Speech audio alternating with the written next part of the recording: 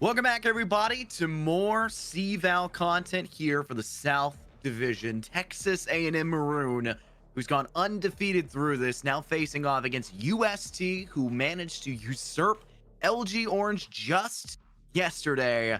And they're facing off here once again in a map they have seen each other on prior, and it was a very close one as well. 13-8 the final score line, as TAMU Maroon was the team that knocked UST actually out and into the lower brackets, where they had to go through that tumultuous journey to reach into the lower bracket finals and have to take down that LG Orange squad. You can see your agent selection here. Nothing too shocking. I'm at from UST. Nate over with Yoru. It's a great decision. Taking a good option for the map abide, all things considered. The one big thing you're looking over the opposing side is Knobber once again opting to go for the deadlock, which we saw on Icebox just yesterday, actually being rocked by LG Orange, and was a really big nuisance against the UST side. So maybe they'd have to look at this agent again, realize, hey, we'll need to be very wary of this one. And I know Knobber, and unfortunately, I happen to know how Knobber plays. This is going to be a ridiculously good agent selection that really helps out TAMU Maroon. They are an unbelievably talented roster, and there's a reason why they've gone undefeated and have torn down every single team up to this point. But there's 3 maps ahead of us already, guaranteed no matter what, and these 3 maps are about as good as you can possibly ask for to give yourself the best chance possible. Blitz taken out, Breeze taken out as well. TAMU opted not to see these whatsoever. Bind, obviously they already have very close affair the first time they faced it. Ascent, always a close map. Let's be totally honest here. It's always a close map. It's the map of Ascent, and then Icebox, which we know UST can play very well because that's the first map they won just yesterday against LG Orange. There.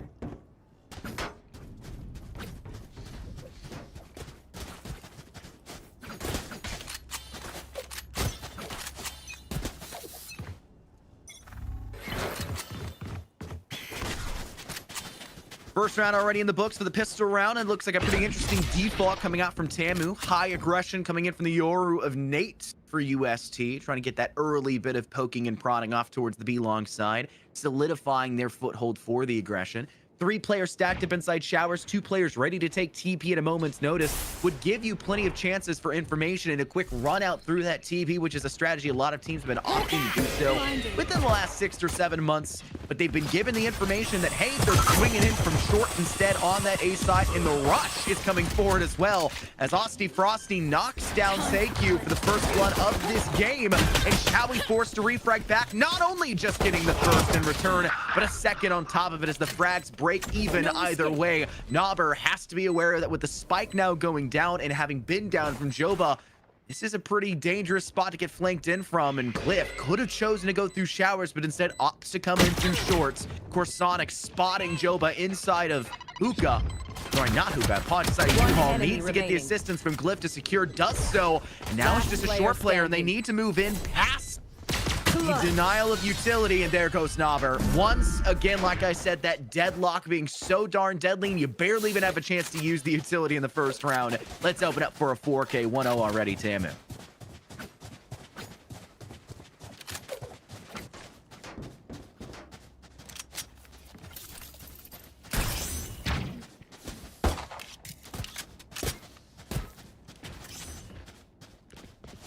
We see the toss out of the barrier. We see the success stories we saw on Icebox with that coming out just yesterday from LG Orange. You have to really assume that the same level of aggressiveness will come out here early, since Knobber picked up 4 kills in the last round. They can get a big rifle for this one. It already nets them a good first blood, long range distance, some assistance from Asti Frosty. Knocks down a Sky that really should have been staying alive a little bit longer for UST to have that regrowth, stay in for a little bit more.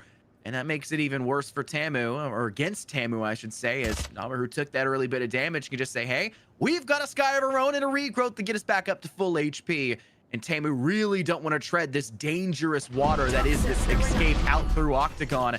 All 4 that were up through B long will take their route on in through A instead. And they'll leave 2 players inside of showers to watch that flank as 2 more TP back the other way. Otherwise, a completely open and shut A site for the taking for TAMU. They'll now step into a 5v4 post-plant scenario with just pistols going off against them. And you can already see the passivity. They're going to play for exit frags on either side of this exit. And more likely than not, just attempt to die to Spike if they absolutely can help it. Try not to feed any more of the credits or egos of Tamu in the process. And they know that there's only one real, I would say, escapable route at this point in time that's 100% safe. The issue is, on Bind, you just take TP. That's all you need to get out of there and get away from the Spike detonation. You take TP and you just step on in through hookah instead. You won't see the exit frag. Nothing there for UST, but they really just wanted to play for the Spike detonation death anyways, just to make sure they weren't feeding too much on top. And Joba wanted more pieces there. They just won't go. Smart play there by UST.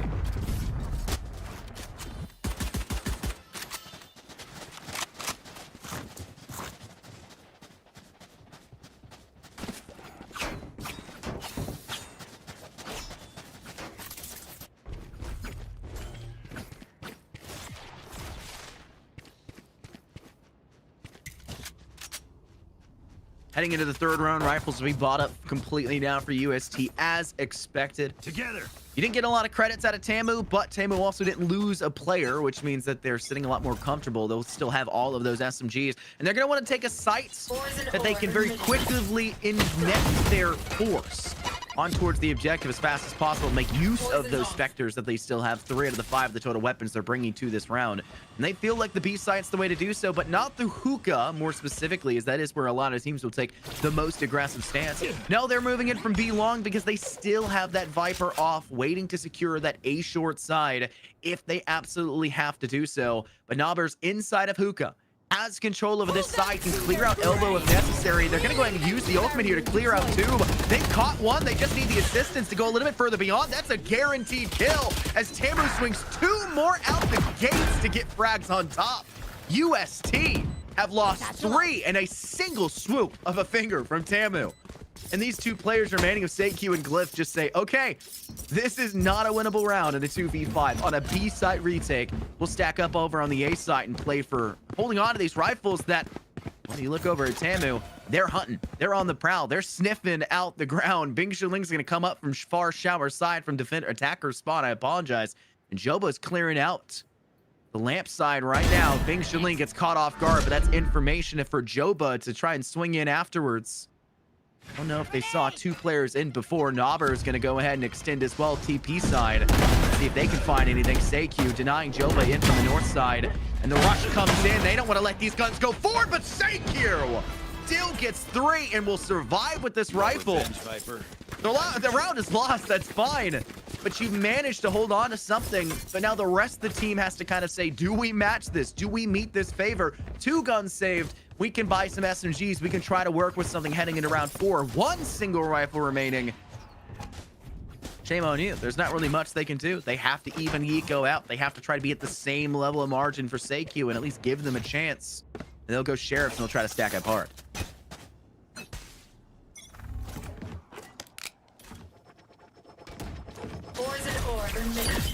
Utility dump once again off towards the Octagon side. Noble's going to send out more on top.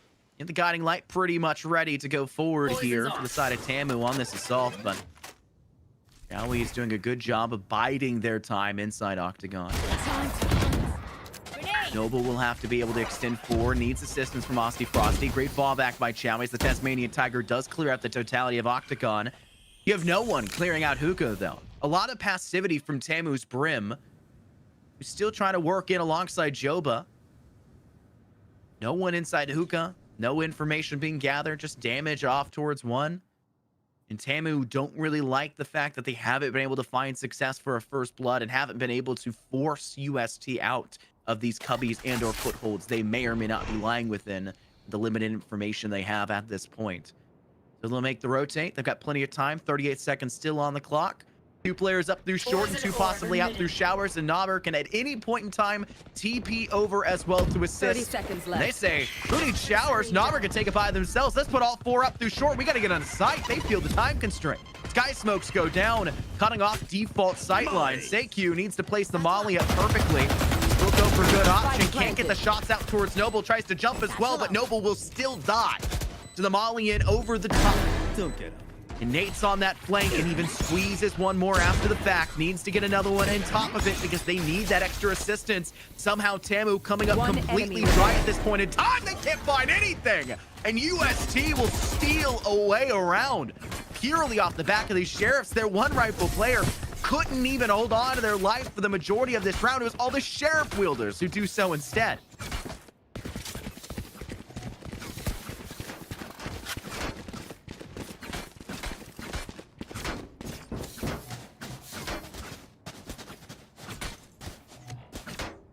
With UST stealing that round away. And the fact that Tamu had dropped 4 out of the 5 of their rifles the round prior and decided to force up the next one because they had that great credit boost from a 3-in-a-row start.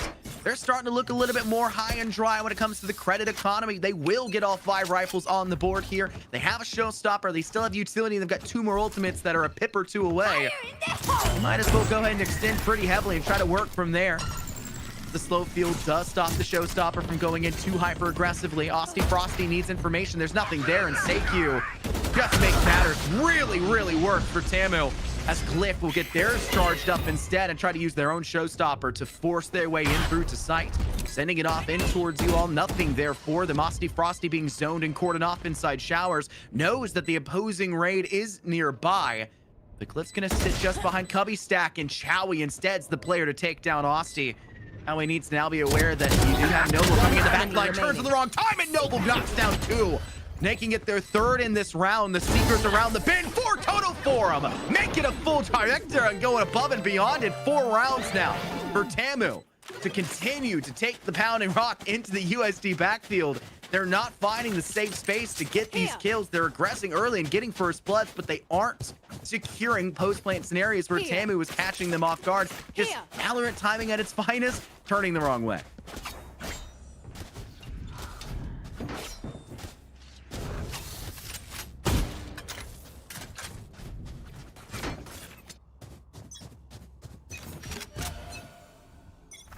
All 5 for Tamu, looking to stack up majority-wise on this western side of the map towards the B site. Of course, they're going to leave Joba back inside of Spices. They have the option always to go in through A shorts. If you're moving up to B long, you have the teleport to work in from as well. But the Stimmy comes out from Brimmy, and the whole team starts to get up into the face. The candid attitude here against UST, a guiding light around the corner. Here comes the ultimate from Yoru, Dimensional Drift in play. Here comes your UAV.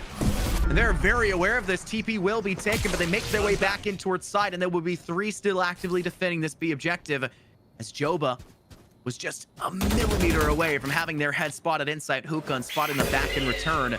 They've got full control now over this area. Spots the head of Nate, gets spotted back in return. And they'll throw out the scope to make sure matters can't get worse. Nate does get the refrag, though, right before going down. Of course, Sonic buries 2 in the limelight. Tamu could not escape in towards site. Hookah will be their undoing. And it's a UST round win and a much-needed point where Tamu couldn't collect the eco back in their way. And they'll have to go for their first true 50 round here.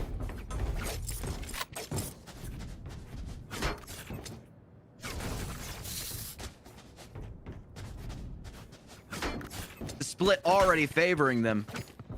Ultimate's nowhere near. 3 away for Nobber. A whole 4 away for Hosty and Joba. It's going to be a true thrifty. Just trying to get in the face, line them up as best you can, and see if you can pull off what UST had done just a couple rounds prior, and it's a solid start. Over aggression from 2 players inside of showers nets you a 2-for-1 trade in favor of Tamu. And Seikyu could get caught off guard here, knows this player up close inside of Lamp. And he's also very aware that players in showers could catch them off guard, as the 2 weapons that were dropped inside there will be collected in favor of Texas A&M. Of course, Sonics, Bonfire to Joba, gets it through the wall bang as well inside of U-Haul. Seikyu, Angie to cap off Bing, who try to swing out from shower side, and the TP will be utilized for Texas A&M to get them away from A, which has already proven to be very dangerous territory for them. So also throw down the mesh to try to keep them back inside of Hookah. They'll have to destroy that. All right, Sonic sensor. Apologize. Mesh as well, just buy them a little bit of extra time. Icing on the cake. Seikyu with the Bulldog back in spawn through Hall. Nobber, the only one with an active sightline that could deny this. No rifle in play for the player of Austy Frosty. Could you get 2, Nobber? Can't get it done. Only Chowie able to be rinsed through. And UST will get their 3rd round. Though Texas A&M gave them their money's worth, gave them trouble, it won't be enough to stop them from getting a good successful round.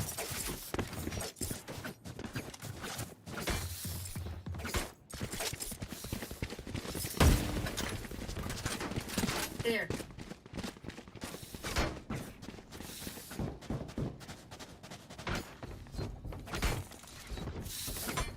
We talked a little bit about SeiQ so many times yesterday, the success they saw. A lot about Chowie, if we're being totally honest here as well. But SeiQ struggled in map 2, if I recollect correctly. But right now, SeiQ leading the foray for UST. The control they held up on top of Truck on that A site last round, holding the cutoff angle for both Showers and Lamp, and trusting their player walking in from defender's side of Lamp to ensure that kill goes their way. It takes a lot of trust in an individual to do so, especially when you know that Showers is so darn dangerous in the first place. You have no great way to clear that should a smoke go down for the side of Texas A&M. Tasmanian Tiger sent out early here, will flush a couple players back towards Octagon side for B. Try to go for an operator shot, or at least something with a boomstick. You can hear it off in the distance, but it does not ring true. It's 2 bloods to Texas A&M as Chowie tries to get in the face and only gets the 1-for-1. You've now left your team high and dry out in the dirt. You'll have to break down the mesh. Nate has no way to get in towards the objective, and so much time being bought off of a single piece of utility. The Sky Smokes find limited impact because of it. SeiQ just couldn't find the momentum they were hoping for to swing out from the gates of back hall. They'll now need to swing directly into the sight lines of Joba, and not too far away, Nobber in the back side as well. They'll swing in through the dark cover, can't not get too much further. Nobber with the first, and Joba's snakebite tears through the HP pool of SeiQ to guarantee Texas A&M their 5th. And more likely than not, another really rough buy, a disjointed buy coming out for UST as SeiQ doesn't have the full money's worth to pick up a real mainstay rifle. Of course, Sonic's not too much better in that regard. A Guardian having to do so. But on the defense, that range can really warrant success. The issue is, how often have we seen Corsonic sit inside of Octagon in the early stages of these rounds in B site? That's going to have a lot harder, a lot more trouble to try to find success for those kills up close.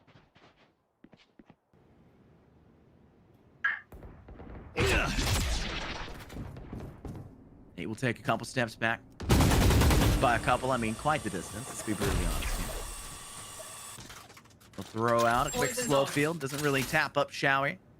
Can you step out before it actually goes forward? They know utility for Texas A&M has been sent off towards the B site. They don't have any confirmations of actual aggression, any will and intent from Texas A&M yet. Nobber is fairly deep inside of Hookah, still has great cover. Nate, who had found this kill 3 rounds prior quite well from back behind Tube, will be looking to do so here once again as the Tasmanian Tiger around the inside of Tube and down through B long will take noticeable absent of any player in that position. And Nobber will be essentially playing the Jobo role on this B site now. The one lonesome wanderer, the one player to go for an exit frag or a rotating frag onto an individual such as Corsonics here. On the attempted rotate out away from B and in towards the A site that now Texas A&M may as well start to head into when they get torn through. Glyph finds 2 in the process. Chowie right next by. And Texas A&M, despite the first blood, now struggling in a site where you've lost every piece of work that you've given forward, and you have to claw the wheel back. It's Jumbo with 2, and it won't matter. UST keeps you alive and keep themselves to thrive. It's 4-5.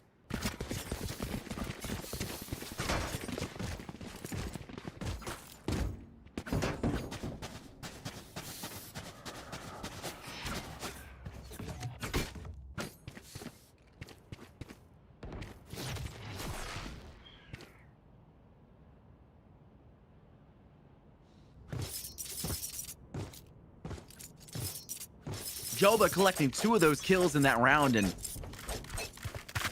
literally tripling their stat line heading into it.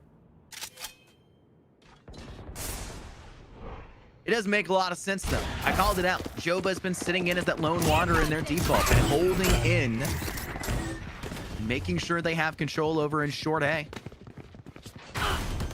Not gonna be enough. Frosty giving some covering help over towards Nobber, who is holding down that TP away from B long.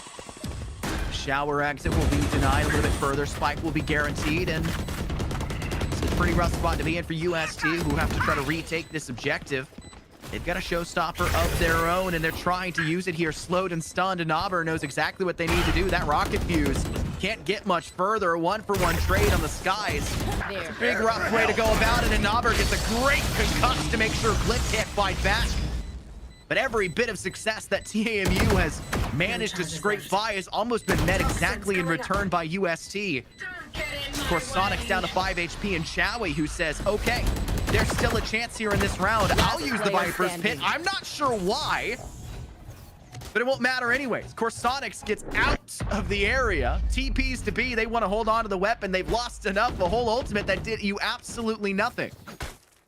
Maybe a miscue, a wrong press or something across the board, but that is a huge piece of utility that you've been holding on to for so darn long on the defense. Something you could have entirely hold off that octagon push on B, which has been so loved by Texas A&M in the early stages of these rounds, and more so heavily stack up on that A site that you have been leaving more weak and allowing them to get into the quick plants.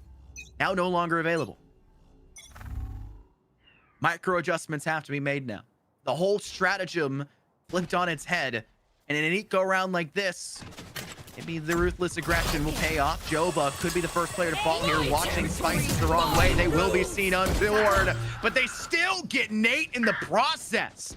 As the full team secures great positioning in towards B, they get still 2 players off on the flanks. Chowie with a rifle needing to be collected, almost taking down Naber, but not yet good enough for Sonics. Refragged and took down Joba and Spices. One of the only players remaining. And it's just the 2 pistol wielders in the back hall that have no great assistance otherwise. As Tamu will void and vacate the sightlines of Hookah, but not well enough. They know where the last player is, guiding light. The orbital strike will flush them out of elbow. Naber needs to just hold on, has to extend, can't do it well enough.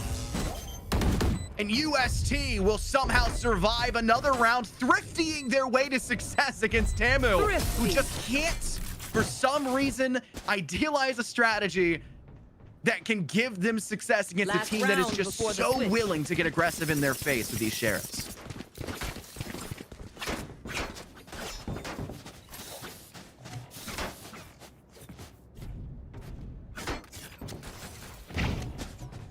You know how it breaks down. You've seen the way that it's panned out. Now twice if you're Tamu. There's no more worries about it on the attacking side. What's happened has happened. And you've only been able to guarantee an even half up to this point. And you're now fighting for the possibility to go up 7-5 or be forced to face and sit in a 6-6 split on the attacking side of Bind, which is where you do not want to be with this agent selection. You really like the idea of the attack, and this needs to be a little bit more effective. They'll get first blood. Down goes Nate inside of Lamp. Lip will hide within the sky smoke. Naber taking down for Sonic to try to play in through Spices. It's red in the feed. Only 1 player has found success for UST. It's Glyph. Who else? But it still isn't enough, as the last 2 players left and remaining for UST question whether or not the rotate could still be made off towards the B side. A spike has still not yet gone down. This is exactly what you're playing for if you're Tamu. Force them to think, force them to spread. You'll guarantee you can isolate a single individual in this next firefight. If you just waited things out and took your time, they'll go for the plant Seikyu. The only one here to try to deny. Sitting inside showers, peeks and swings the doorway, Vandal in hand. Has taken damage here in this round, but no longer has any utility truly to their name. Could toss down a stim and pray, but the sightlines have been vacated once again for Tamu, who just need to stay safe, but still can't do it. Chowie, who rotated through defender spawn towards B, routes up through Spices, and Seikyu even steals the limelight for one more. They have to go for these 1-for-1s. And Joba does so well, refragging back, just Chowie on sight, cutting down their doppelganger of Joba, but doesn't realize Osty Frosty swings out the backside of you all instead, and will give Tamu that 7-5 split they were asking for, and rewards them for a very solid first half.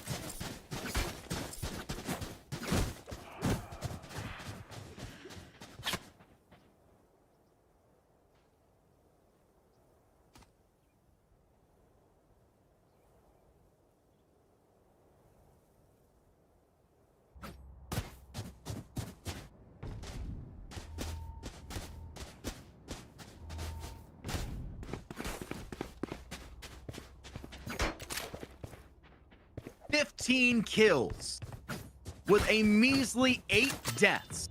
Let's make them dance. Meaning, in three of your attacking rounds that you won, you died. Every other one, you come out with it, staying alive and being an impactful force for your team. This is exactly what you're asking for when you play an agent like this on Bind.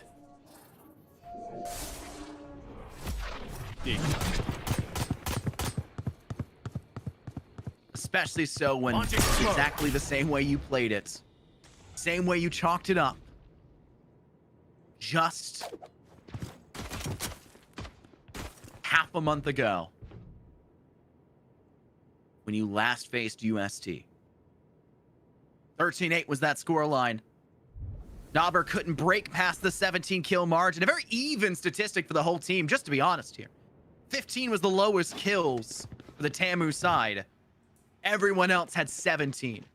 Only Noble lacking behind by 2, and they're playing that initiation role.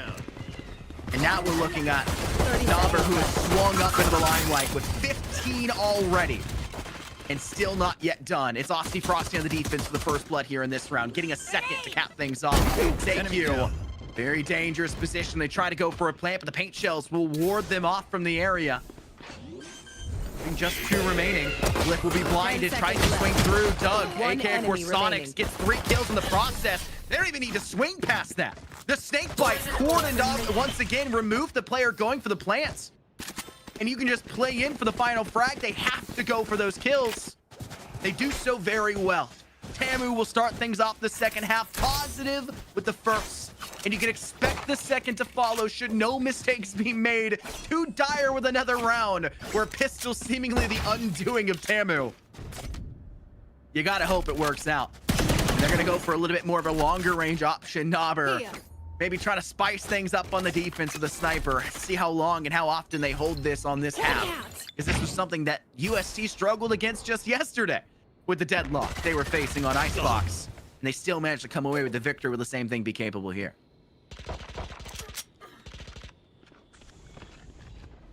First blood falls already. Tamu. That's 2 rounds in a row where they guarantee first blood purely off of Asti. And they know where their success stories are.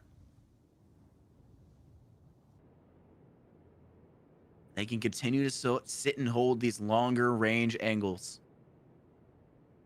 As they have that one player split off of Nate. The ability to relocate very quickly out of this engagement. Back towards Spices. The Guiding Light and Danger start to brew up inside of Octagon. The toxic screen will buy some time for the defense on B. But you know that there's a TP right there, and they're going to take it. They're heading in through Shower. Your deadlock of Knobber has no sightlines here as they have meshed off the entrance into Showers. 30 seconds left. And you leave Nate once again on an island, and they'll be forced to stay there. No chance for Nate so far in this half.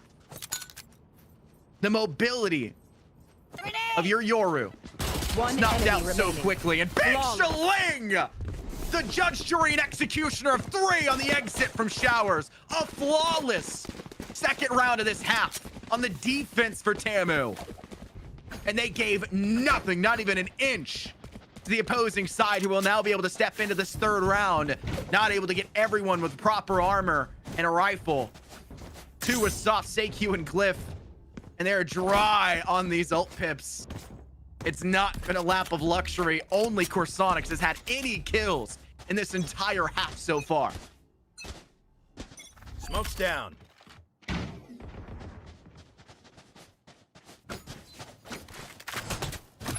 Okay. So they know the weapons they have. They know the rifles they have. They must play accordingly. Nate will swing out early. Ult pip here ends just outside of Octagon. They want to try gain control of this. They'll value the Seekers most of all, where Sonics is already quite close to them. They can hear the shots from a Guardian in the hands of Joba.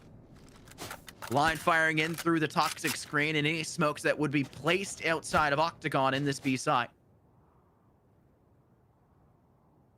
They'll leave Nate here once again at an island. A lot of teams will just set up a default like we saw Tamu do, where they'll leave one player in shower, leave one player off to short, and then send the 3 players in towards the B site. They start early. They want to place a player there with early momentum and give them that space. And because Nate lacks the kit in their utility, the entirety of their kit to do so by themselves, and they know that. But it doesn't keep them alive.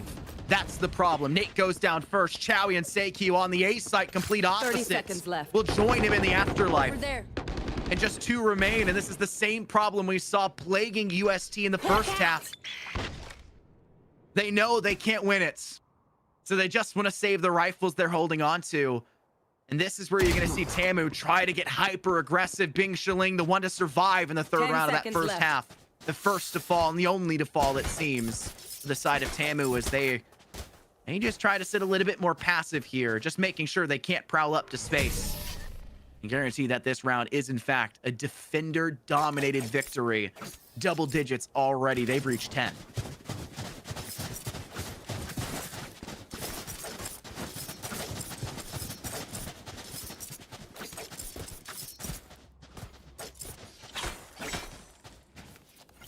A 3-in-a-row start that turned and soured very quickly in that first half when they entered into round 4. There. Due to the thrifty success that came their way, almost entirely off of 1 Vandal and 4 Sheriffs, and the hold on that B side.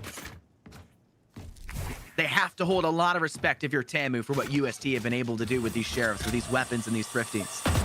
And they're going to try to respect that space and control. I've got your trail. Noble's in a bit of a dangerous firefight. Gets tested by Nate. Shadows go down, breaking away the utility from the Yoru. Attempts to try to disguise themselves, stepping inwards. They won't keep Noble away from a first blood, and a second that quickly favors them afterwards. Make it 3! For Sonics through the smoke, couldn't even be seen. And yet still, a firefight goes and falls in favor of Tamu. And with the forced buy up in this round, the loser's bonus has to greatly assist you to make sure you can have a rifle heading into the next for the full team. And I just don't think that's going to be the case. They felt they were in enough dire enough strait that they wanted to try to fight for getting their 6th here and keeping the 11th out of the hands of Tamu, and they failed again, making this next round to give them their 12th even more important, as the full team can once again not buy up rifles. Here. And you've already lost the Seekers you opted for in the round prior. You're locking on the victory door if you're Tamu. And I just don't see USD finding the best way to get out of it. They need to take the extra steps to do so. They'll get 4 out of the 5 of the rifles in. They need to get first blood. The most important thing here for them, something they have yet to gain and acquire in this second half. Despite the fact they're swinging so aggressively down through B long. Toxins going up. And getting the first hits in all of these rounds. 2 rounds in a row on Noble. Here onto Joba in this one. And yet somehow they can't finish out for a kill. Throwing next. Spike's been left inside hookah. 2 players are there. They'll lap back around Glyph to try and assist on that B site. They're repeating a little bit of that Joba success off towards Showers, leaving them here. They had them on shorts for Tamu on that attacking side, but Chowie will do so instead through the Shower side, and even manages to find a very successful kill, taking the raise off the board for Tamu. They'll rotate out of there. They don't want that A site just yet. They still really want to test the limits on B. There. But if they have to go to B, they'll make sure they have a get out of jail free card back towards Showers, as they'll go in through long instead to make sure TP is there. Joba, the only player now actively defending this B site, has to throw out a snake bite. Damage is consistent with it, but 3 players extend so quickly out, you'll only gain a 1-for-1. That's why Nobber swings in quickly through hookah, catches Chowie off guard. Spike planted. Almost able, but a non-default plant puts Nobber in a very uncomfortable spot as they overextend and don't clear Cubby. Right here. Now putting Tamu at a man disadvantage in this post-plant scenario. And a question about where all 3 players are lying in wait, and I'll tell you where. They're on site. And if you have only 2 players in through Hall, which is where we're seeing Tamu try to come in from, you're not going to have the best possible way to go about this. They'll swing first, taking down Doug. It's Last Noble player back towards standing. Glyph. Just being Shaling, 24 bullets. They get the swing! It's Seikyu! No chance to react. Big Shaling securing a much-needed kill. Trading out the rifle just moments prior, and a 12th round guaranteed for match point. Tamu. Match point. Day is almost ours. Take it. Moments away. Slightest of mistakes. The luckiest of flicks, you could call it, if you're trying to cope about it. But Tamu Maroon cannot be gate kept from 12. And it's a problem that UST now need to figure out. More likely than not, heading into the second map of the day. Because this one would require a flawless result from this point onward. And we have seen 0 success strung in from their attack. The full utility, the net keeps them slow. The orbital strike even further. Seikyu tagged by it. But just a great way to ward them away from short for the time being. They have full control over these areas. Frosty trying to get greedy. Naber trapped inside U-Haul. Perfect utility and a perfect way to start things off here for UST to buy themselves back into this map. One enemy remaining. It's just one more remaining. Flawless up to this point. And Joba doesn't have to worry about saving. They have won every single round leading up to this. They have the credits.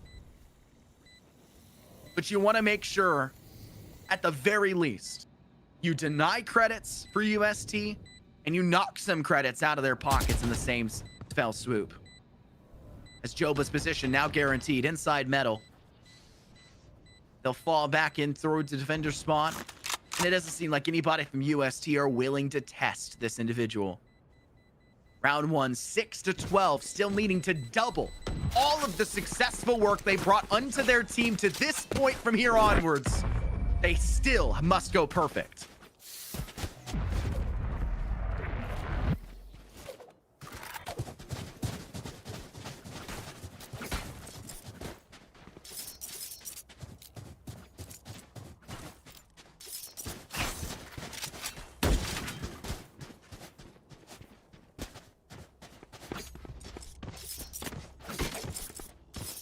Six rounds in a row. You had already guaranteed an even half.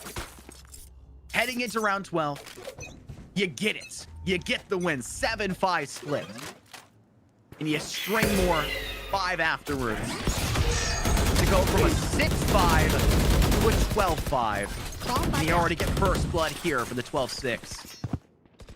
Shower control entirely held on here for Tamu. But they keep a noticeably absent soft arm on the site.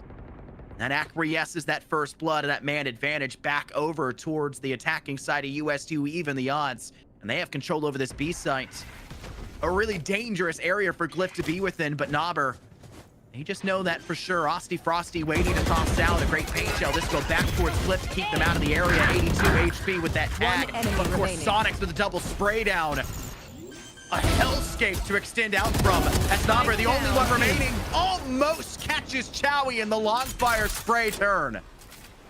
But they will allow, again, UST to get another round under their belt. But the success of 5 in a row and the credits that they gained from it are still feeling the pressure here. So they can buy up still all the way. The wiggle room. 5 more rounds available.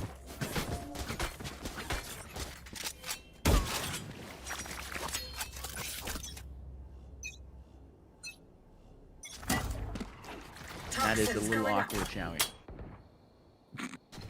Who's next? Nate will send out the UAV. Here. Needs to make sure the VSAT can find all the information entirely possible. Sneak in through tube and even take Noble off the board. A whole lot of damage. The crossfire towards defenders spawn. Maybe trying to keep them back a little bit further. Paint shells go in return. He runs to try to get into the healing arms of the regrowth from your sky. Tamu really at their wits' end to figure out where to head from here. Your trail. Send the Seekers in return in this round, all but guaranteed already for UST purely off the fact that there is just no answer from Tamu. 8-12 your scoreline, and Tamu was not capable of being gate kept past the 7th round. But once they reach 12, shame on us. We'll kick it into high gear and we'll find the right answer. And you can see that they still want to talk things through. Their first almost guaranteed thrifty here. They want to make this timeout. They want to talk things through, and they'll have 60 seconds here to do so.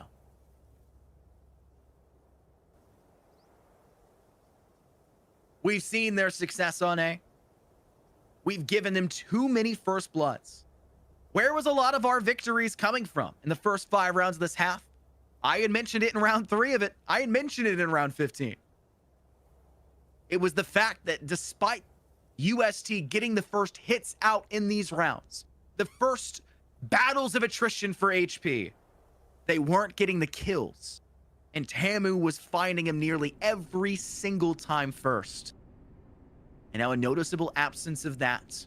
A noticeable absence of first bloods that don't get instantaneously refragged back from UST. Tamu just can't maintain that advantage. And are being caught off guard by the rotates in the space that's being controlled and gained in no man's land. There's 3 regions of a map. Attacker control, no man's land, and defender control. And Nate failed to be the player that took no man's land, that failed to take defender control, and Glyph stepped into that space. We saw that 2 rounds prior on the B site. Glyph had control of deep site B of all planting opportunities, and the team rotated in to make sure they could get it down.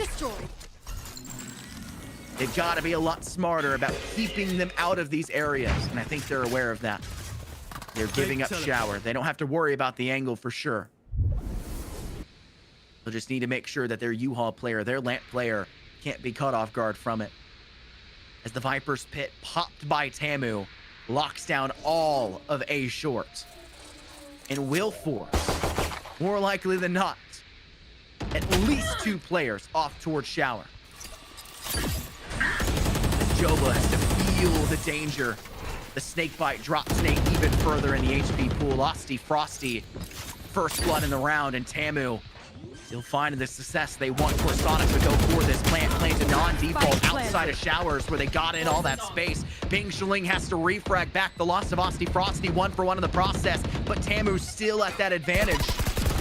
Just can't find where they want to lie. They've made their bed and they have to stay in it. Seikyu and Glyph, a kill apiece. Tamu now back at the wit's end. Joba collecting the phantom of their lost teammate. Last player Swing in for this kill, but One just enemy can't do remaining. so. It's Noble in a 1v1. Dog on bench. He knows they're there, and Noble will strike first, guaranteeing Tamu GG no re.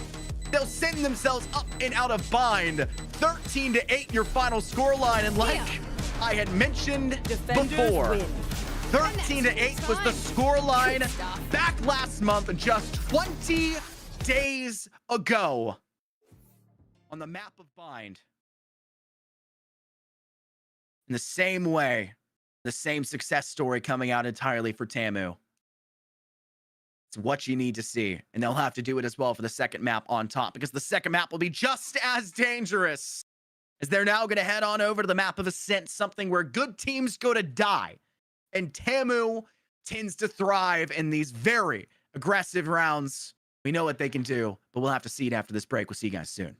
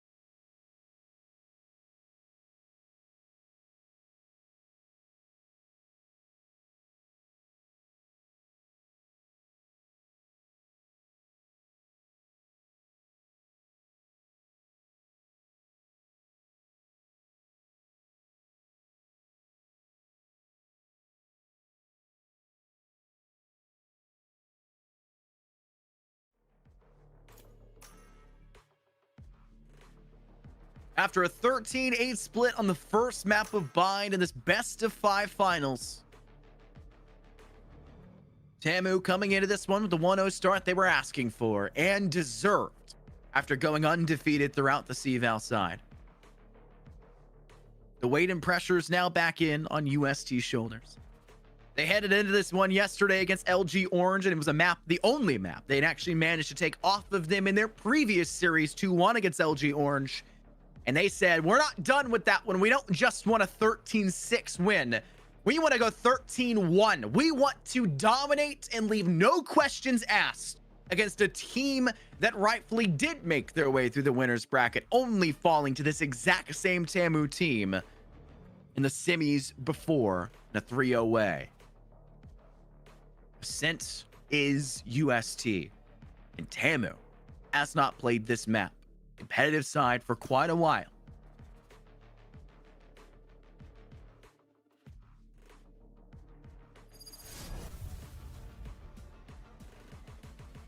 With that question of what Tamu can do, that question of how they'll play out against a team that just took a well-regimented roster 13-1 the day prior,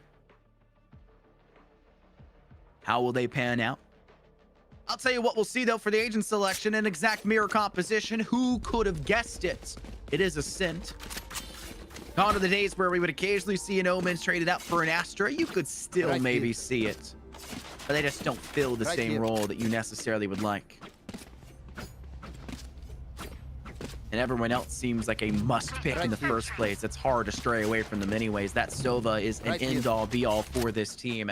And the KO 0 points is more than enough information. You would never need a Sky past that. The only value you'd gain is that Tasmanian Tiger in through market for a little bit more active positional information than just a regional intel.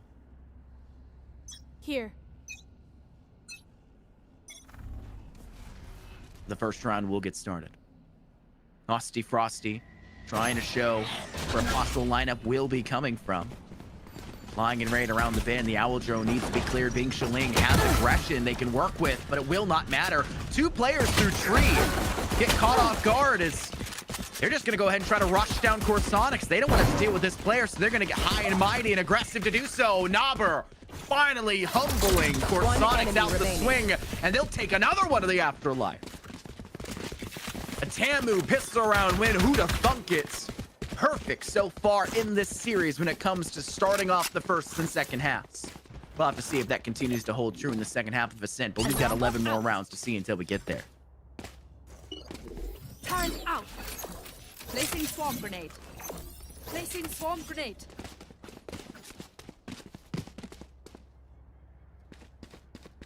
Right here. And you'll see the kind of buys you expect on the defense for a map like Ascent coming out here. Bing Shilling having the ability to shroud a step out of B around this corner should they go and get a little bit too tough for him. Use that judge as best they can. Frosty Frosty with the first blood will cloudburst their way in for safety.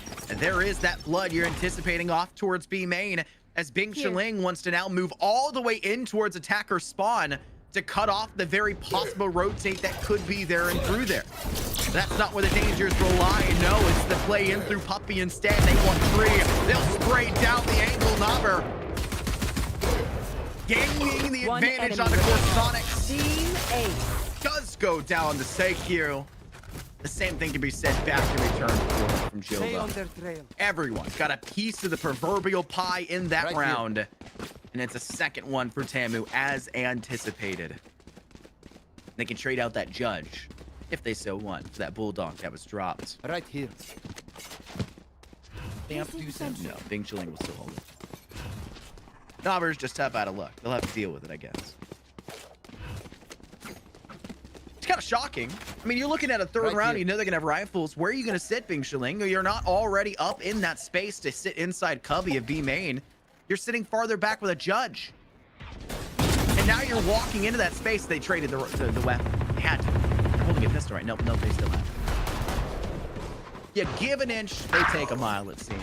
Down goes Bing Chilling. The judge just couldn't hold up to the fight in that angle. But they get the refrag back from Noble. Nate doesn't stand a chance. Corsonic 1-for-1 as well.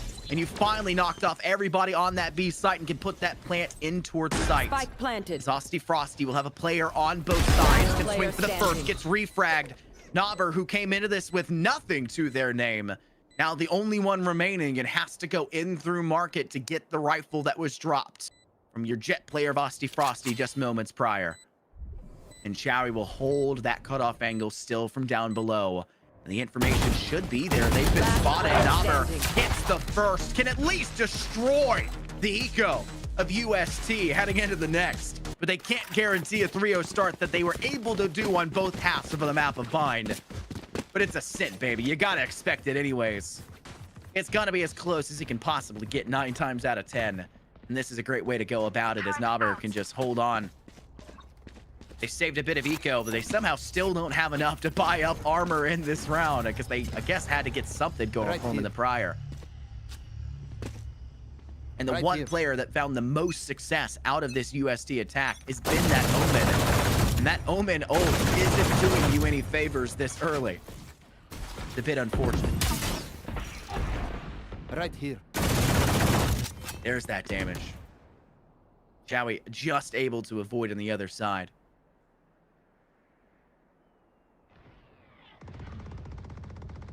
But you can see just the space that they are trying to pursue. UST now making their presence known. Nate catching Joba off guard just by switch on that B site. Market presence is absolutely 100% theirs. Cooling down. With only one player on that B site holding up on stairs, Noble's gonna have a hard job to get through this. Tailwind was queued up, not being able to be popped just yet. Finally it goes through. Noble sitting on stack. Do they get spotted first? They will, and the flash is perfect. Tamu cannot keep anyone alive on B. And because of it, they have to play a dangerous game for this retake, something they failed to do the round prior. Spike planted. They claw their way in for a single frag back in return. Still at that double player disadvantage as one inside B main must be smoked off. 3 actively defending this site in the post plant. And that KJ utility is stacked and heavy from Chowie. As Osti will hold his cutoff, playing a perfect flash. They'll get the headshot. Exactly what you're asking for. Glyph in the back of Boathouse.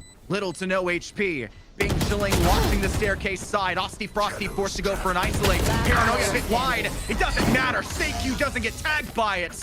And can deal with Osti on walkway. 2-2 splits. And Tamu will allow for them to tie things up. And now come into a very uncomfortable defending round again, where they'll have to go for a thrifty or just save as much as humanly possible. Right here.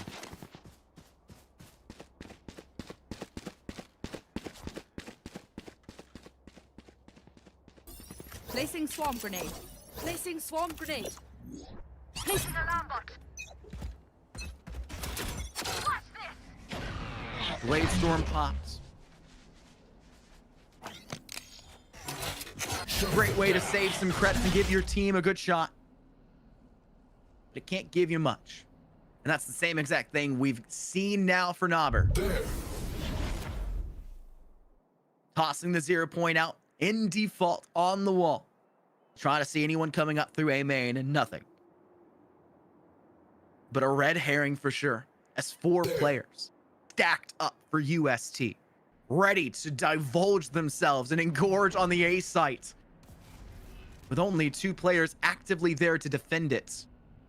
They'll know they'll have a little bit more time.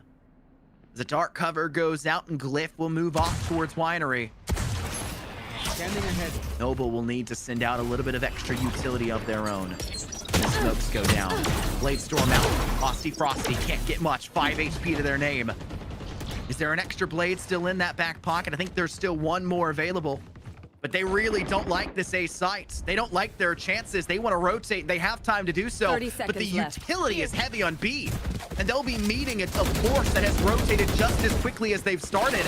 A perfect chance. Bing Chiling with a stinger. Couldn't get the head of Glyph. And Osti misses the final blade. It's just one man on site. Joba in the back of Boathouse. They just need to buy time. Through the Radianite crate. Can they 10 fire? seconds It's left. only a classic they can't. And Glyph is aware of it. Round that corner, no chance for a fire. Osti with 5. player Can't standing. even get for Sonic, who's already low. And it leaves just Noble. Has to get 4 Revealing kills. area. Has already done the dirty work needed for 1. The paranoia goes out, almost lines up 2 on stairs, but it will not count. UST will take the round advantage for seemingly the first time in this series. And Tamu will finally get their full rifle buy they really wanted to have. And they'll go hard and heavy in the paint. Osti Frosty's got an operator. They bring the boomstick and they bring trouble.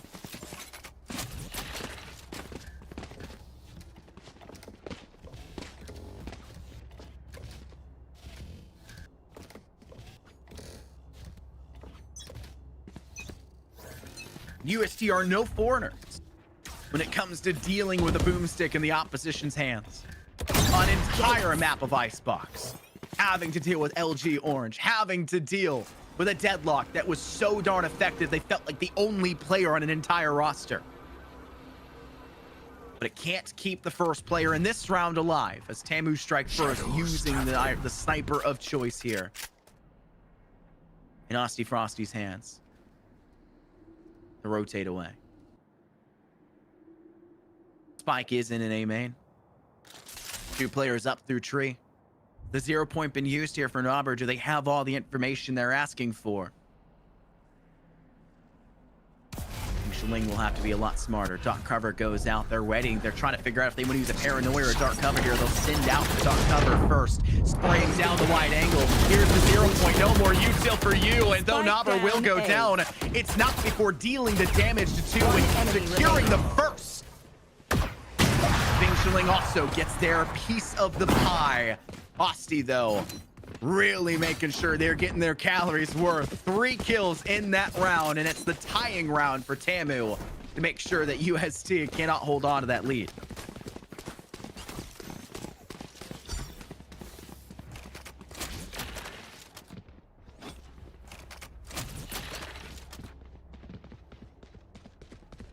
Turret out.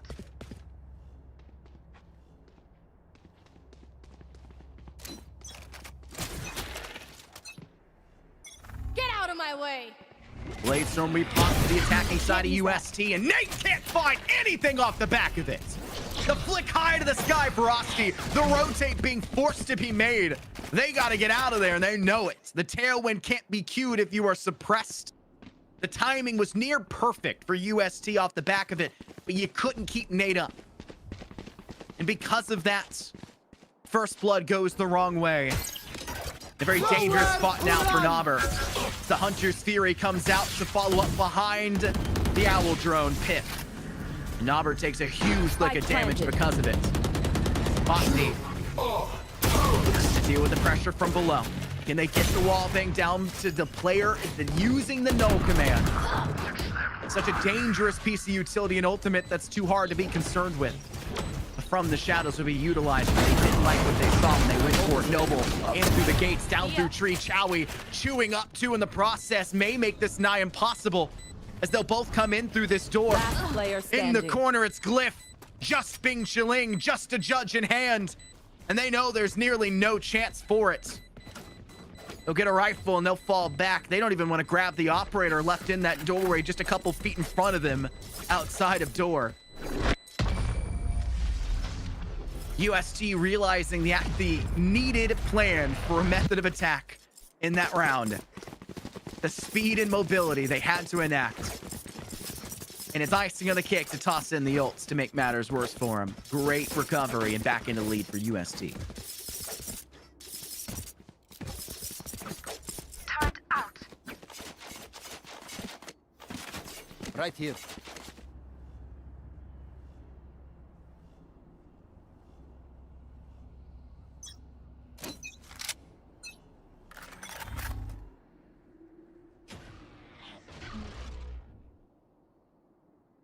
Bing Chiling, who's been using that judge the last 3 or 4 rounds, it seems.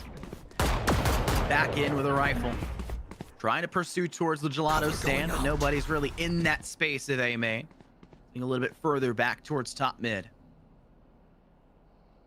That's where Spike was as well on walkway. Owl drone up and above misses Bing Chiling. They can continue to swing this if they choose to do so. The dark cover that is there will dissipate. Bing Chiling will get a little bit more active information off the back of that one and maybe ready up for a one-way. Cover going out. They want to keep that high ground that Glyph's pursuing at this moment, at least under control. Glyph's going to have that flash. No, a 0 point instead. Try to keep them involved. They go for the swing. Seikyu use the shrouded step to get in towards Cubby. They have players in apex positions on that A main side, and they're aware of that. This is where you're going to see Tamu try to find some way out of this very precarious spot where they are inside tree. 30 seconds left. Do so in a pretty smart way. Popping the no command. No more utility there for the attack UST. They won't have any utility till the final 15 seconds of this round. That's what you're asking for on top of it. Jory comes in, and they're sitting up for the blue side. It's Tamu coming in big, hoping for more. Door gets pulled. They can't make it into sight. Spike be a little bit slow into the action as they'll have to break it. The shock dart will go down. Seikyu will ensure that this plant goes forward, and Noble in a very bad spot. That's where Joba swings up, and it's a home run for Tamu.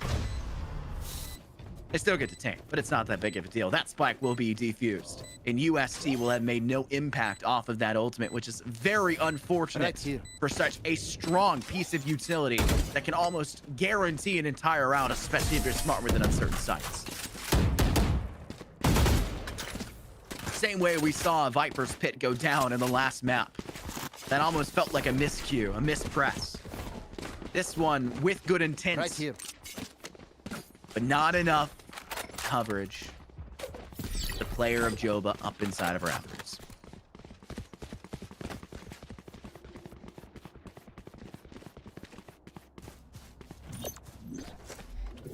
Placing sentry. Placing alarm bot. Placing Joba's swarm been all grenade. over the map so far. You'll note that they've seen most of that utility stacked up here inside B main, right out the execute in towards site. But if you stack up your Sova, your Jet, and your KO off towards that objective, might as well let the KJ eat on A instead. They've got all that utility prepped and waiting for a player trying to swing in and press that door. You can hear the reload just slightly out of reach. As Austy Frosty's in one of the most arguably dangerous positions you can be in, a Blade Storm in a unknown angle. Exactly what you'd like to see. There goes Seikyu, does get the frag back, but it will not matter. Nate gets the fragment out. Down. It's perfect. One player felled in the process for Tamu. Right And here. the lead regained for them as well. Right here. An eco round for UST, yes. But Tamu needed to Right make here. sure they didn't give up too Right much here. space. And they didn't give up Right too here. much credits. You're entering into the final 3 rounds Right of here. this half. And you want to make sure you break even minimum Right here. and try to get the lead if you can. Because Collegiate is plagued on the map of Ascent by halves that go predominantly over one of the other. Championship accoladed teams like Houston 3 years prior, and Hawaii the same. Always struggled on the defense of this map. Thankfully, we've seen it fall back the other way. Maverick, readying it, send it out. Nobody there to really follow suit. That's why Bing Chiling will come from defender spawn. Nova with a flash fire through the wall bank, taking down One enemy Sonics. remaining. Bing Chiling caught the reload, Spike couldn't really be down, there B. in time, but it won't matter. Good enough. As Chowie has no vision and no acuity to find where Bing Chiling lies. It's 3 to the name alone. And Tamu was at least Right guaranteed an even half here in this series for this map. 6-4 are split so far. 2 chances more for UST to tie it. Turret out.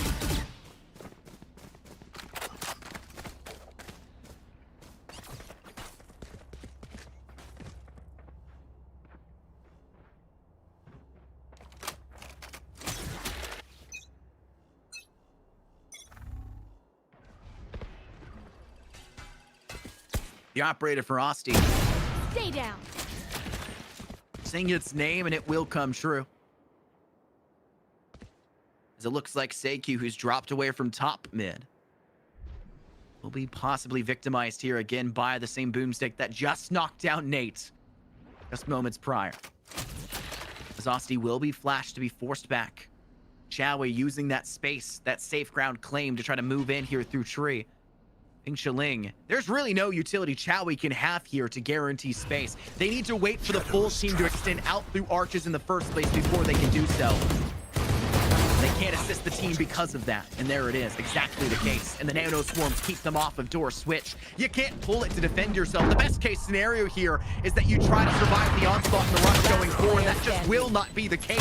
Osti with the boom. Naber and Joba bring in the heat with the Phantom and Vandal.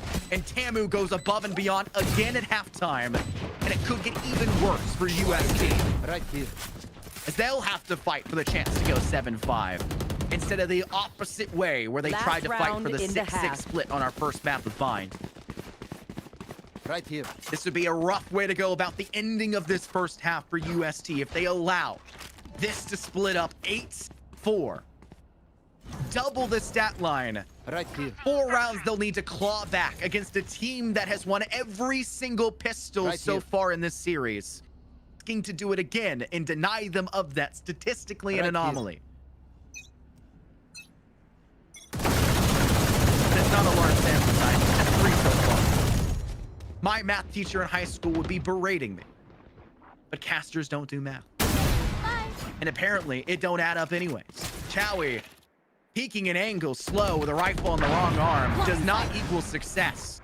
And the same thing here for Nate, who does get their one before falling, so better than Chowie. But not good enough. Osti Frosty is saved by the skin of their teeth. 2 HP to their name. By Bingqiling getting the crossfire on the exit out from B. Bike nowhere near for Sonic's here. Last player But that's why you've got it from the shadows. That is clear as Naber ignores the initial usage of it. Tries to go the other way. Seikyu, I'm not sure he knows where he needs to intend to step towards just yet. This is from the shadows used by Tamu. Use it or lose it. Just to try to get any tidbit of information. They're going to hold on to the KJ back towards A main and pray that this A push does come forward here for Seikyu. They can just use the lockdown afterwards to flush them out of sight. That will be the case. They bait out that information. There's the lockdown. This will force them in for the final 10 seconds of this round to go for a plant here. Seikyu thinks they're in a safe enough spot to do so. Get the first kill, they'll get a second on top, but they're going to be detained. Down below, the round will be lost unless Seikyu can magically get undone, but the handcuffs shackle them further, and Bingqiling will get rid of their doppelganger to secure Tamu an 8-4 split. Now heading into the pistol of this second half as they flip over to the assault.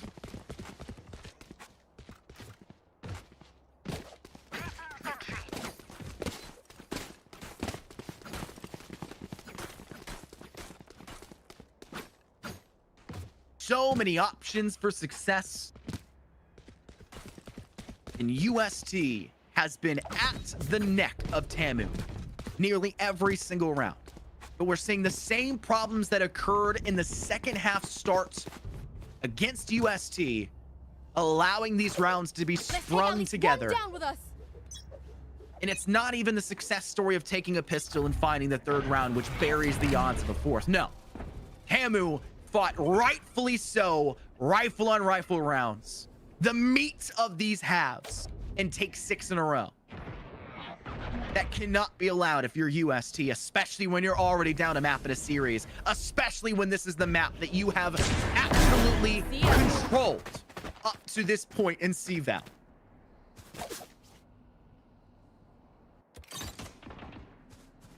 The information that you can gain in the first round of a half, Shadows traveling. the limited bits of information and utility, now gone as the Sova for the side of Tamu is off the board. And the defense for UST are showing a lot more decisiveness for holding these angles. Osti Frosty out through the gate, spots 2 in towards sight, 1 back, go down. Get Chowie! Gets the second 2, Osti! Where was that coming from? Where was that 2 seconds prior? What started off high for UST now turns dry. Information to the players crossing for the great one-way smoke they've set up for themselves. As the classic in hand for Bingqiling is waiting for the right click of success, the right click of dreams. It won't matter. Joba taking the limelight, does get divisively taken down by Glyph. Cover, go here. But they have to step into the meat grinder here, and it is too dangerous of an angle. Glyph can't even assist the initial pursuit.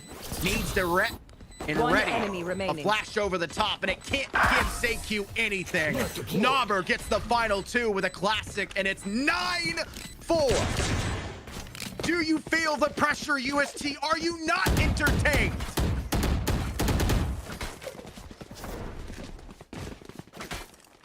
And the 6 comes through in full suit.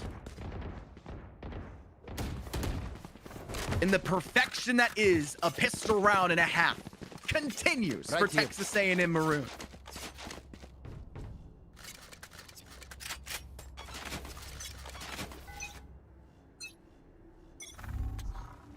Scanning ahead.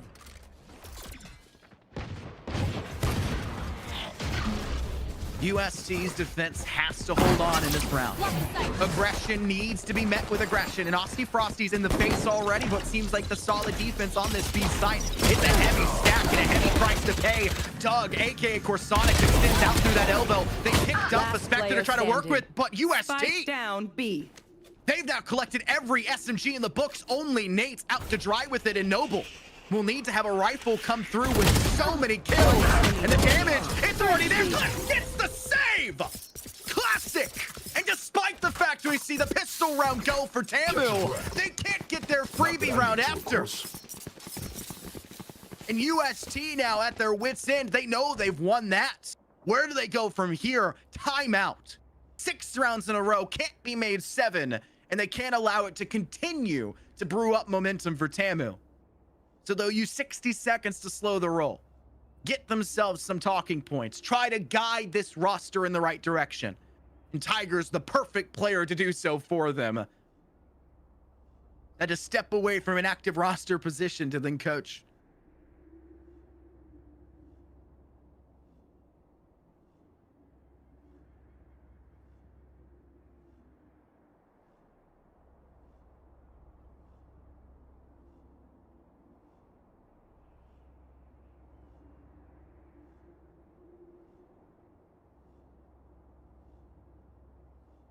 What can you do?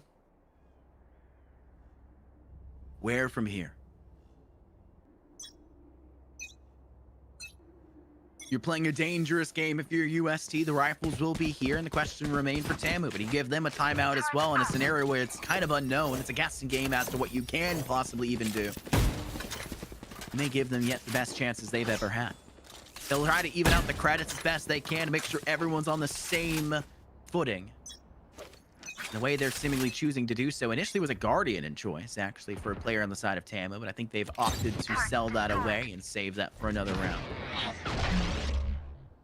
There is a Stinger that Aussie Frosty was also wielding.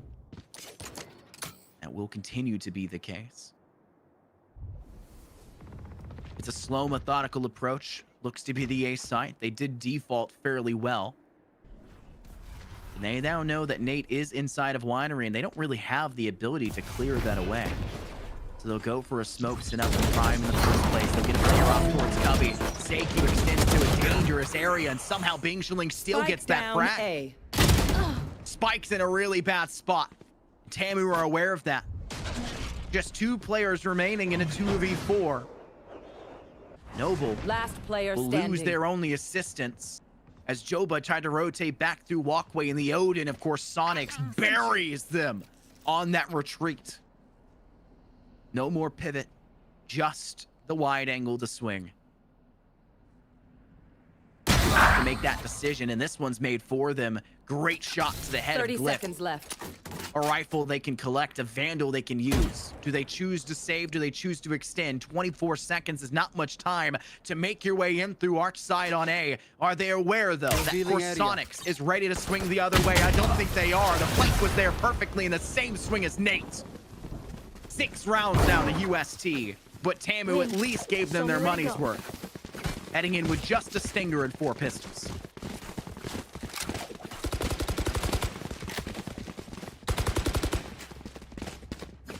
Placing sentry.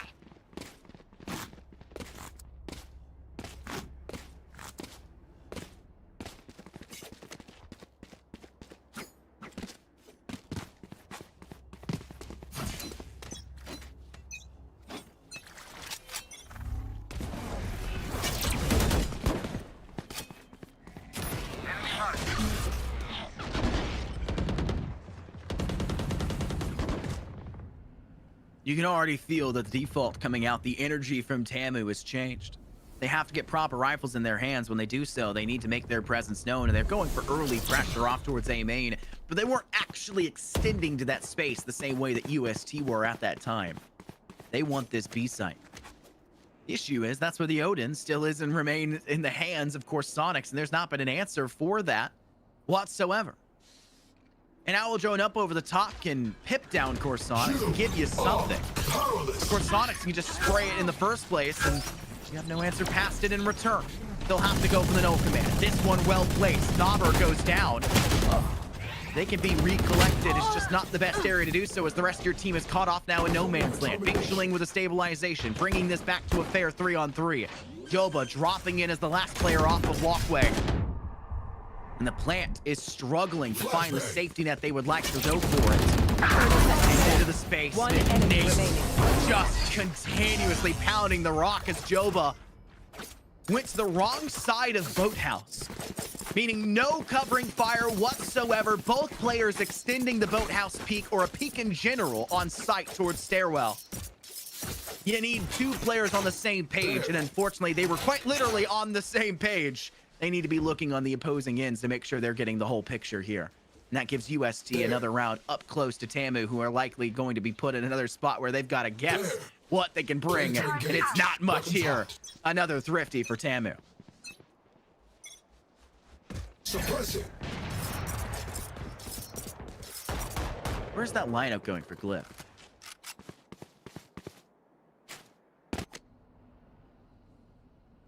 Did it just now land?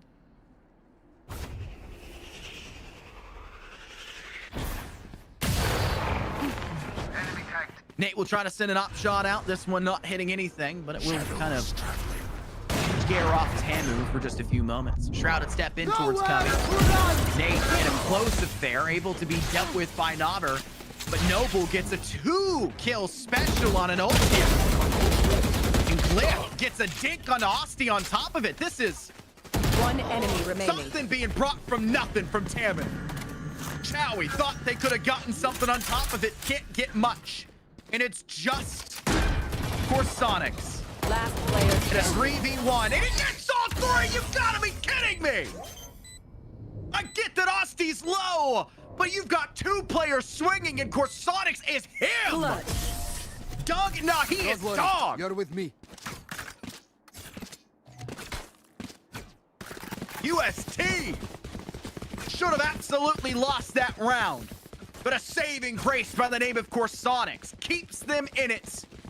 A 3K to secure. And Tamu, despite the fact they handled that with a thrifty, get a lot of credits at the end of it. 24-11. Ready. And somehow the momentum is still in the favor of UST on this return. 24 kills and only 11 faults to their name. Time's out. But Osti Frosty did most of that impact in that first half, and now they got to find a new way to answer, and it's not going to be in this round. Blaze-Storm goes down. Glyph will pop the old man. They try to extend to the space. Glyph with a lot of flick to Knobber. This round's done and dusted. Big has to make quick, dirty work, but can't do so. Forced back by the fragment sent by Glyph. And there is just no safety net left for these Texas A&M players trying to extend in through arches. As more dark covers get laid in, and Seikyu needs no eyes to take down one more. It's just Noble remaining. Can they repeat KhazixMayJump's lap of luxury? I doubt. And KhazixMayJump has them entirely trapped within this A main space. Nowhere to go. You must lay within the bed you've made, and you'll be floating up instead. It's Seikyu with a 4K. What a game on our hands. 9-9.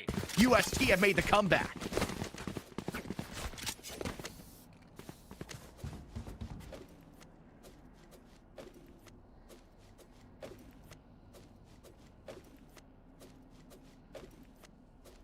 You can only ask so much of them. And if you're able to do it, keep going. UST now at an even further momentous point. Texas A&M. This Maroon roster has been so good at the end of that first half. Round win after round win, collecting the 6 in a row they wanted, getting the first of the second half of the final 6th. And UST, who were looking at an 8-4 split at halftime, and met their maker and said, we really like the map of Ascent. We really like it. We dominated yesterday, and we haven't given you the show we necessarily wanted today. But we can do it. As you're looking at Texas A&M, unable to make a full buy-in this round, needing to make a decision. Do we go for something here? As disjointed as it may be. Or do we hold in for the next? They'll thrifty as best they can. Scrounge up something, some quarters in between the couch cushions.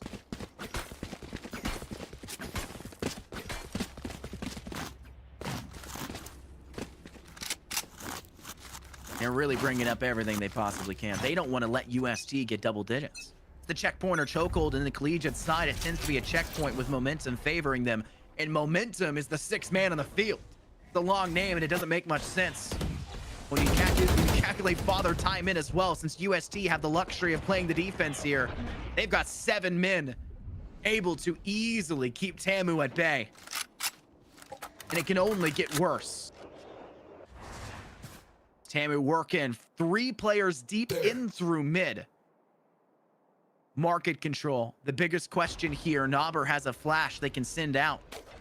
But there's 2 players inside of market that are holding that angle, and there's no chance you get both in the process. They'll fall back. A wise decision to make. As they'll move those 3 players out of bottom mid and in further off. Scatter. 3 angles play. From the shadows used from the courtyard off towards Winery. It's Aussie Frosty with the first blood. Nate just couldn't find success. There's 1 HP remaining for Knobber. Or sorry, not for Knobber, for Noble here. 30 seconds left. Spike planted. And not much more to Knobber. As the lockdown will go through, no players caught at it, but it gives them the safe space they were asking for to get in towards the side. Fragment is there, 1 player down below in hell. Will they sit there? No, it's Joba next as well as Knobber. Aussie Frosty still there, gets a good swing to the second, 2-on-2 battle. And one of these players is left with a sliver of HP on top. And Big Shaling needs help, and Noble isn't giving it to them. Noble baits their teammate, a Big Shaling. Where's the help? Chowie given the safe space to just walk their way in, literally, while firing the whole way. UST at double digits, and Tamu left to wonder what went so wrong. Right here. They get their Right 6 here. in a row, they give up their 6 in a row, and UST are back in the lead.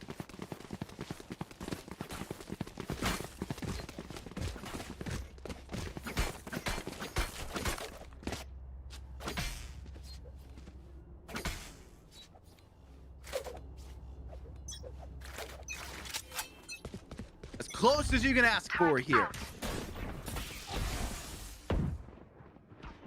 Joba will work their way through B main. Turret will be placed. You can ignore this. You don't have to fire here if you're Nate. Do they know? How far wide can Nate get here? Noble, not having the intel, still gets the kill. Nate could not hit the head. Shot Doug.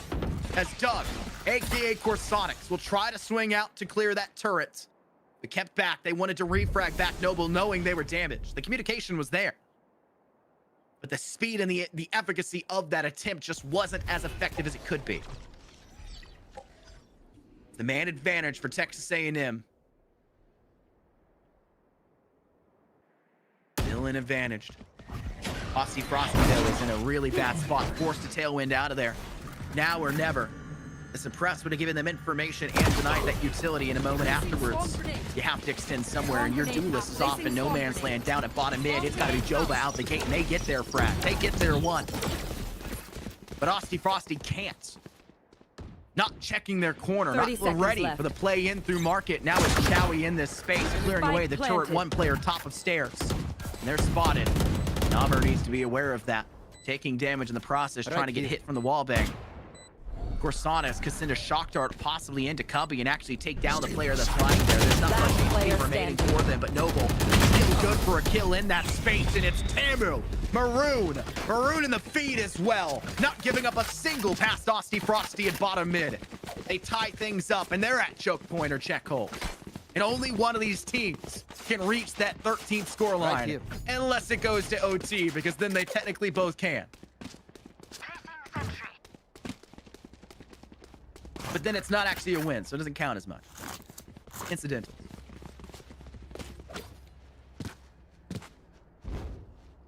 The impact is lost. But the 6 teeny round wins.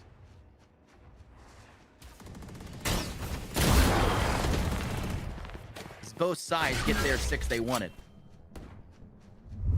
Both ending at 6 and going no further.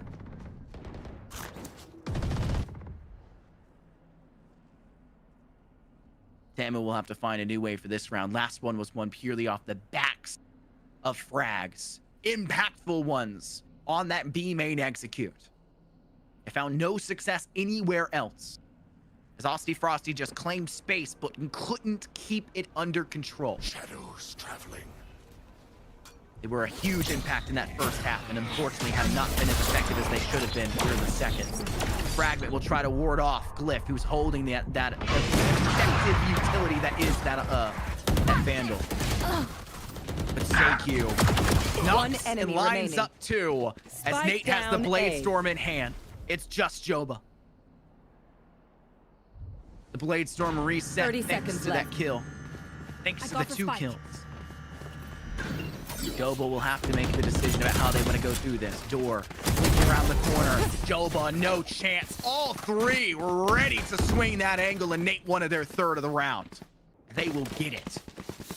11-10. UST, the team to move beyond 10 first. Can only be held for 1 round. Turret out. And Asti Frosty is still getting those kills. Still leading the overall kills in this game. My goodness, it doesn't feel that Asti Frosty, when they go down early, I'm not seeing the impact from Tamu elsewhere. And that's a problem that's going to be so darn difficult in a single duelist setup for your initiation. And they have to be aware of that. When Asti goes down, the team lacks oomph. And letting them get damage tagged against them early when they only have a stinger isn't the best way to go about it either, as they now can just jump swing from that side. Dark cover will go out to ward off that B main side. Sent from the A arches instead. Now tries to wall bang through, but it won't matter anyways. Glyph gets their 1 before falling, and they'll go for a no command. Popping here, they want this B site. 1 player in the back of Boathouse. They keep them out of defender spawn. They can't hold that angle, but Naber from long range downtown takes down Corsanics. In the man advantage, now back for Texas A&M Maroon. Joba inside B main. Operator ringing out in the distance. No impact found from it. Nowhere to run! The Nanos going to go forward. That's a shot from Joba. Almost had a second. The Hunter's Fury ringing out, but no success at the end. It's the final frag. Naber with the 4! You need a round from the King, and they rise up to crown themselves here. 11-11 in Texas A&M. Gets what they need to keep themselves alive and stay away from match point in favor of UST.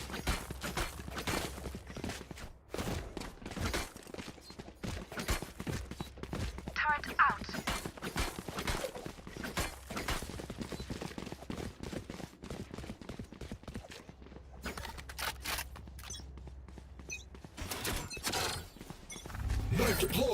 The 0 point gets sent off. Texas A&M.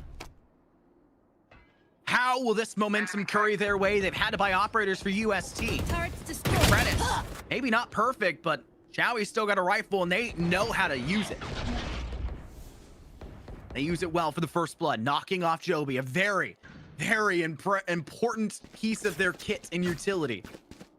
That's where they had the lockdown in B main when they pressured into B round just the round prior. Nate's extended off towards Winery. Cover going out. Do they know this? Do they see this? Their arm's been spotted. Bing is aware, but do they have the way to get the second? They can't stay here. Refrags back, and TAMU aren't finding free kills. Every inch they give is taken back in return, and they still need to make up for the loss they faced early on a joke. As 0 points go out, fragments meet. 40 seconds left, still so much time for Texas A&M Maroon. But that Spike doesn't want to be left alone inside A main. They want to rotate all the way back towards B. They'll take it from spawn, flash into the corner. They know they're there. Osti gets the frag, but Nauber gets caught off guard. Oh, 2v3. Everything Tamu had brought forward needs to go above and beyond. Round the bend, Osti can't see it. And there goes Corsonics for 2 more. 3 kills in the round, and UST are at match point for Ascent. And a tough battle. Can Texas A&M Maroons send them to OT, or UST tie this series up 1 apiece?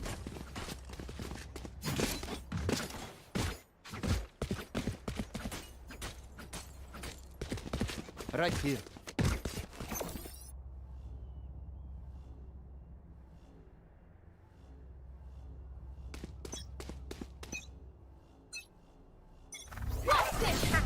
Bladestorm pop for Osti.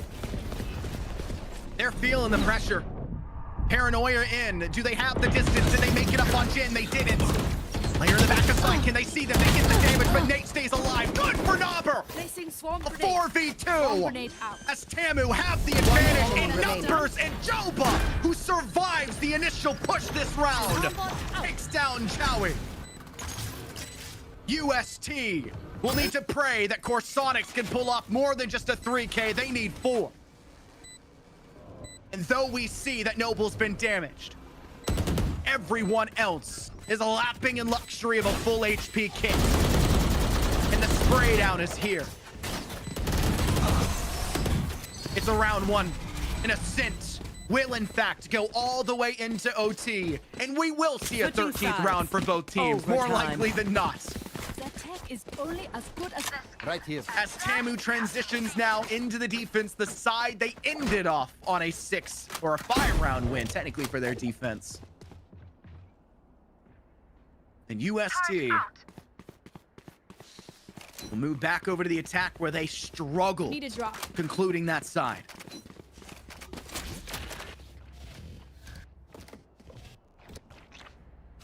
A defensive-sided Ascent. Who could have ever guessed it?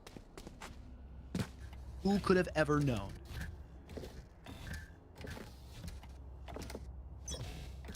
As Osti brings out the boomstick once again. 27 and 18, and looking to cap a couple more targets off at the end of this scope. Osti will drop away from walkway. Forceback had the information, still being picked live from this. Nate works in from Market. Do they know Joba's in behind the Radiant crates? They have no information to tell them so. Noble getting rushed in by Nate will not matter. It's Osti with the next pickup. Catches yet another, and it's a round 1 for Tamu. Burying once again the UST push, and the defense on Ascent continues to pound the rock and keep these teams out of these sites. And when you've already had such a split 50-50 final 5 rounds, or 6 rounds, I should say, for the true 50-50 of that attacking side for Tamu. To give them a 50-50 shot now for the 2nd round of OT is the worst possible scenario you can lie in for UST, but you made your bet and you've got to sleep in. Paranoia around the bend, quick aggression, lots of utility. They want to end this fast, and Tamu cannot be gatekept for long as Osti Frosty extends past the nanoswarms. Fragment eats the damage there. Don't go, but Corsonics too good for it. Chowie, 2 more for the name. last player standing. And it makes it for a 3rd. This is flawless. As UST will do the same thing we just saw Tamu do. Overtime. Bury all attackers who enter in through B.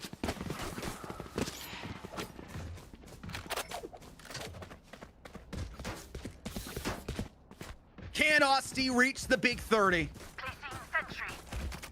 Need a drop. Will Osti reach the big 30 and still not win the map? Would actually be the Placing swarm more grenade. egregious Placing thing swarm to grenade. ask.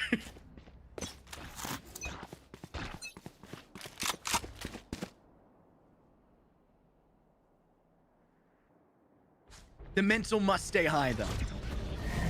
Asti with the boomstick, almost not making it out of there. Shorty there, 1 bullet remaining for it. And this clip! And a first blood, not with the operator, but with the secondary. Flashbang. As they have to keep them out of arches. It won't matter. Asti gets a second on an 8 with a shorty. In through the site, out through door. Nobber One good for enemy 1 remaining. more. It's Bing Shaling with the Spike next. down A. Deploying drone. Noble has to lock down arches. Just Corsonics. That's information. They've been pipped. Shock dart. Get out of here, man. This spike is ours, and we've got the flank from Joba. 14 for Tamu. This back and forth game keeps moving. Switching sides. Match point. Tamu take this. Right They here. move to Icebox. They move to Icebox with a 2-0 lead in this series. Turret out. Where the arguable best chance we would see coming in here for UST is the Right map here. of Ascent that they just dominated yesterday against LG Orange. That they haven't faced Tamu with here so far in CVAL. Cover going out. To give this up Blinding. would mean more than you can imagine. As the run-in comes from Nate, it's first blood Tamu. Right timing for the strike. And no damage really given back. Nate comes up dry. And on a defending round, where Asti Frosty was so darn good on the defense for them, having it go wrong the other way may just be the worst case scenario. It's Nanoswarm's place. Asti has been so good about leaping over the top of this and making most of that utility not matter. The KJ's nowhere nearby. B site is up, a single smoke towards markets. And your secondary smoke always levied up towards defender spawn. It's perfection to ask. And Asti's in a really rough spot, can't go much further. Corsonics just sprays and prays and comes up with a frag. Putting, yes, Tamu on the objective with door switch being pulled, but costing them an influential player who has been Spike guns planted. up out of their mind so far in this series. Now the pressure's on. Tamu know what they have, and they have the cards to deal with it. Corsonics, their second kill of the round. Flank onto Joba. Chowie needs to win this, but can't. Thankfully, Seiku's not far behind. And you try to go for more. You tried to feed the beast, Nobber. You know what you have, and you need to continue to lay within Last it. player As standing. Seikyu into the space. Do they know Nobber is here? There's no way they do, but they will now. Can you get 2? No! Nobber can't line them up. The spray transfer not clean. And it goes again. Another round of OT. You can't keep them off Ascent, folks. Switching sides. Overtime.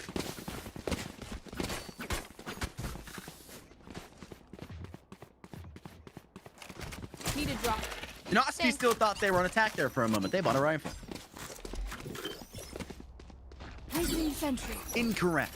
Placing swamp 32 grenade. kills. And you're going to switch off the Placing winning swamp strategy? grenade. You're going to move away from the thing that's given you all the Right here. success? I won't say all. So much success. Where do you move the boomstick this round? Choice? Bottom mid. Will it work? They've already skirted past your sight lines. It's a tree pressure and a tree push coming in right now for the attack of UST. And they have no way to be gatekept, bar Nobber, who's just trying to not be full flashed in the process. That's 2 players crossing so much intel in through door and out into space. Here. And Bing Shilling's caught off guard out in the opening. That's that Bomb man grenade advantage out. that UST needed in the spike plant. And flank watch is here. And denial is clean. Can Joba find anything? Be hard pressed to do so. As Asti Frosty with no rifle in their hand will need to get an operator shot in a space that's really difficult to do so. Joba can't get the kill. Nobber instead has to do it on sight. Operator from back in space. It's down below. They can't get much more. Last Will this player be the first standing. UST attacking round win in OT? It will be. 4 players. They just needed to get spiked down. And there was no way for Tamu to take it. Switching sides. And they have looked Match point. nigh unstoppable on the defense here in OT so far. And Tamu has to win to keep Right Ascent here. rolling for another full round of OT.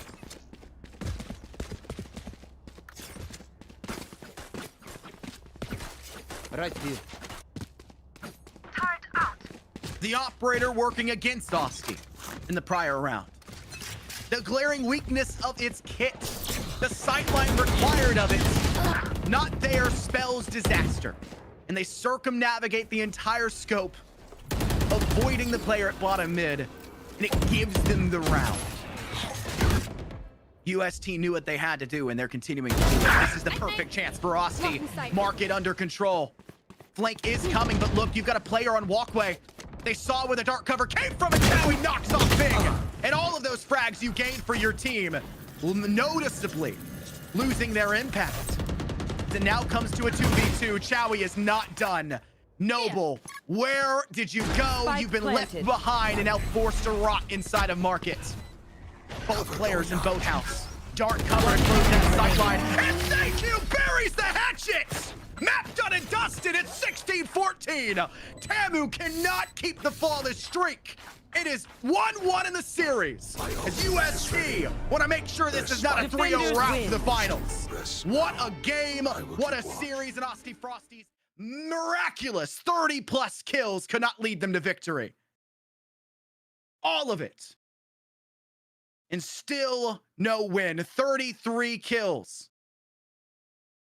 SayQ with the final 2 to bury them up just above Knobber on the scoreboard. What a series we still have on our hands here, folks. As we'll take a break before we head on over into map 3. Don't go anywhere. Icebox coming up next.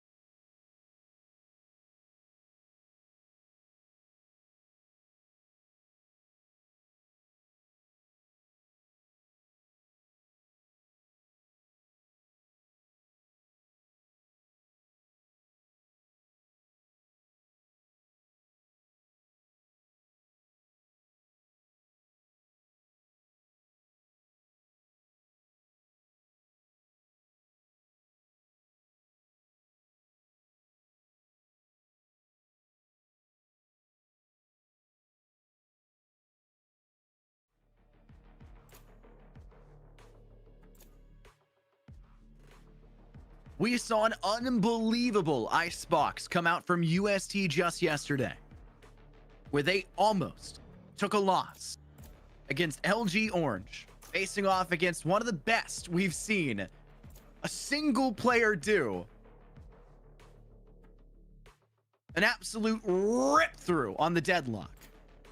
And somehow, some way, LG Orange still come away losing that one, but everything that was attempted for them. But a new lineup comes forward with new possibilities. And this is a pretty darn different one for them to face off against, as there is no deadlock here. Nate over on the Reyna. Glyph on that Harbor we saw used so effectively just yesterday. And Corsonics back on that Gecko. The opposing side of A&M. You've got that Harbor again. It's something we like to see. And my goodness, has Noble been so darn good on Sova. Keep passing him the rock. And past that, it's a fairly standard lineup with your duelist coming down to the jet. You ever want to know a game of statistics? They say casters don't do math. We have somebody do it for us, and that's exactly the case here as well. We ended that first game 13-8 on bind. And Glyph had a measly 4 assists. 4. There. Sitting near bottom of the leaderboard, just above Nate. And somehow at the end of map 2, the statistical average for Glyph on assists is 16. Across both maps is averaging 16 assists because they pulled out a ridiculous 27 assists at the end of this last map on Ascent. Here. Where did it come from? I'm not sure. But it's unbelievable. And yet it still is true. As this round goes underway and underfoot, and damage has already been dealt to both sides of this coin. The Viper, who is holding down B, forced to fall back for UST. And your KJ on the side of Tamu, struggling to keep their HP above 0, but still holding on ever so slightly. It's a game of micro adjustments. It's the macro scale on these old pips. And right now, the attack is coming through with the victory. Tamu will extend themselves now deep into the A side. The Harbor Wall cutting off the entirety of the back line. 2 players down towards screen. Another one possibly moving up into rafters from staircase. But Spike still doesn't pivot in towards sight. A ploy is note. Your Viper is already in full control of this B objective. Bing Chiling. A 30 lot like we seconds left. saw. So good for Joba on the map of Bind that gave him a lot of success, who now moves over to that KJ role in map 2 and 3. Off of that Viper we saw initially. Playing that lone game again. Giving them now this plant and a full 5v5. They'll extend into space. Bing Chiling goes unknown for the first. Gets traded, but the dirty work is done. You now try to extend forward. The wingmen will be forced off of that spike, but it won't matter too far. As for Sonics, takes down Osty Frosty. Joba will not be there in time to go for this. Denial needs to swing in from Orange. Can they be there? They've been spotted. Time not on their side. It forces Corsonics to turn the other way. And you've got to start sticking it at some point or another. You've got to make that attempt. And Corsonics guarantees the safety net for it. And will stick out the remainder of this half of the spike. And a round 1 for the defensive UST. They'll break the mold we've seen. 4-1 our split for pistol round victories.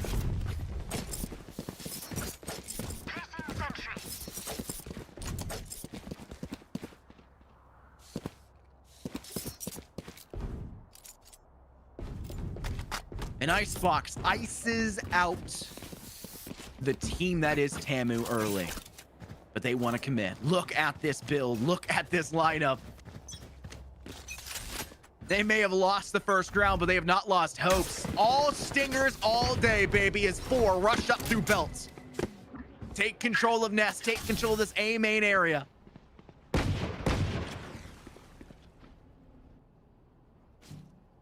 And try to get that safety net they're hoping for. The Harbor Wall still very much so filling them with fear. With the moment it dissipates, they'll start to engage. Nate good for 1, forced to fall back, can't get much more. Flick with the Spectre, somehow raises down Joba as well. in this attempt, this buyout from Tamu is not warranting them the success they were asking for. Last The player Stinger has to be standing. traded, and there goes Corsonics, catching them off guard. A Vandal from Noble. They've got to fall back. There's nothing giving them it here. This A site has failed them. And they'll throw it out a spawn. They don't want to hand it over for free at the very least. They'll come back into this engagement and try to grab something, but this round is almost guaranteed to be over at this rate. No rifle means no instant headshot kill. 30 seconds left. And with 2 players up at nearly full HP, you need that damage. And there's Wolf's third. 2-0 start here for UST. They're hunting for that rifle. They're looking for it. It's not there. Sorry to break it to you. They tossed it out through the woodworks. You're gonna have to go below in the ice cracks, pull out your best scratch impersonation from Ice Age, and try not to break the world apart in the process. A desperate endeavor in round 2 does not give Tamu what they wanted. And they're gonna have to face the very, very possible start of a 3-0 against them, something they did on both halves of Bind.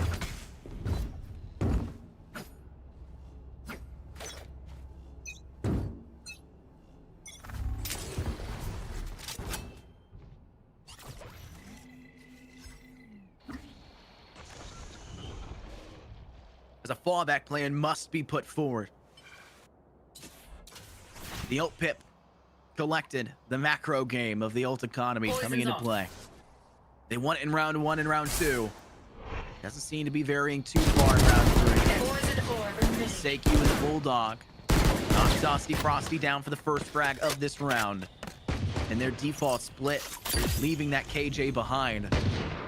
Need to be quickly changed. They rotate them in. Will they go through blue? I think that may in fact be the case. The tube could be there, but there's a player up on Boiler. They've got that sight lane. Did they spot them rotating in? It's hard to say. Poison's off. I think that will be the case. You have to play smart here. Dauber taking a step in the other way. Play for a frag that knocks a weapon out of the hands here. These sheriffs aren't doing the dirty work you're asking of them. 30 And the seconds 3 left. players actively defending this B site. And the toxic screen not doing a whole lot because you've still got to deal with that Gecko util burn. It just gets worse. Not clearing out the util. No chance they're surviving that as a flawless round goes forward in the third. Ice spots icing out Tamu. Too easy? It feels Still easy. being punished for that over-aggressive style of play, we'll say, in round 2. But it is expected. They just were hunting for something in round 3, and they did not get it.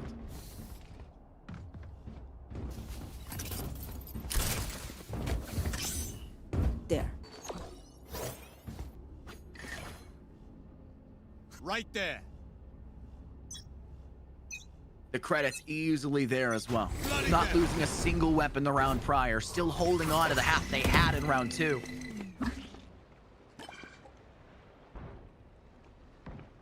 What more can you ask of a single team except perfection? And that's what they've been showing so far.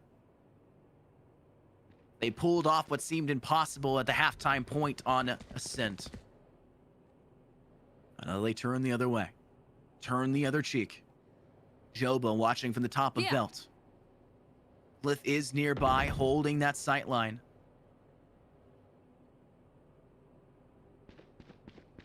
I The suggest team you just move. needs to close that space. They don't get spotted. Cliff gotta get killed before they get 1, let alone 2! Unbelievable! And Tamu! This Placing push already struggling before it even started. And they've got a 3 versus 4. The Gecko working in initially from screens will work up into Raptors. 4 players through. Throw in the Thrash, why don't you? Distract the sightlines. They'll move in to control that space. Down goes Knobber. Last player Sonic's standing. the one to find it. Chowie with a Bulldog headshot. And the stick is here. And Tamu has nothing in round 4 either. Here.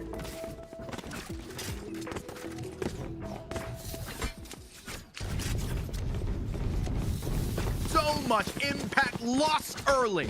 Placing sentry. So much momentum, which has been the end-all be-all in our last map on Ascent.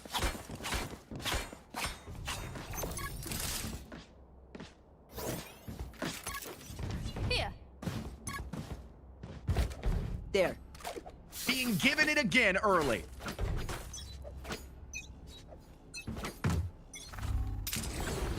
And I don't see why you're buying two rifles here, Tim. A Vandal and a Guardian. For your top and bottom frag. Nate will go in, get their kill, and then dissipate out. No need to extend there.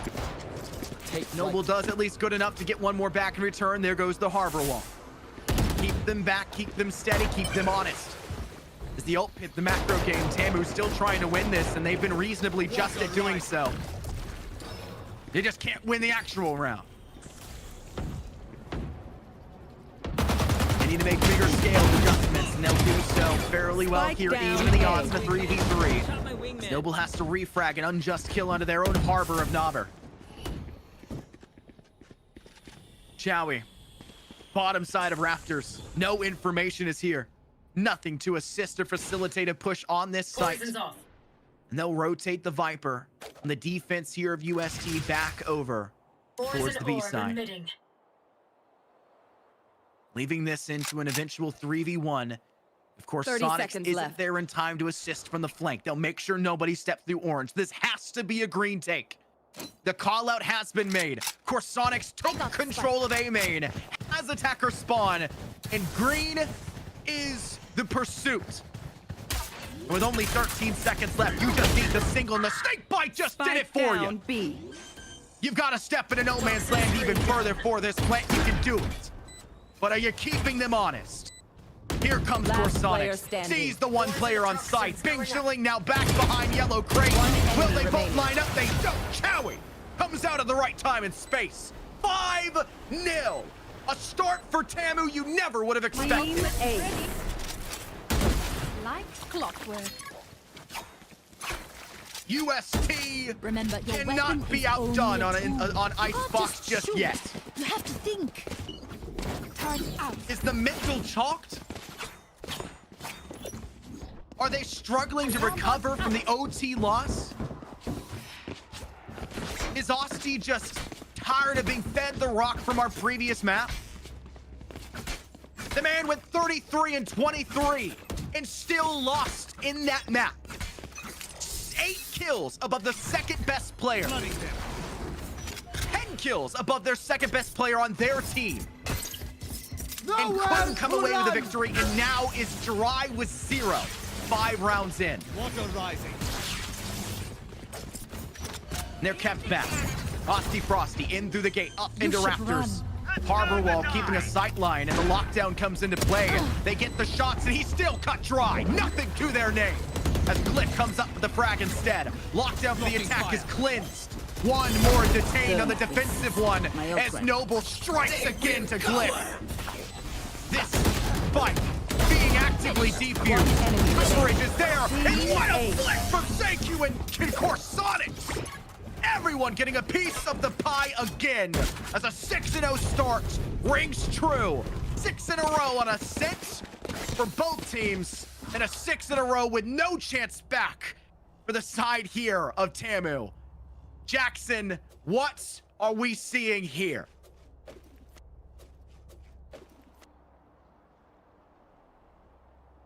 He's not here yet. Here. Here. I jumped the gun. Scott, definitely not what we expected to see from these two teams. I mean, they just went into overtime. You're not expecting a 6-0 start like this. I mean, these teams have been evenly matched all day long. And perhaps maybe there's just a lack of preparation for Icebox. But this is map 3. You need to prepare for this, Scott. I don't know what I'm seeing here. Map 3, Team A's pick as well. Yeah. And Team A here is Tamu. Tamu chose this map as our third. They could have opted to go into it later. Could have said, oh, we'll want to do Sunset or Lotus first. But no, they wanted Descent. And the craziest part about this is, Jackson, they opted for this over Lotus when they faced this exact team on Lotus and beat them 13-1. They just wanted to challenge themselves Placing today. alarm bot. You know, they chose Unbelievable. grand finals to be the time to test themselves on a new map. I respect that. The fact of the matter is, I'm also confused why UST didn't opt to ban Lotus. I guess they didn't need to. Placing swarm They knew grenade. something we didn't. They lose on Bind and Lotus. 13-8 on Bind, 13-1 on Lotus. And they don't ban either of those. They can't, honestly. I mean, they were the losers bracket side. But Yeah. it's still crazy to me that you wouldn't try to get that out early at least or something. I don't know. It's above my shoulders. It's above my pay grade, I think, here. Let's both sides get a frag to start off this round. Yeah, it looks like it's gonna be an aggressive B push here. Immediately stopped, but Austin Frosty would be able to recover a Vandal. Meanwhile, trades being happening on mid now, so numbers are still even, despite this being an eco round for Tamu. More aggression coming out from Seikyu. Nate has the longer range angle down through green long from the back side of yellow crate, but still have too many questions that need to be answered, and B side doesn't seem to be the place to do so right now for Tamu. They want to rotate back over towards A, where there's only one active defender in this space, and by Standing virtue of that, should be an easier way for him to gain the objective, especially if you put in the Viper's Spike Pit. down A. Unfortunately, 30 the Viper's seconds Pit left. doesn't get you the kill onto this player, and their Nano Swarm knocks down Noble, meaning this will be a man advantage for the retake again, until Asti Frosty has something to say about it. Bing Chilling wanted to get this plant down, feeling pressure, not wanting to be pushed. Nate drops player into it, standing. gets taken One down, enemy but remaining. Seikyu Down refrags. A. 1 Hold up HP spike. for 10 seconds Seikyu, left. so they can play for this spike, and Asti is aware of that. They want to hunt for the kill, they must. Seikyu, swing this, and won't get the kill, Asti! Headshot gets it, and it's a first round win for Tamu. Bing Chillin', Austin Frosty, the ice cream bros of Tamu. They somehow closed that out with a miraculous finish from Austin Frosty. I don't even believe that happened, Scott. I mean, that shouldn't have happened. It looked like Seikyu had got the kill, or he didn't get off the plant in time, but man, it's a matter of milliseconds. Austin Frosty wins that out. Get them, Reyna. This is a player that was 0 kills in 5 rounds, despite going 33 kills the map prior. Alarm bot Expecting them to clutch up in a round like that wasn't expected, was not there. But they're finally starting to feel themselves, and maybe momentum is starting to fall in favor of Asti more specifically. It may not matter though. A Viper's Pit's placed down. This one I don't think is wide enough here, Jackson. I mean, feel free to correct me if I'm wrong, but that doesn't seem a wide enough Viper's Pit to keep them out of B and out through yellow. Seikyu also just not peeking. That means they have full control over that side of the B site, and it just becomes a firefight to get around the bend, and that toxic screen gives them the safe space to do that. Yeah, I'm questioning that Viper's Pit a little bit. I feel like it should have been ahead a little more, but the execution's gonna come off of that reckoning. Austin Frosty will get traded out, but Nabber finds one in return as well. He should get the plant down, but Nabber's gotta try and get out of there alive. He does on a cheeky angle there, Scott. Flip will have to hold strong. Places the dome down, can eat a couple shots, but can't eat much. Now he needs to help them out. Glyph has to get aggressive, feeling the pressure from the Nano Swarm and Shock Dart. An even 3-on-3, no flank coming in from behind. And there's still so much utility, still feels like on the board for the assault here of Tamu. Last Wall player cuts sightlines standing. even further. Joba gets Glyph, and Chowie gets ripped by Bing Chilling. It's just Nate with 24 HP. Your best bet's knock a weapon out of their hands, and you aren't even capable of that. A second now for Tamu, as they will somehow, some way, go from a 6-0 start against them to finding 2 very good rounds in a row. Placing sentry. And I think that's more of a misplay coming out from Seikyu there. I think they gave him too much space to work with, working onto that yellow angle. And then they had the reckoning to just collapse on both of those players. And that's not something that you want to have to deal with when you commit a Viper's Pit. You want to control most of the choke so that they have to utilize utility to go through that. They just shift walked for free. Get out of my way. When you know that you have that safe space to try to take control over, you're gonna use it. I think in the active piece, that utility, especially the way that Viper's Pit has kind of changed for the way that it expands, right, and the distance that it can do, little things like that are big mistakes that add up. We had a bad one in the first map of Bind, where a Viper's Pit was popped on accident, and it should have happened. We had a bad Viper's Pit in the later stages of that map as well. They just didn't really cover the space they Spike down expected it. B. But now we've seen another one here, and speaking of bad, this attempted push through B looking quite bad if you're a Tamu fan, as that spikes down in an angle you really didn't want it to be in, and that's 2 players you've lost on this push. And honestly, I like the idea of that. dove into the cloudburst and tried to utilize the recon dart to have that execution, but unfortunately we're just unable to land the shot. Q also hit a nasty 180. On the other side of the map, we do see a lurk pick coming out from the side of Nabber, and now the numbers are just a 2v5 between Noble. Last player But standing. Noble buys 2. He's able to bring the numbers down, but unable to finish out. Zowie somehow able to close that, and they maintain their lead in Infernosis. Whew. Still keeping it up. They've not only guaranteed an even half here, Jackson, but they've guaranteed a positive half, reaching that 7th stat, the 7th round statistic. Placing alarm bot. They can make sure that they continue to bury this one even further with 2 ultimates on the board. If you've got a Reckoning to deal with in the first place, you combo that with a Thrash, and you've got everything you could possibly ask for to push Tamu off of an objective.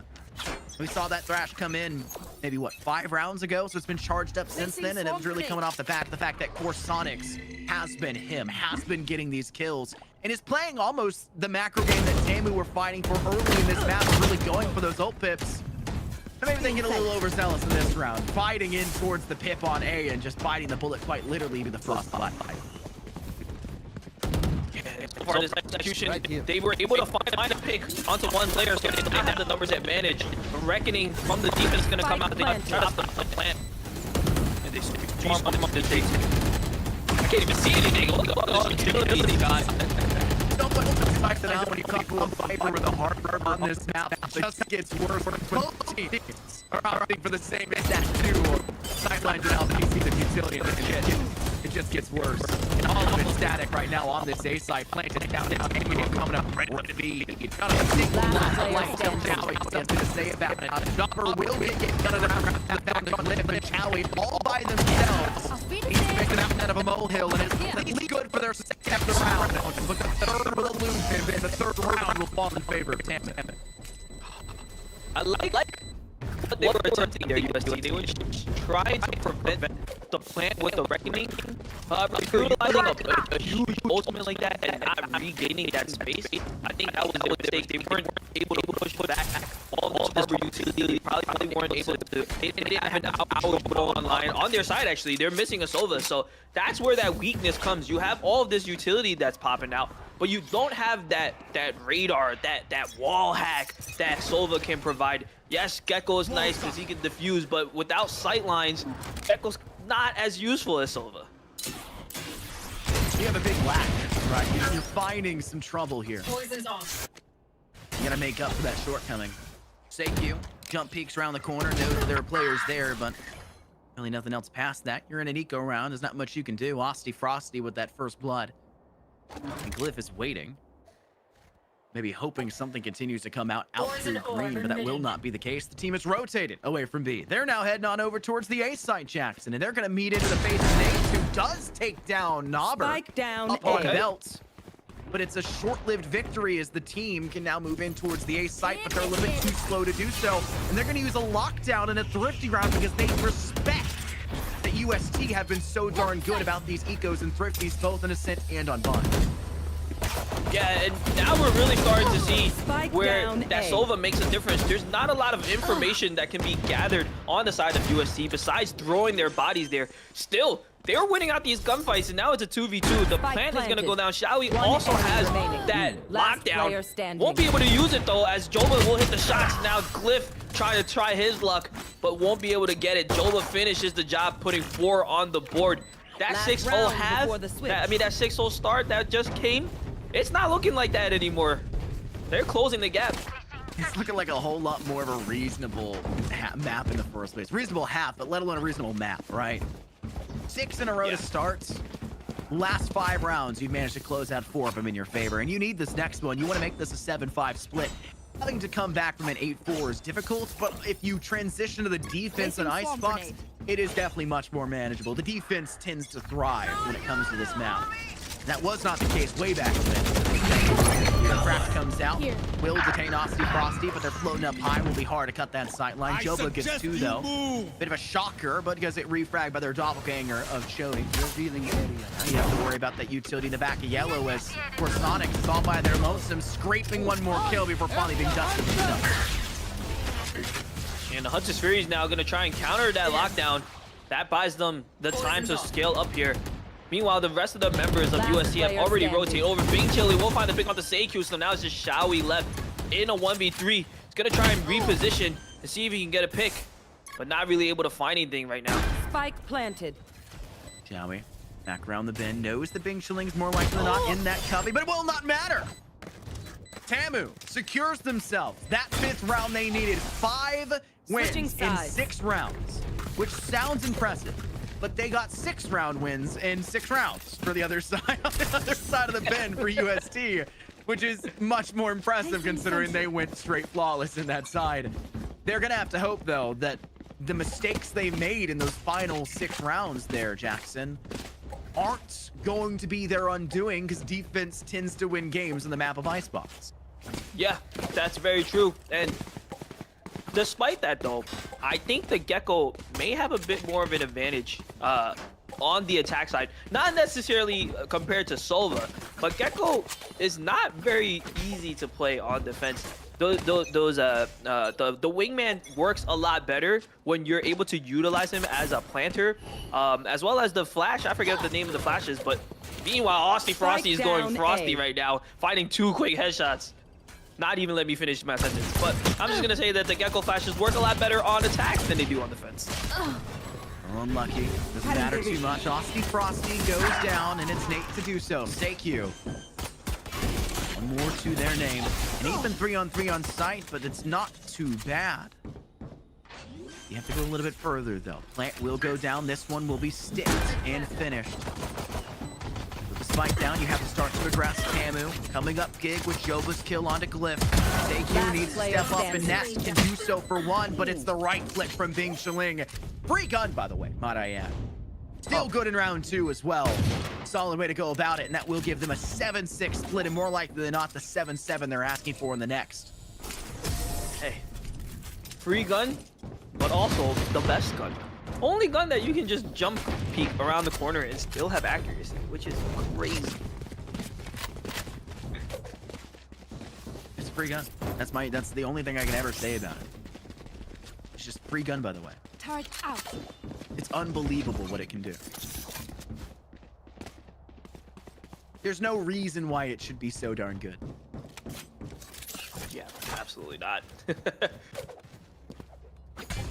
But that retake there, that execution, it would have worked a lot better if there wasn't a guy named Frosty on the other team getting 2 quick picks there on key players. Absolutely. And this time he's gonna take an aggressive angle here on that boiler.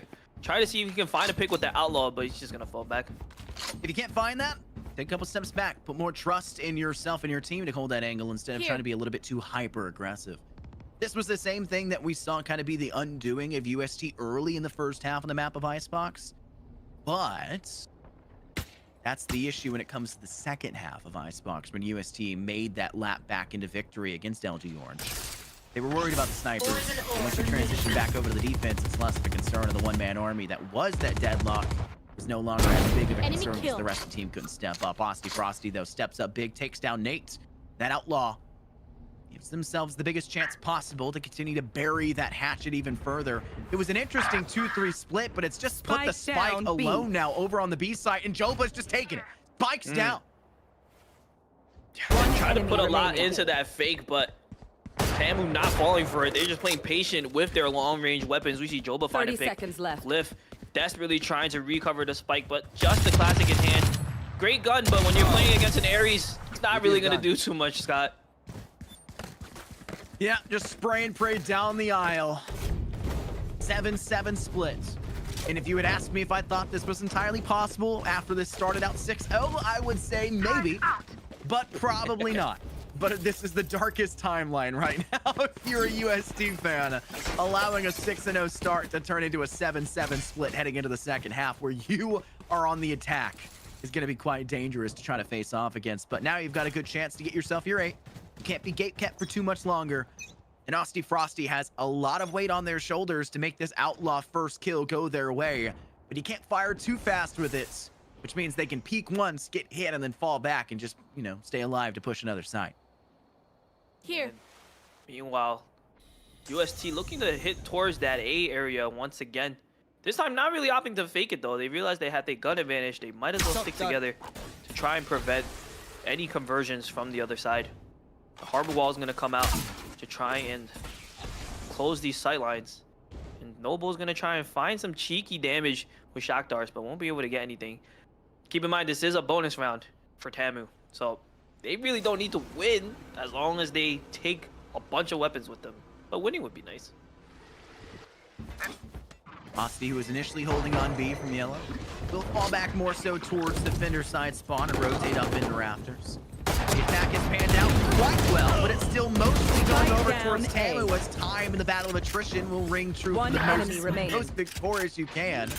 The issue is you had only an outlaw there in the corner of the Spike site, and they planted. had to reload, giving that man advantage back over, and you had an isolated player. Bing Chiling just says, yeah, this may not be the best odds for me, but are you really going to opt to save a Spectre right now, Bing Chiling? You might as well play for an exit frag. You might as well have started to head back towards the attacker's spawn and played for them to execute. I don't know why they've opted to go still in from this side. I guess they KD know player. what they're doing. KD player? Is that what it is? Is that what you think? Yeah, No, they're KD going to die to player. Spike anyways, right? There'd be no reason to hold on to it. True. Save Maybe he'll get a KD big. either way. It is what it is. SAQ knows best. 3 kills in that round, and yeah, as expected, they're gonna get that 3rd round win with the rifles. The best thing you're hoping for is to knock 2, hopefully 3 rifles out of their hands to make this next round more manageable, and they just didn't really do what they wanted. It was enough, I guess. And now, though, here comes the interesting philosophy for Aussie Frosty to bring in an operator against double controller. I don't know. I couldn't see anything those previous rounds, but maybe Frosty can. Maybe. Utility out around the bin. Bing Shiling's just gonna spray down this line as the cascade goes off towards them. Jolene has the free space to fall back, and this is the macro game that we saw Tamu taking advantage of in the first 6 rounds because they couldn't find any actual gameplay in the first 6 rounds going their way. Just fighting for the ult dips. Try to get those online. Start to get some ultimates working in your favor, and to get that working in any way, in any capacity. But we actually have kills falling their way instead. This goes in, your Harbor's off the board, and you've got that man advantage. It's just the boomstick from Oski Frosty puts things back in an even affair. Wow, that was nerves of steel there. After Dauber got dropped, he still opted to stay there with the operator and found the pick. Unfortunately, though, he won't be able to get away to his life. Noble in a questionable Spike down position, A. still somehow finds one, but that's all he'll get. Bing Chillin once again finds themselves in a Spike 1v3, planted. but with a little bit better of a weapon, Scott. A little bit, Jax. Whole lot more. This one you could really opt to save and probably be fine. Here. They're gonna go get the operator. That's actually a much smarter choice. Grab that Yeah. operator, take it out of there. Osti Frosty's gonna want it, right? There's no reason not to do so. Poison orb emitting. Could have Much better maybe weapon. fought for that space if you were UST, really, because you know the operator was in play. You should have fought for that space in the first place in a 3v1. You can go ahead and push forward, but I don't know. Yeah, but how threatening is the operator, though, when you have double controller?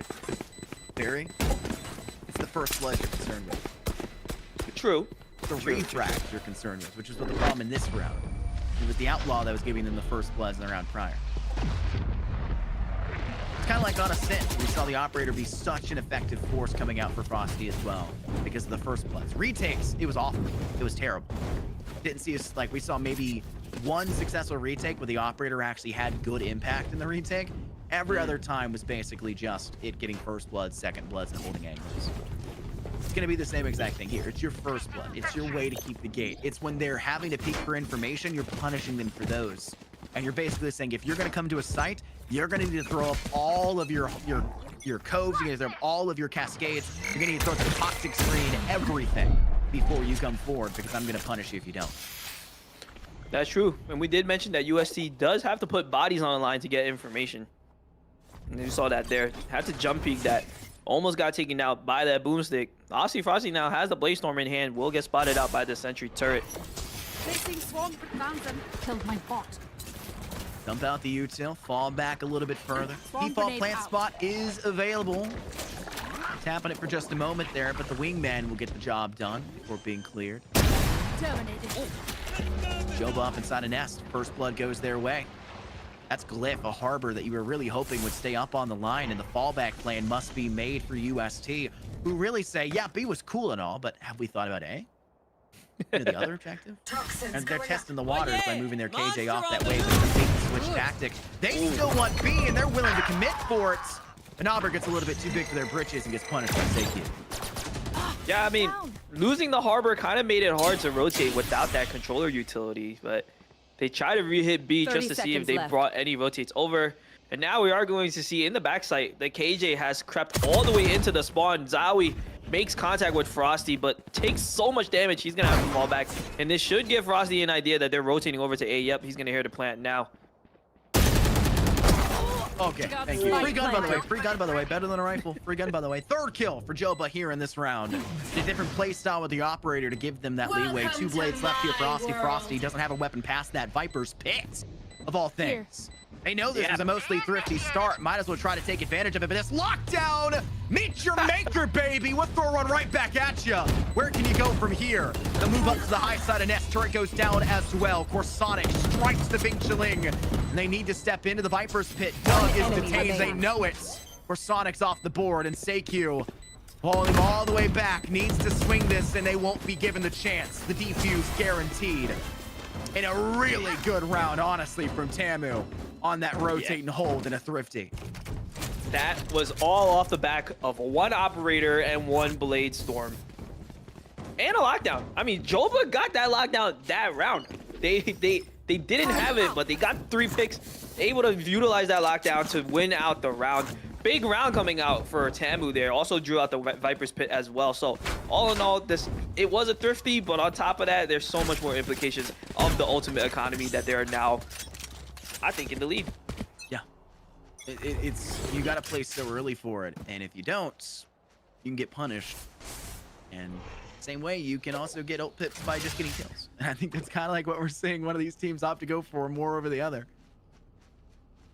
To see if that continues to hold true. Asti Frosty in the back line with the operator once again holding just below Rafter's side. Here. Interesting split. Initial pressure off towards A main. They didn't really like the option of it, so they'll pivot more so for a B side to take 2 players in through green and 3 with the option through blue. More likely than not, they'll put 1 up through tube and send 2 down below in green. That will be the case. The harbor goes up into tube. You just love it when you say something and it comes true immediately after the fact here, Jax. It just makes you feel so validated. But you're gonna need to feel a lot more than validated. You're gonna need to find some kills in your favor. The wingman goes down. Go for the Oh. Shaling, what a play! He gets both of them down on sight, and Joba cleans up house for the remainder. 2 versus 5, and Big Shaling buries them so quick there was no chance. Man, he was just hiding in that poison orb the entire time. And Tamu comes up with a flawless round, finally equalizing on the score. And all of that off the back of Bing Chilin. And now he has his Viper's pit. And I'm pretty sure UST has to force a equal round into this. Yeah, they don't have enough money for this equalizing round. So we could see Tamu just pull away with the lead right now. Oh, and it's already a 1-1 series. It truly does not matter who takes this map. This is going to exit 2-1. A 4th map is guaranteed. But it's momentum, Jackson, that matters. It's what you have going into the next. And we saw how important momentum was here. Because you step into this map for Tamu on a 6-round dry spell. You can't let the same thing occur. You need to take a victory here. You can't try to come back so much every single time. Asti Frosty first blood. There's that operator strike ringing true. And Knobber takes the secondary player and belt with them. And it just Spike gets down A. worse. 1 kill. Last The opposing player side. standing. And it looks like that may be it as Noble takes down Nate. And that takes down the final Chowie as well. And that's what you would expect on this equal round. I didn't see any ultimates being utilized on the side of UST. Right here. Probably trying to save that lockdown for when they have their weapons, but that allows Tamu to pull ahead with the lead right now. They were down 0-6, Right here. ladies and gentlemen. They're the ones up top right now with the chance to pull ahead even further. Look at the difference in economy right now. Placing swarm They're grenade. padding the credits, dude. They've been dominating the second half. They've looked indomitable in the first place, but they've been dominating the second half. It's that momentum, right? Even if it goes a little bit back and forth, the rounds they've been winning is 4 or 5 players remaining, Jackson. Yeah. That means you're only having to spend 4,000 credits total across the whole team heading into the next round. They're their economy is getting so static. sight. It seems impossible. We don't get a lot of creds for an operator kill, sure, but it doesn't matter. Osti Frosty's getting 2 or 3 of them in a round. And they don't have to rebuy the op. He's holding like 9K right now anyway. Even if he loses the op, he The could wallet reinvest can't it hold back into anymore. it. What is he to do? It's bursting loot at the box. seams. Toxins going out. I suggest you move. Imagine if we're doing these kills. Awesome. There goes kills. Glyph gets 1. Jova has to refrag it. Osti Frosty with just a classic free gun, by the way. Able to sneak up behind Seikyu. And they'll even You should pivot in through run. green. They catch Corsonic off guard here. This could be a kill One too. enemy They'll straight to the right. remaining. He's right there. Please. Oh man! How did that happen? There you are, you The shit. timing on that is just unfortunate. Going out for the side of Corsonics, he almost had the kill too. That would have changed that round completely. And so far, it is the operator that's making a huge difference. I mean, they just don't have the initiation utility that's necessary to push Osti Frosty back. He's able to just hard scope the entire round if he wants to. Here. Here. Oh. 4 rounds in a row now, and the credits continue to stack up. This is one where you'd say, okay, maybe be thrifty a little bit. If you're on the attack, you're gonna look at them no matter what they're getting to 12, right? You want to stop them from getting there, and so you feel like Here. you have to force up a little bit. Osti Frosty knows he's got 2 players inside, or sorry, just 1 inside of them. And Alba wants to make sure they can get something, but it is complete dry spell for Tamu here. Bomb grenade yeah. out. 3 players dead. This is a bad start. Joba, he's got to try to make something Last work here player because he is in a standing. 1vx right now. Big chilling a little late on that rotate. Spike planted. Come on, man. You guys have max money. You could take some equal damage, man. You could take a few guns here. You don't have to save this. There's no need to save it anyways. They have like 7k apiece. Remember. Flawless. That's Alright. exactly the round you're looking for, though. Like this is a must-win round in the first I place, can hold an area and it pretty was well a myself. needed Make sure to win cover the by a angles I large can't. margin, and they did it flawlessly, which is the perfect way of taking it down, right? You are already becoming this one, rifles for everyone, no armor except for soft for everyone. I bet you didn't even have all of your utility for 1 or 2 players. It was Yeah. dire Call it straits. my boss. You had As to win by a large margin. You knew it in the largest you possibly can. But it's not large enough considering that you kind of gave up way too many wins in the first place in a dominant way the other way. So they're just going to buy up the same thing here for not just this next round, but also the round after that, and very well push you the round after that as well. And I like this early aggression onto that A main angle, allowing Nabber to get that reckoning. Osti Frosty is just too good right now with that op. I think they need to play it a little more slow like they did before to try and sneak up on him. Thrasher won't be able to find anything right now, and already they're at a numbers disadvantage. But they do have control of the site. Nate able to find the gap and sneaks right through, but he's got to get out of there. Gets tagged up by the op, but somehow stays The alive. overheal. The overheal keeps them alive by literally 1 HP. Our spike is down. The That's extra all you armor need, on though. top. A. Fire. Perfection. Down goes the Cove. Glyph hiding within. One enemy Needs to remaining. take Ooh. the swing. Goes through quite well. What a rise. And it's a 2v1 now. And once again, look who's the last remaining player. The side of Tamu, it's Bing Shiling. Man, he used Holding his down Viper the side Spit. alone. Yeah, they on the did. They other used it side. alone on B. Spike planted. Collectively, Might there's have been, 80 HP remaining for the 2 players that are on UST. A single bullet here will take down this one. One Nate. enemy remaining. Snakebite does so. And he's got to be careful if he swings a little bit too wide, trying to find the spacing for this. Toxins He'll go up inside of top heaven. Shiling, do they see him? No, they didn't. Glyph saw them first. Bing Shiling saw the visual. Maybe has wide boxes on the side, you know, is doing black bars on both sides and couldn't see the fullest view. Just the Playing slightest 4-3. pixel was enough. Yeah, 4-3 with the black bars, the old cinematic way. That ties this game up 11-11. And here's that buy I mentioned. You still had so many credits. You can put an operator back in Osti Frosty's hand with armor, with kit, and still have an extra 1,400 credits. Yeah. And that round, even though they lost that first death to the operator, immediately they slowed it down and waited for their controller utility to recharge. So they were able to continue to sneak up on those angles. Mr. Nate had to be the hero there, finding that gap in that defense and getting those picks. And now you see Tamu, they're a little paranoid about that A main. They stacked so many players there, including Sentinel utility, but the hit from UST has been adjusted. It's B. Oh, and it's a shot from Nate. Down goes the Viper, Bing Shiling.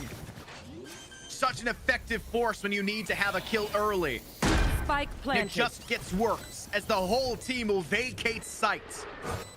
Think about it. The Gecko utility can keep them off Spike in the first place. The Viper has the snake bite at range, and you've got a Harbor on top to wall off sight lines to guarantee that they have to stick it within your sight line. There's no one else who can hold it. This is as good as you can ask for in a Blue Plant scenario, but you have to get these kills. And they have to escape unsafely to do so. Oski Frosty swings forward, using it like a shotgun. Doesn't trade for the Vandal. Instead goes up to the plate storm afterwards and goes down. Just Jova. Catches one. Hits your shots, Jova. My God, it's Chowie instead. 12. UST. Match point on Icebox. point. They hold on to get there first. And this has been a back and forth game despite how it started, but with hard fought, we do see UST back in that advantaged position. They had one match point here to try and close it out before they go into another overtime, Scott. I mean, these players' mentals are certainly tougher than mine because I'm tired just watching this. You haven't even been here the whole time. Yeah. You've been in a 3-0 route. You just took you got the easy one. You went straight through. They were done. They didn't want to go past to a fourth map. I had to go through five rounds of OT. It's 5 full rounds of OT. Whatever it was a lot. It was ridiculous. I had made the joke earlier that, you know, only one of these teams is going to see the 13th round, and then I was like, unless there's OT, but that would be, you know, incidentals. You know, that would never happen, and then it did. Yeah. So. Yeah, but you see, like, UST had done so much slamming on A that Tamu is just so paranoid about it. They stack so many resources, and they just leave Bing chilling by themselves. You should Meanwhile, run. UST has just lurked all the way up here for free. They didn't have to expend any utility. 3 ults. 3 ults as well. The Empress from Nate. The full overheal, the armor on top. It's icing to the proverbial cake. Put in the Viper's pits. Dirty work with the lockdown. A near impossible scenario to come back from now for Tamu. They have to hope that Sunset can be better. They take Seikyu. It's a shock dart from the tag damage. The Viper's pit's gone. No shot. That evens up the man advantage. A lucky break by taking down the Viper there, but you can't get the kills elsewhere. Corsonic's Cliff, good for one. Corsonic's maybe fell, but Cliff still up. Standing. Nate back into the action. Bing Shiling always the last alone and left alone. So close out and secure the round. 13-11. Your Icebox scoreline and UST, who couldn't take a single map off Tamu in their first showcase in the beginning of this winner's brackets, dropping them to the loser's brackets, is now down a map against them. 2-1 on the comeback. Perfection UST. What a series we got on our hands here, Jackson. Yeah, UST definitely doing their homework, preparing for this rematch here. And I think it just Tamu got caught over-investing utility and bodies over on A site. Yes, UST hit A pretty much the entire second half. And Tamu was able to win out a few of those rounds. But in the end, the adjustment came out from UST is like, hey, I think we've hit this enough where they're stacking at least 3 players there. Let's just explore B, see what happens. And lo and behold, that one round, I think it was 11-11. We saw Tamu stack an op, 3 players, KJ utility, and they just left Bing chillin' out on a limb to die. And that's how they took the lead. They gained match point, and then they were like, you know what? Let's just try it again. And Tamu once again overinvested on A. UST was just in their heads on those final rounds, and they were able to close it out to take a lead in this series. You don't see a football team just run running plays all game. Eventually, they're going to do running block shed, right? That's what they're going to do. You got to do the same thing, but you got to make them think you're going to keep doing a running game the entire series. And then when it turns around, start passing and catch them off guard. That's exactly what we saw. The football analogy for those of you who care about football, and this is the South. So we know that they love college football. This is going to be where they go. You got to realize that you got to do a little bit of both. And I think UST understood the long con game here. And that's why we're seeing them win these games that go in to double-digit numbers for both teams and even OT like we had in Ascent. But we're going to take a break between map 1 and map 3 and map 4. Don't go anywhere. It's Sunset next. Will UST close us out, or will this be a good one for Tamu to come back into it?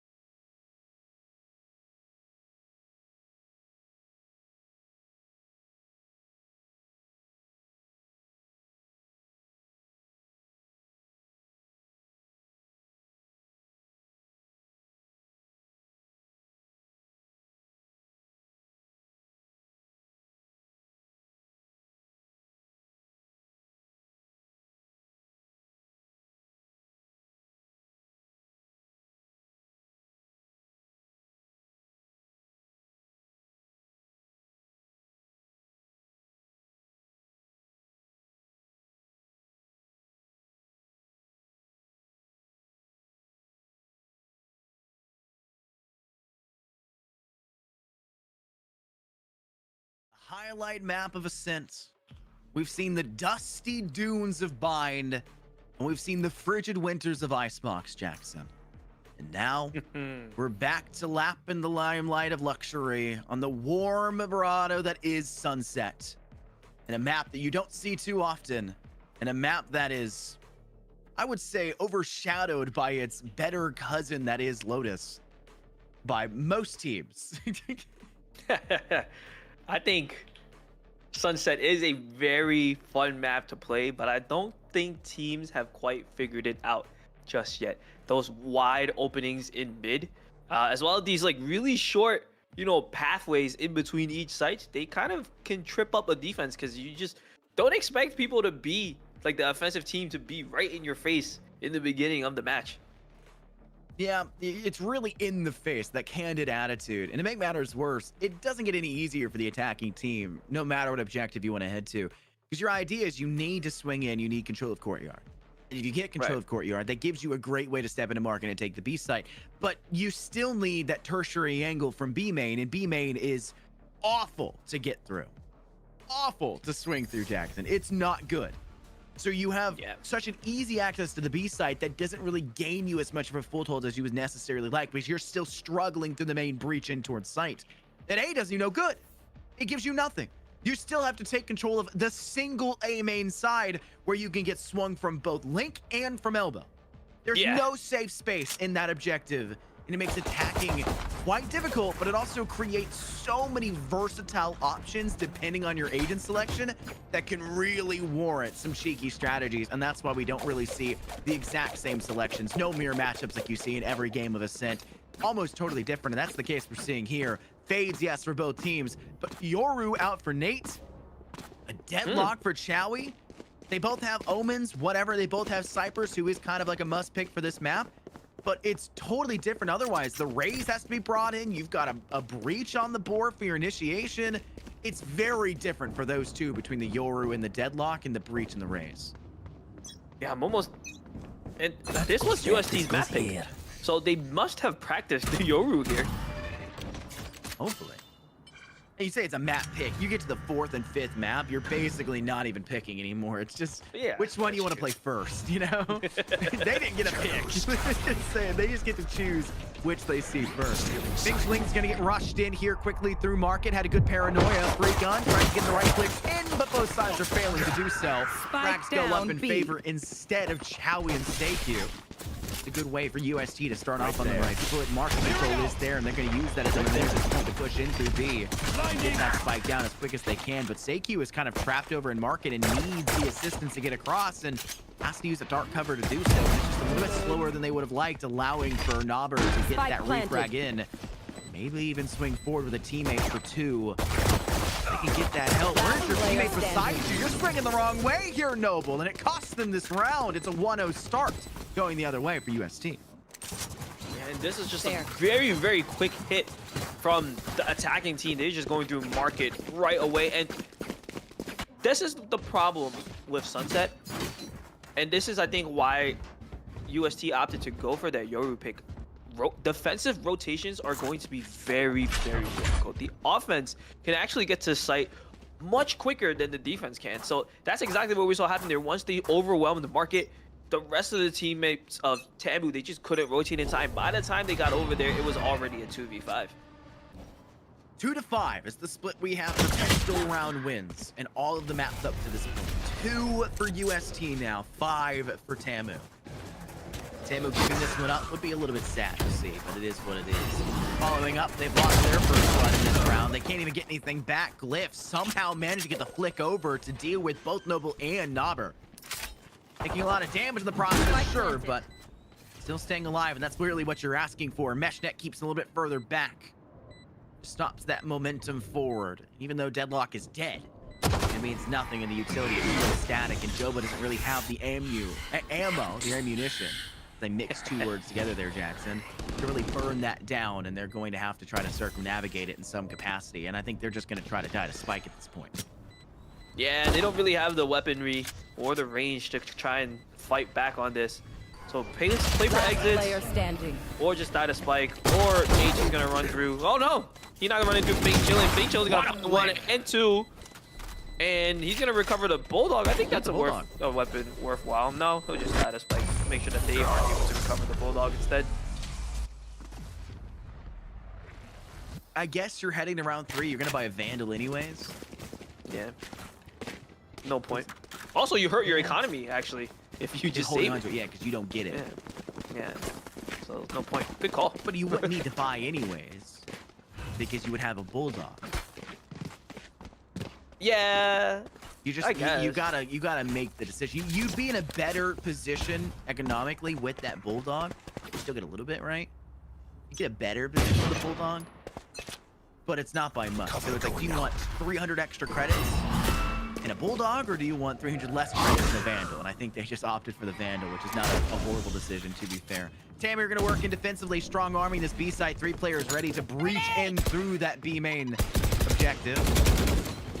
Not really finding much. Good fallback plan being created there. And Noble gets 3 alone!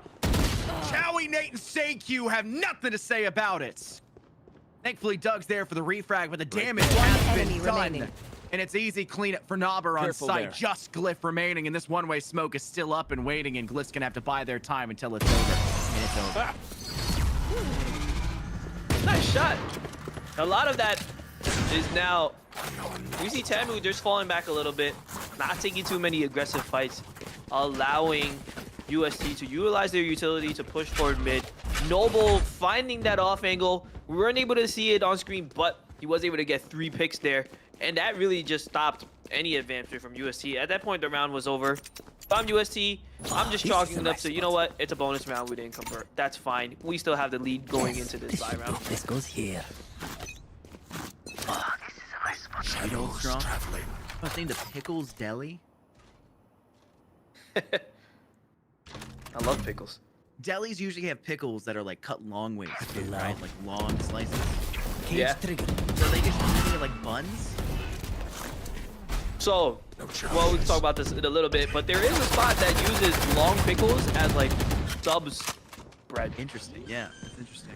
Speaking of interesting, getting a plant down in a round like this, Spike you need to be a little bit swifter than you maybe would anticipate is a good way to go about it. There's that mesh net, once again, trying to keep them at bay. The great use of that deadlock utility, and you'd expect that to continue to hold true. Shrouded step from SayQ to get out of the mainstay site of B. And there is no one remaining anywhere else but inside B main. Or that Yoru with Nate, who's trying to worm their way through markets. They'll have that flank. That's why you bring that breach as well. The breach is good for clearing out the players here, but the last gets a little bit too far. It didn't toss it the right way. And Tamu is struggling if it wasn't for the fact that Noble has been going crazy these last 2 rounds. But there goes Chowie and Corsonics to clean up house. Saving graces for UST. You're seeing why the breach is here, but I just didn't see enough from that util to get them out from behind that wall. That goes there. Yeah, and it's just a very interesting utilization of that deadlock. Chowie not really playing them like a Sentinel. To be honest, out of all the Sentinels that's out there, I feel like Deadlock's the least Sentinel besides Chamber.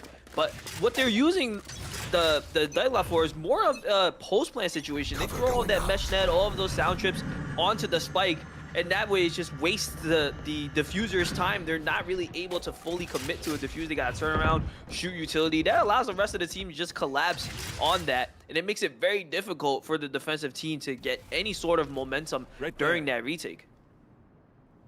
If you can guarantee a slow in an area, forcing you to crawl your way quite literally in that stance into an objective, or into a retake scenario where you have to push into a single sightline to deny that, you've created the perfect hold. In the way that we're seeing this work, it's the same way we saw the Yoru would be attempted in the map of Bind, where they just didn't pan out for UST, was by placing that player there, that agent there, by bringing 3 players with them, and then falling down 2 of them. They get the deadlock off towards B main. They put them right at the precipice of the entry, and they have them come in after the fact. And Chowie knows what they're doing. Down goes Joba.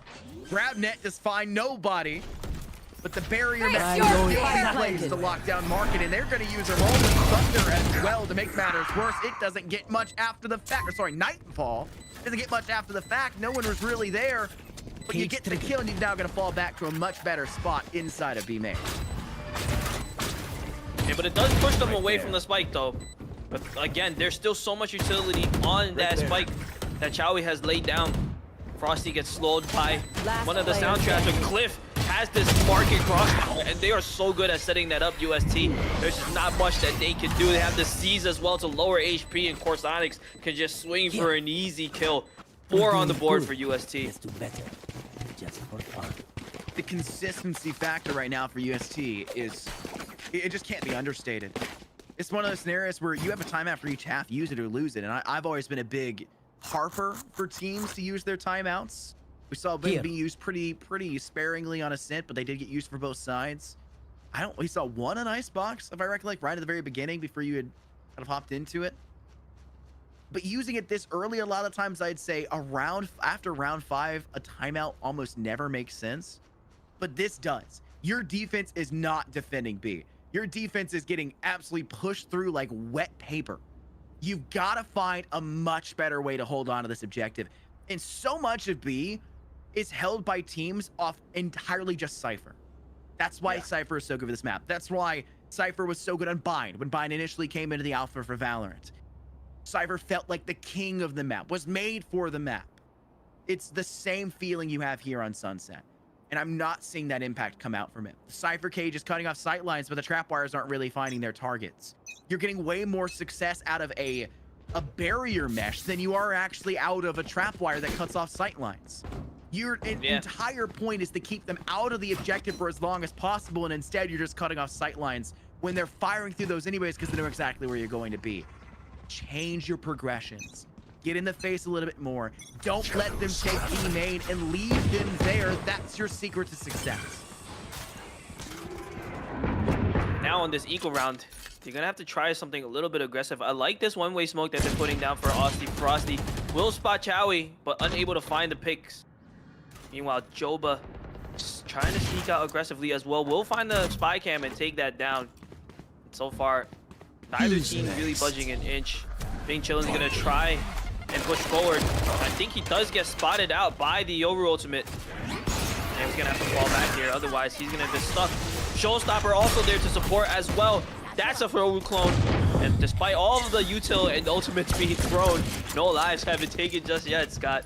Both sides not really want anything in it though. Great damage on the deadlock of Chowie for the side here of UST, but great burn of utility and everything else for an already thrifty team that is the side of Tamu.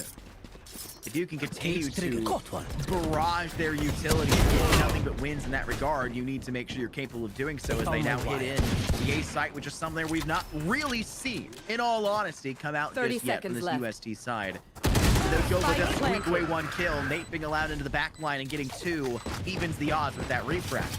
It's just a 3v3. You've got site control. You're stacked up on tower. You got a player back behind box. And you've got another one who could take control of elbow if they so desired so. There's almost no chance Tamu can get these, especially when you've got a really good paranoia. But why is Corsonics missing here? The frag has to go their way, and they're not doing so. Glyph thankfully saves graces for UST. But there was so much unnecessary bloodshed going against them on a site that they had almost total control under. A fist should not be used to slap somebody. It should be used to strike. And they had the fist made, and they barely pushed off at the end there. They need to be a little bit more willing to fight when they know they have a thrifty team against them. Not that it matters. They're up 5-1. That's still a little too close for comfort, though, if you ask me. I mean, right now, they lose this round, their economy is wrecked on the side of USC. So I need to see a little bit more discipline on that. I think they're taking fights that they don't really need to. This time, it's going to be Tamu that's going to get aggressive, and that Rolling Thunder is going to come through, but way too late from Naver. Your teammates are dead already. Nobody's able to capitalize on that. I feel like the refrag was really well done by UST, by Tamu initially on the second swing, but the third was only after the fourth was too hesitant. Where is the rest of it? Spike planted. Glyph gets the plant down. Chowie with the last kill there. You got to make sure that Joba can do anything, and they're not going to. Essentially treat this as attack timeout. Fall back to the B side. Fall back to the A side. Rotate the whole map if you really want to. You gotta Just talk look it at the over. utility difference here, Jackson. You have two flank watchers. Yeah, and that's the thing. They're not able to make any flanks. They can't control the map at all. And at this point, it does feel more like a team cohesion issue more than anything else. The players on UST, they are a unit. They move as one. They utilize their utility for each other, and it just doesn't seem the same on the side of Tamu. I feel like they're losing these team fights far too often. And they are just gunfights, but when it comes to UST, they're throwing utility out to support each other. Pretty sure if you pulled up the tab right now, the assist numbers on the side, they're actually pretty even. But it turned, in the end, assists don't get kills. Right, Scott? And we are seeing who's winning out these team fights, and it is UST. We had 14 assists, by the way, for Glyph at the end of map 1. Insane. Oh, sorry, we had 4 assists at the end of map 1 for Glyph. They exited map 2, and their average was 16. Because they got 27 assists. After map 3, Glyph's average was 38. Glyph is everywhere. Always has been and always will be. And the team cohesion can never be understated. UST are only getting better as this game goes on. And it feels hard-pressed to see it turn the other way as Tamu struggle to find cleanup kills. Glyph gets their second of the round before finally going down from Nopper. And even 3-on-3 as from the shadows being utilized here for the attack of UST to get onto this B side and get this spike down safely, as they will die. Spike Not down. to the actual breaching round, but to the Nopper just getting the shot through the wall. The spike. Finishing the job player where standing. necessary, and now it's a 1v2. Concussive blast. The spike. Of course, Sonic's has one enemy shot, thankfully remaining. no longer stunned, but Big Filling swings just in time. And that's the cohesion we're asking for Tamu, because we know they're capable of it. Absolutely, they needed that. I love the aggressive push out that they did, and they didn't just send 1 or 2 players this time. There was 4 strong coming out of that A main angle, making sure to cover each other's back, getting the trades that they needed, and ultimately that allowed them to take so much control of the map. It may have looked like Seikyu was being smart and from the shadowing all the way to the other side, but they had no other choice at that point because they were getting collapsed on. Yes, Chowie was able to open up the B site, but they weren't able to get them in a safe enough position to plant the spike down, and ultimately that's what cost them the round. Small little miscues, minor mistakes, and major errors on these execute refrags. It's a rough spot to be in. Austy Frosty kind of stuck in an area there, hit by the net. Can't get out of it.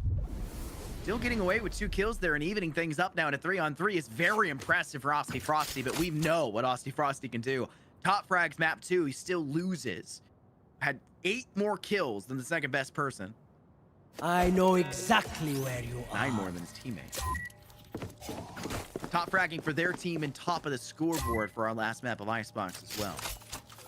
Seeing them get kills is a non-foreign thing to us. But seeing Tamu struggle to get round wins is seemingly something we're having to get used to, because we saw the first half of Icebox and we're seeing it play in almost the Face exact your same fear! way 6-1 here in the second. Still managed Using that Nightfall as a down, fake, but it doesn't look like Tamu's falling for it. Nobber finds the pick onto that spike, and will find the pick onto Corsonics as well. So Glyph throwing that Nightfall might have all been for naught, as it didn't pull 30 any seconds rotates left. You whatsoever. can bait out the utility, but you got to be a little bit swifter on the execute if you're going to have to face it. Perfect round here for Tamu to continue to go in. Nobber just far enough into that cubby that they weren't spotted by the initial swing of Glyph. And now they're going to continue to check that corner a little bit deeper from now on. All it takes is once or twice, and you'll start to realize you got to swing a little bit wider than you first think. Good round for Tamu. 6-3 our halftime score so far. 3 more to go. And they've already guaranteed an even half for UST Jackson. They just need to see if they can go above and beyond and break away full positive. Yeah, and a very similar start actually to like Icebox. It is a 6-3 half, and it seems like now it's Tamu just needing time to get used to their opponents, pace, and then they can play their game. But you can't really do that when you're up against, when you're down in the series 2-1. can't give up so many rounds before you figure out the offensive plan of the opponent. That comes down for Nate.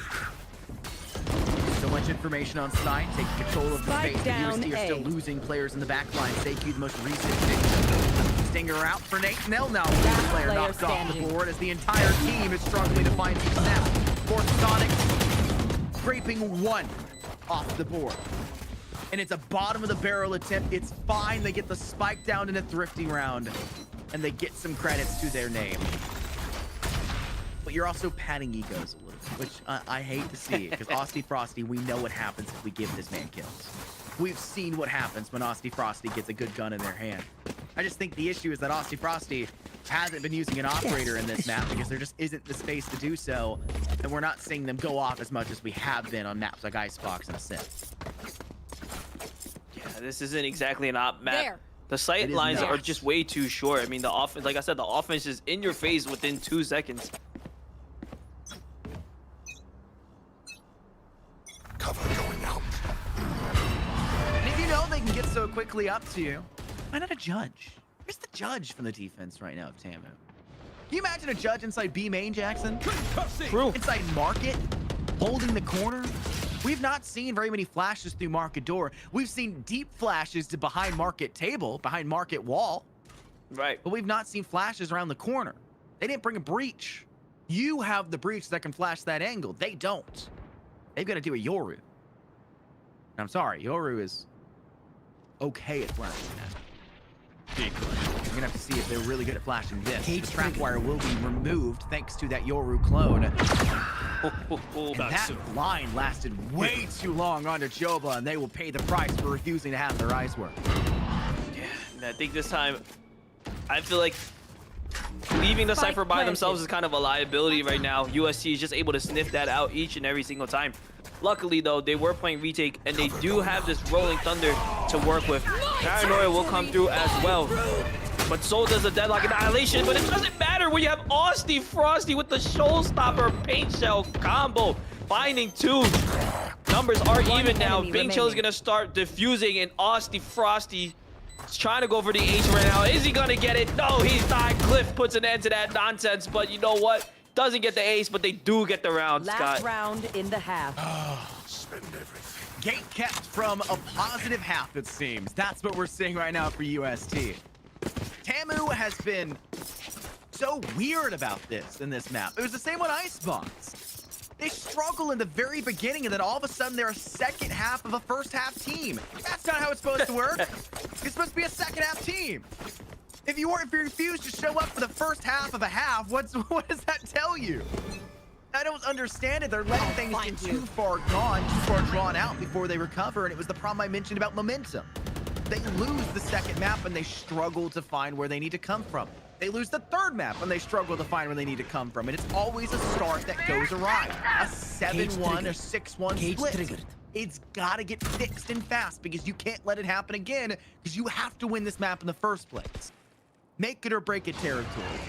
The Nightfall goes out. The utility is starting to be burned, and this is one of the slowest, most defaulting setups we've seen come out here for UST, where maybe realize their stratagems the last few rounds haven't been panning out. They got to do something new. Yeah.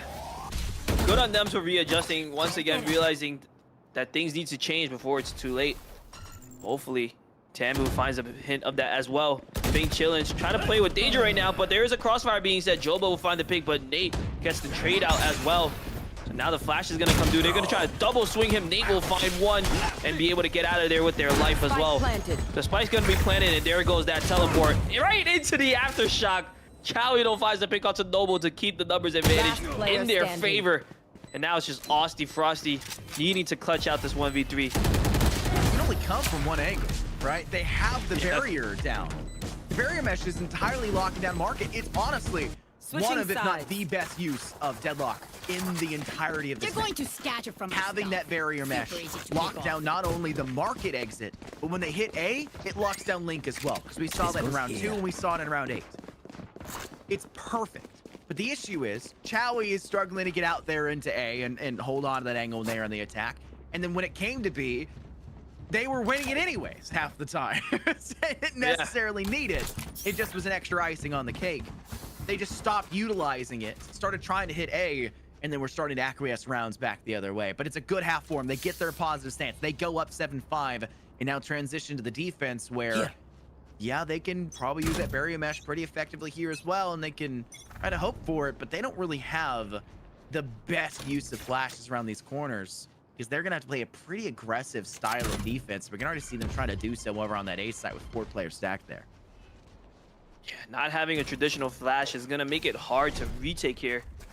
But it also makes it hard to be aggressive as well. They're really banking on the Sentinel utility to stall enough time off the map, put some pressure onto Tamu on their execution. But there's only so long that you can stall with just Sentinel utilities, guys. You're not trying to keep them out of sight forever. You're just trying to buy enough time. And that's where a lot of teams start to maybe misconstrue what their roles are. It's not a total denial. It's just long enough denial that your rest of your team can show up and help. And right now, the full team that is Tamu is about to engage out on the side as they do get hit by that sensor trap. They will have to slow down for just a moment. It gives them a little bit of information that there is, in fact, players into the A site. Spike will go down in an on default. Nope, they'll move over to default and get it down into a better spot. Spike planted. Take tries to extend first, gets got, and Noble takes 2 more with them alongside Osty Frosty's kill. It's just Glyph finding success so far. Chowie finds 1 more to their name, but Noble has to get essentially almost an ace in this round. They'll need to get 4 out of the 5 to get the job done. Sorry, Glyph needs to get 4 out of the 5 to get the job done. And they were already 1 HP, and Bing Shilling will disallow that whatsoever. Beautifully done by Tamu there, just waiting their time. They know that the barrier cage doesn't last forever, so you can just wait it out. Throw some utility over on that B side to perhaps draw some rotations. That's exactly what they did, and they were able to creep up onto that A side, pass all of that Sentinel utility. By the time UST realized what was going on, the plan was already down, the post-plant utility was already there, and they were just holding angles, trading each other perfectly. 15 kills for your top frag for the side of UST. That's 5 more than the top frag you're seeing on the opposing side. You have 3 players sitting above them, and yet the scoreline is so close. This is why we're seeing a lot more success utility-wise, I think, coming out from UST in that early stage of that first half, and they don't have that luxury now heading into the second. They've got to play a lot smarter on these angles, and this isn't the right way to do it. They know they're drifting, they know they only have classics. They do a little bit more than that. Only 1 single weapon dropped. Come here. And that will tie things up now 7-7. Good recovery by Tamu, and despite the very egregious start to this map, a lot like Icebox, we eventually do reach a point where the game is tied and it's still anyone's match to go. Yeah, but in these close game situations, we've already seen Tamu drop 2 maps in those scenarios. It's got to be heartbreaking, but it also has got to be mentally nerve-wracking as well, knowing that you're in a similar situation right now. You want to convert this bonus, and you could possibly do this by giving a quick attack. I think they have some ultimates that they can utilize to try and convert this bonus round. Jabber will prep up Mesh, trying to make sure they have some sort of lineup for this, try to assist Nate. I mentioned we talked about non-standard flashes and that it was going to need to be a little bit more aggressive. Nate has been trying that every round. Has always gone to elbow.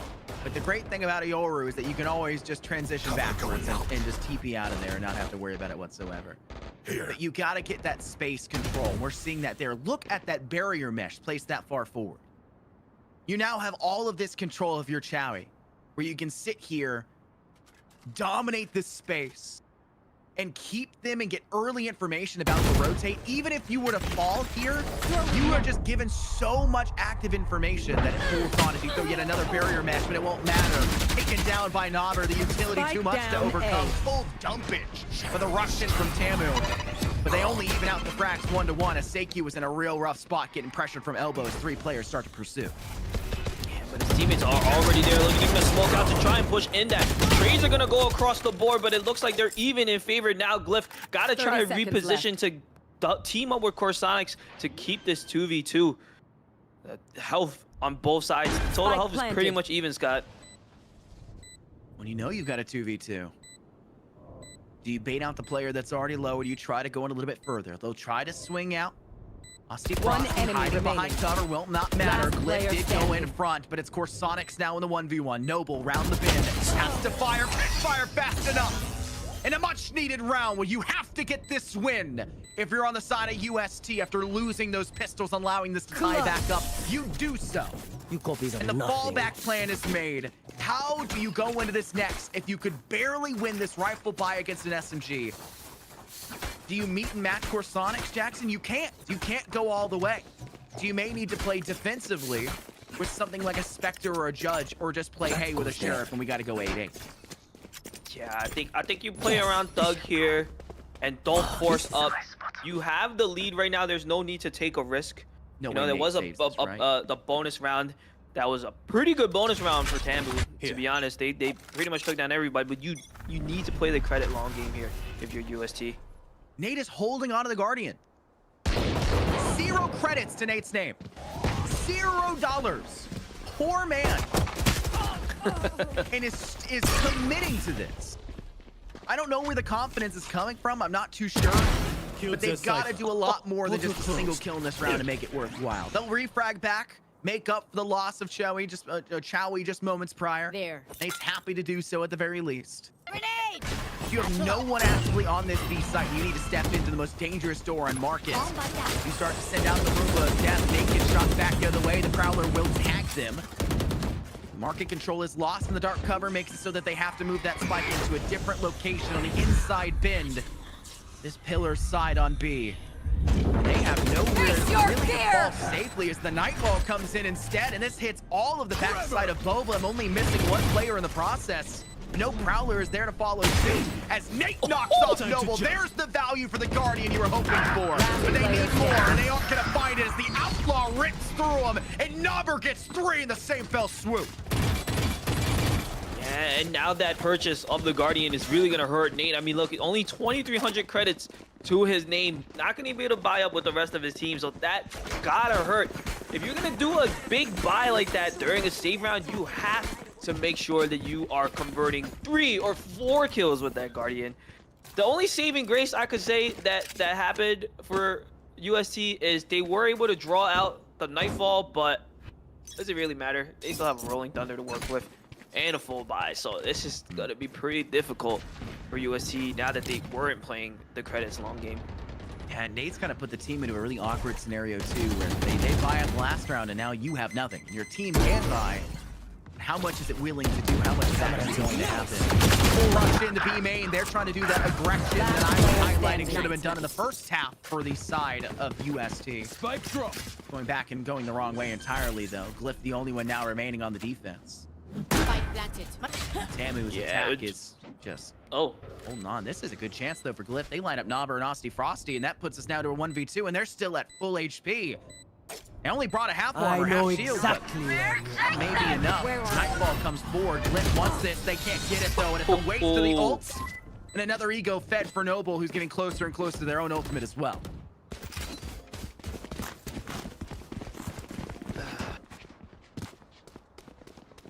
I think it was okay to use that ultimate Nightfall. Try to make a play there to regain the lead. And you're going to have to go into the equal round anyway. So holding on to that ultimate for another 2 rounds probably wouldn't have been a good idea. So I applaud that play by Glyph. They had the 2 collats in the 1v2. I think it was a good play.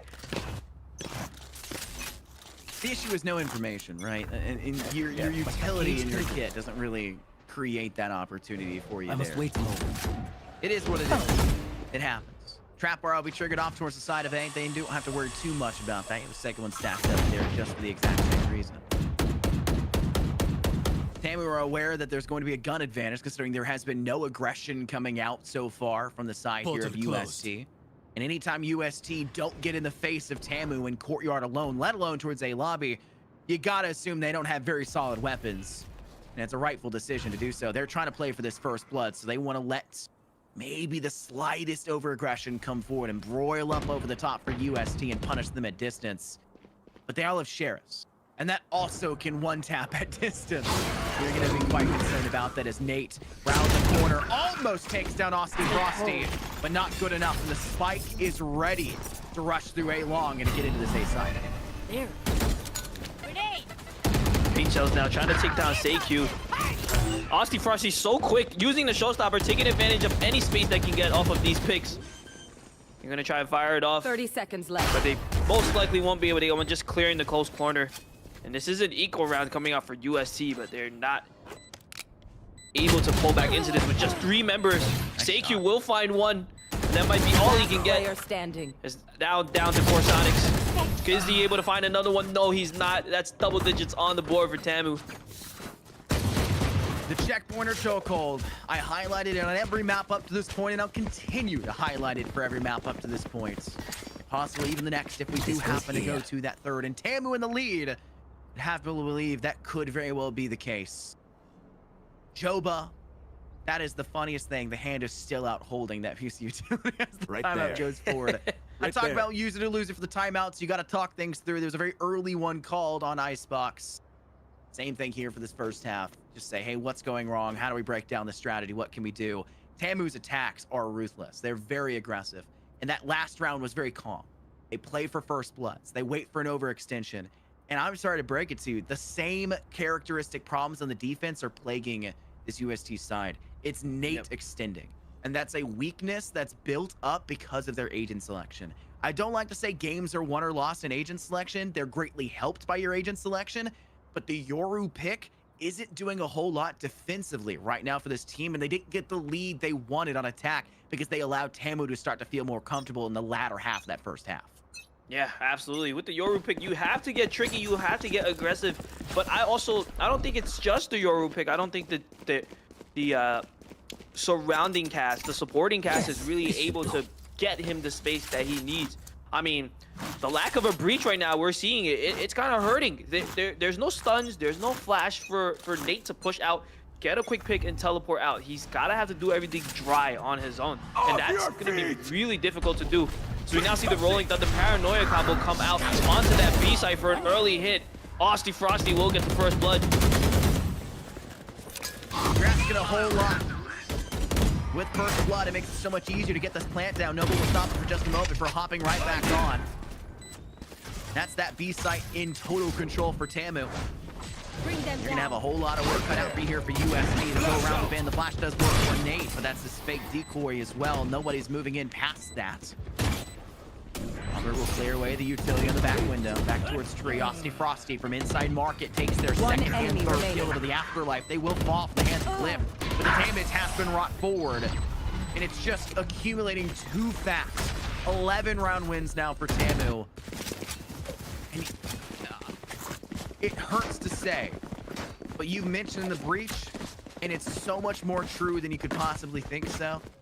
Because you only can rely on the paranoia for a blind. And it's not a blind, it's a short sight. Yep. And it also isn't very good at, surprising things. You have to know exactly where they're standing to use it. Because Nate every single round is extending too deep because they're required of their role to do so, and then you don't have the flash for a retake. Bomb, buddy. Yeah, now we're starting to see the beautiful strategy from Chowie using the deadlock on the post plant. Kind of not really finding any value here on the defensive side. Yes, you get a cage, but it's destroyed almost immediately. It's not really doing too much in the long run, Scott. Maybe wait to use that elsewhere. Wait for them to go and extend. Sit inside Cubby, then throw out the mesh. Wait for something there. Then throw out the Cypher cage. Throw the flank to the backside. Anything else. Tamu are just ringing this point home. 2 players remaining. It's Glyph, who has been the standout player, I think we could say. Now it's Face your fear. Hammer and Austy Frosty. Now is the time to use what you have. It won't matter, though, for Seikyu and Glyph. Joba and Noble stay strong and get themselves up to match points. Match point. As we are now 1 round of victory away for Tamu into a 5th map. What a showcase. Cliff has 25 kills on a fade. Cliff's just trying to drag their team into the finish line. But you know what? They have the series advantage. They can let this go to a map 5 at this point. Just want to make sure that the rest of your teammates have their aim. Let's get Nate a few more picks. Get that confidence up for map 5, Scott. And confidence is key. 4 ultimates here. You need 4 rounds. I'm not saying use 1 a round. I am saying you have them and you gotta use them because you're in use it or lose it territory because you can't bring it into the next game, but It's going to get right in the face, straight through B main, right at the gate into lobby. They'll get that first blood onto Dauber. And instead of being punished being aggressive, they're finally seeing themselves be rewarded for it instead, which is exactly what you're asking for. Goba, though, with assistance from Noble, who's able to swing in for CQ. Lift. The 1-for-1 trade with Asti Frosty. Not too shocked to see that. It's the spike going down the 1B. That puts Tanner back in the lead as Jova. 3 kills in the round as Noble secures the last. Attackers win. 13-8 your final scoreline for this map as Tamu. Tell everybody, we're not done. We may have given up our second map. We may have allowed a third to go forward. But 3 in a row, shame on us. We're making sure you have to see all 5 here. Going the distance in this series right now. And as we talked about it so many times, take a look at the scoreboard. The assist numbers that come through. Nabber right there with 11. The Breach was just able to set up, even on the defensive side. They were able to put Asti Frosty in a situation to frag in a way that they just didn't have that support. You can see the 21 deaths. Not really just his fault. He has to find value on defense by being aggressive, by finding information with his body. There was just nothing on the side of his team to support that. Who's going to throw anything for him? At most, you get a paranoia, but that's about it. There's no stuns. There's no, other utility being thrown out there. He's kind of just have to jump peek and hope to get a pick. And if he chooses wrong and finds 3 facing him, he's never winning that fight. And we really saw them struggle on the defense, because as soon as they lost a team member, Asti Frosty just double satchels in and gets control of the area. UST just were never really in the fight on the defensive side. And the best way for them to gather information was with the Yoru ult, right? I mean, that's what they were really having to rely on, the VSAT, or the orbital VSAT as people call it, right? And they weren't getting the kills they were needing to be able to charge that up very well, right? I mean, I think almost every one of their ultimates was purely charged up of pure deaths because they had 21 of them. That's something that can't be the case for Yoru, right? It needs to be a little bit more impactful. But that's that map. It's over for them. They got to play for the next. They have to go GG no re. We need to play in for our final, and we need to hope that this will work our way. And this is where you got 13-1 by Tamu in your first game that dropped you to the loser's bracket for this final round. You're going to have to play very, very well. But before then, we're going to take a break. Don't go anywhere before our last map here. See if Tamu can close us out, or if UST say that map was a fluke. We're going to finish this one 3-2. We'll see you guys then.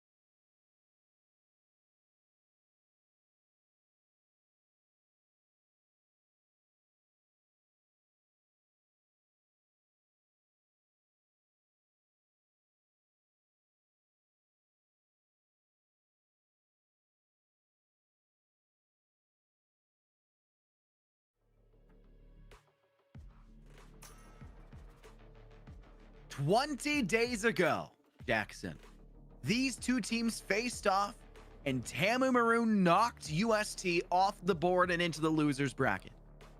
And the final map to do so, or sorry, the first map to do so was right here on Lotus, where they beat them silly, to be honest. 13-1.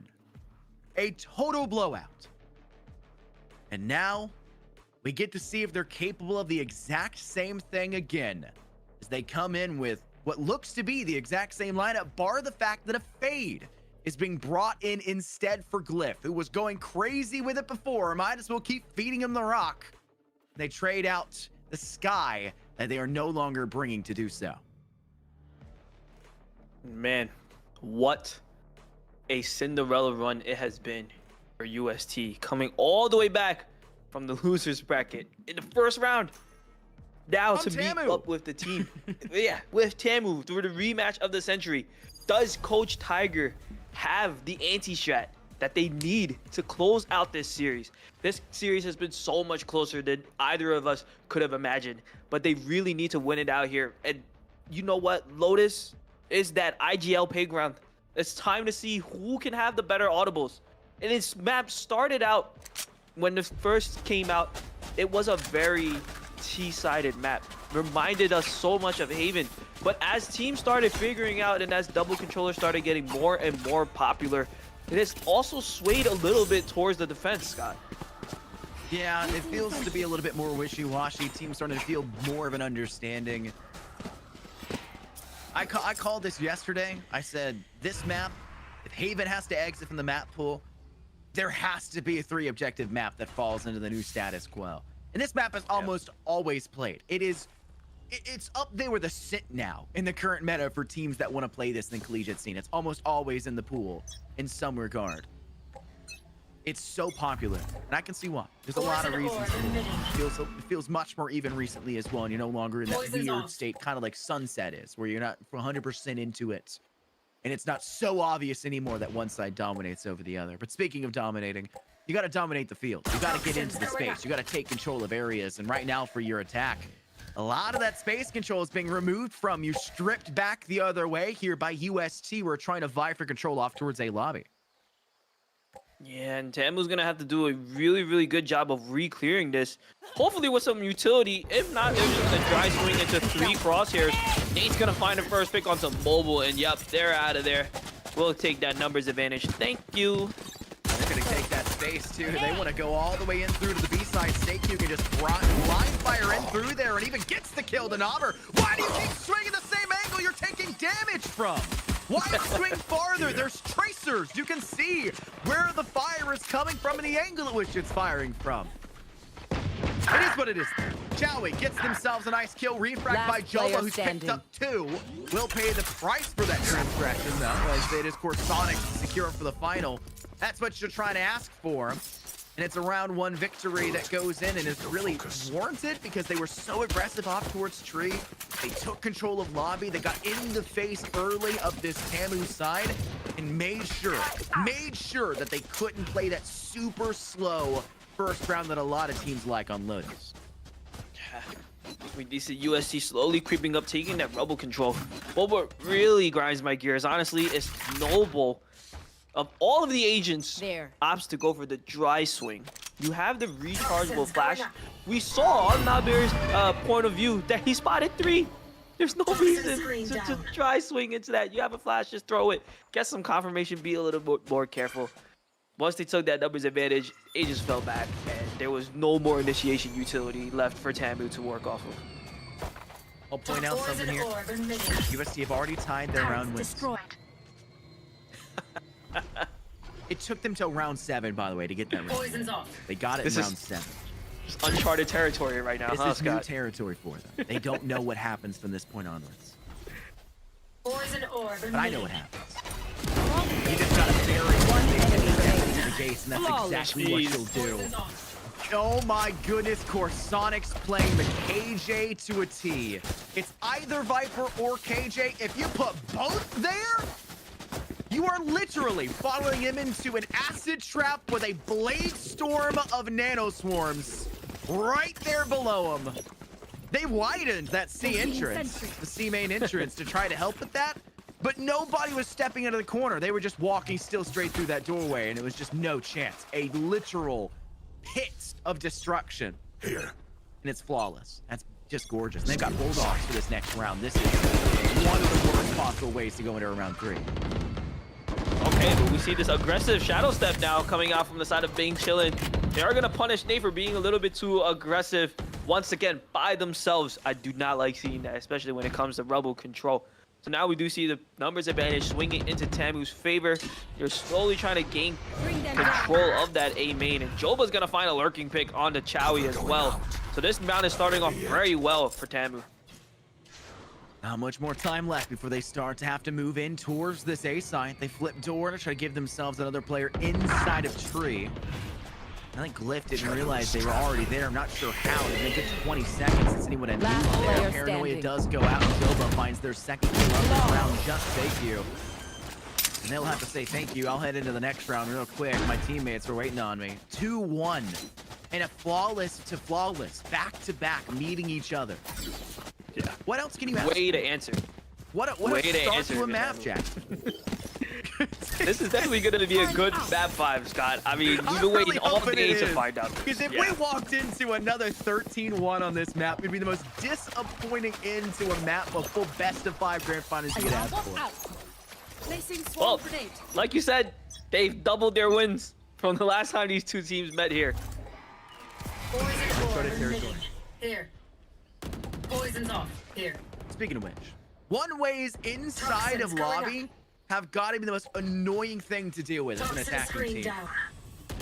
Yeah. You need that space control. You know that there's a glorious fight that can be had at the other side of that. Root is so darn fun to stand up and go for fights. And they're buying you a good 20 seconds of time where you can't do anything there. And make it more!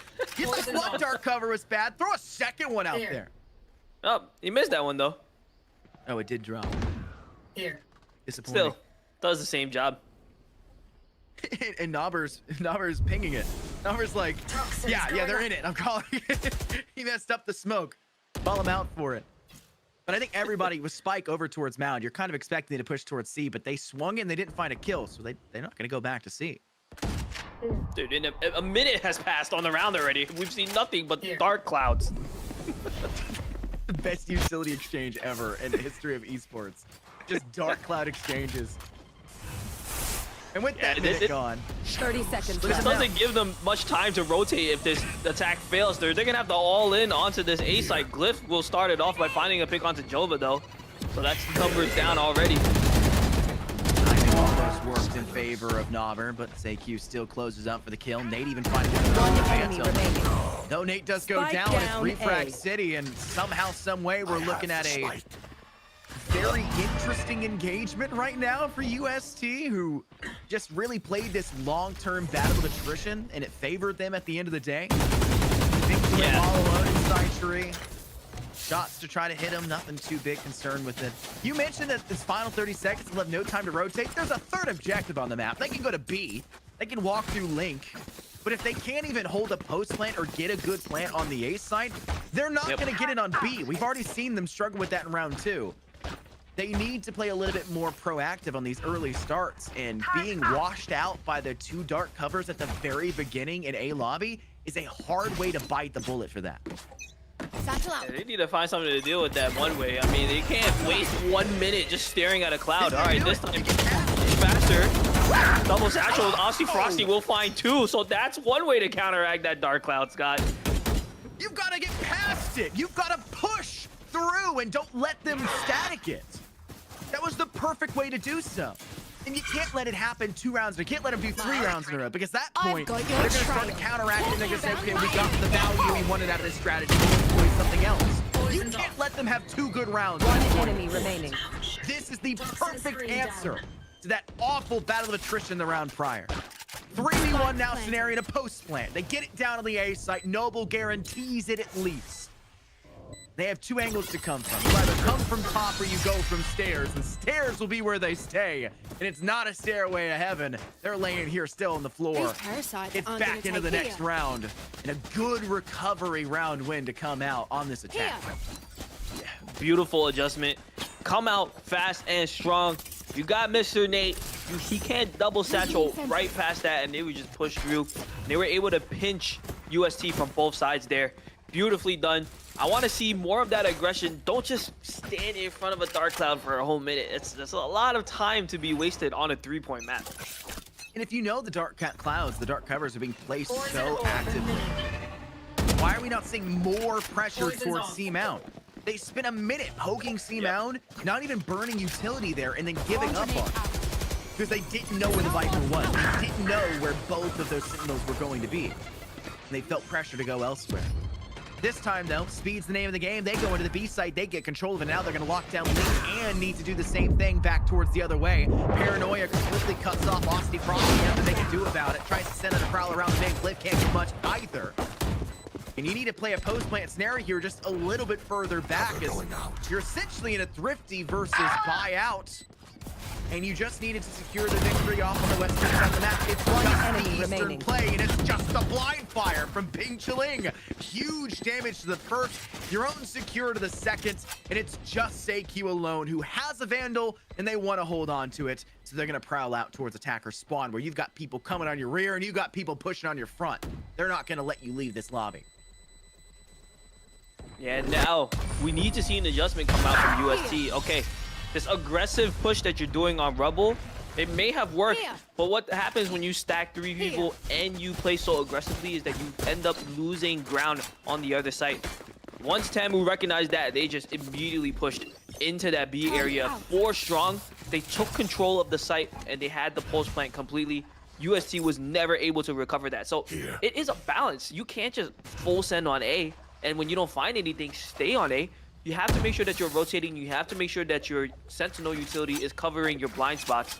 And now, we are going to see an adjustment come out from UST, but they're just going to try and push C instead. The seesaw of sorts, what we're seeing right now.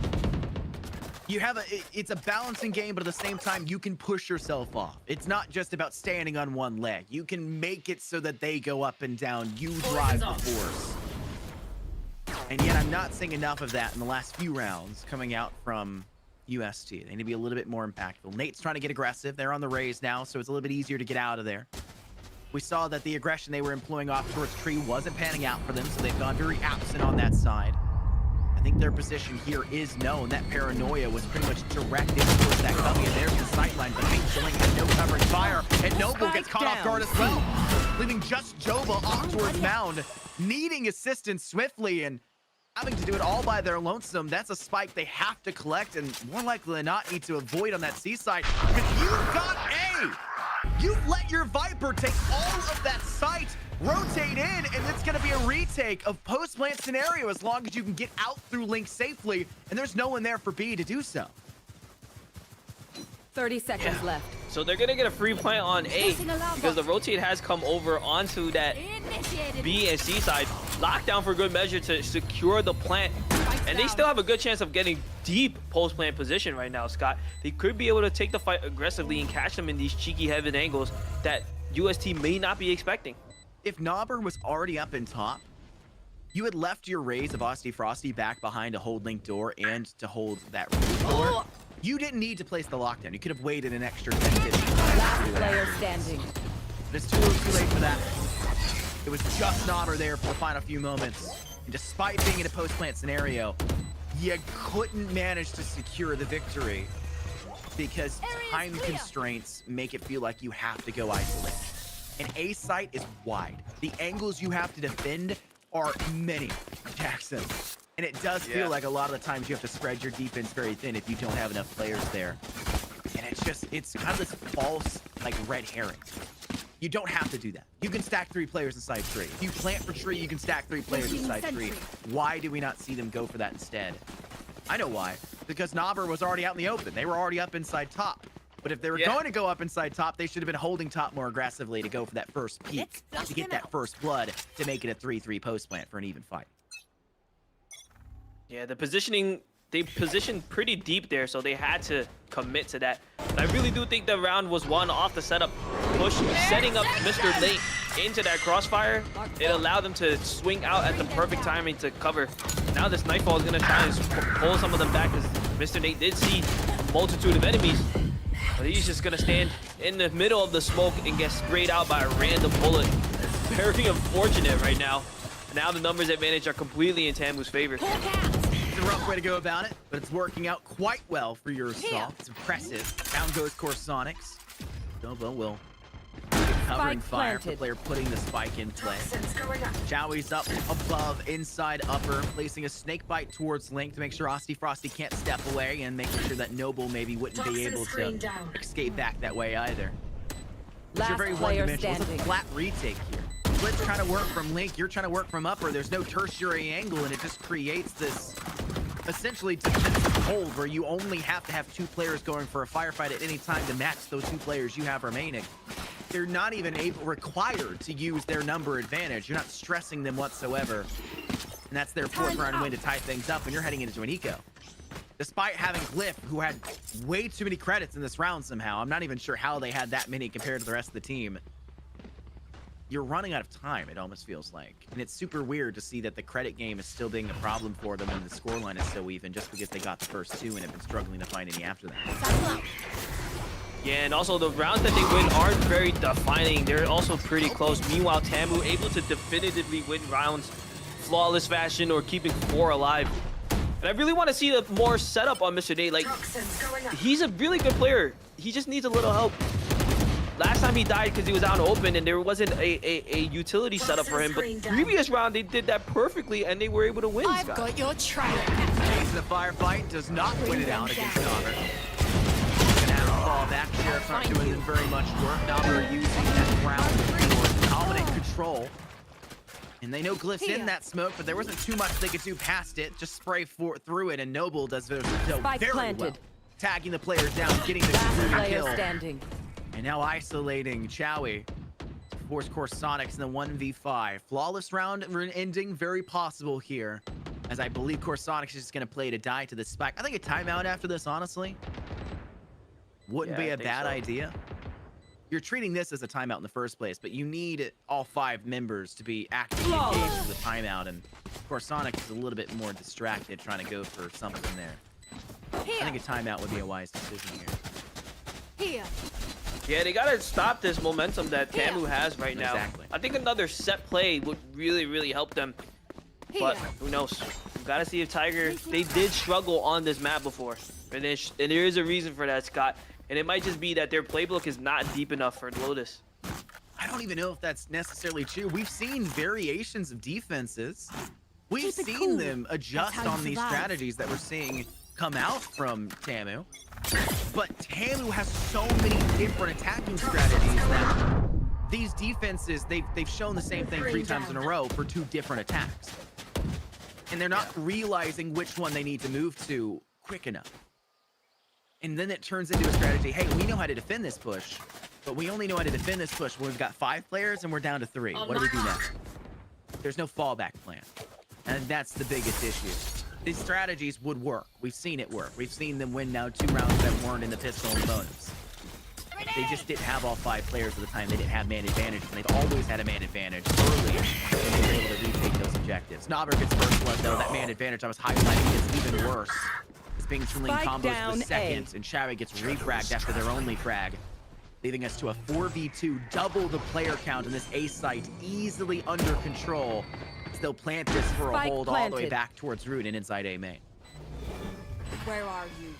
Now, it's very interesting to see that they're still opting for this aggressiveness, but there's so many players on the side of Tamu that are able to close the distance or even get behind them for crossfires.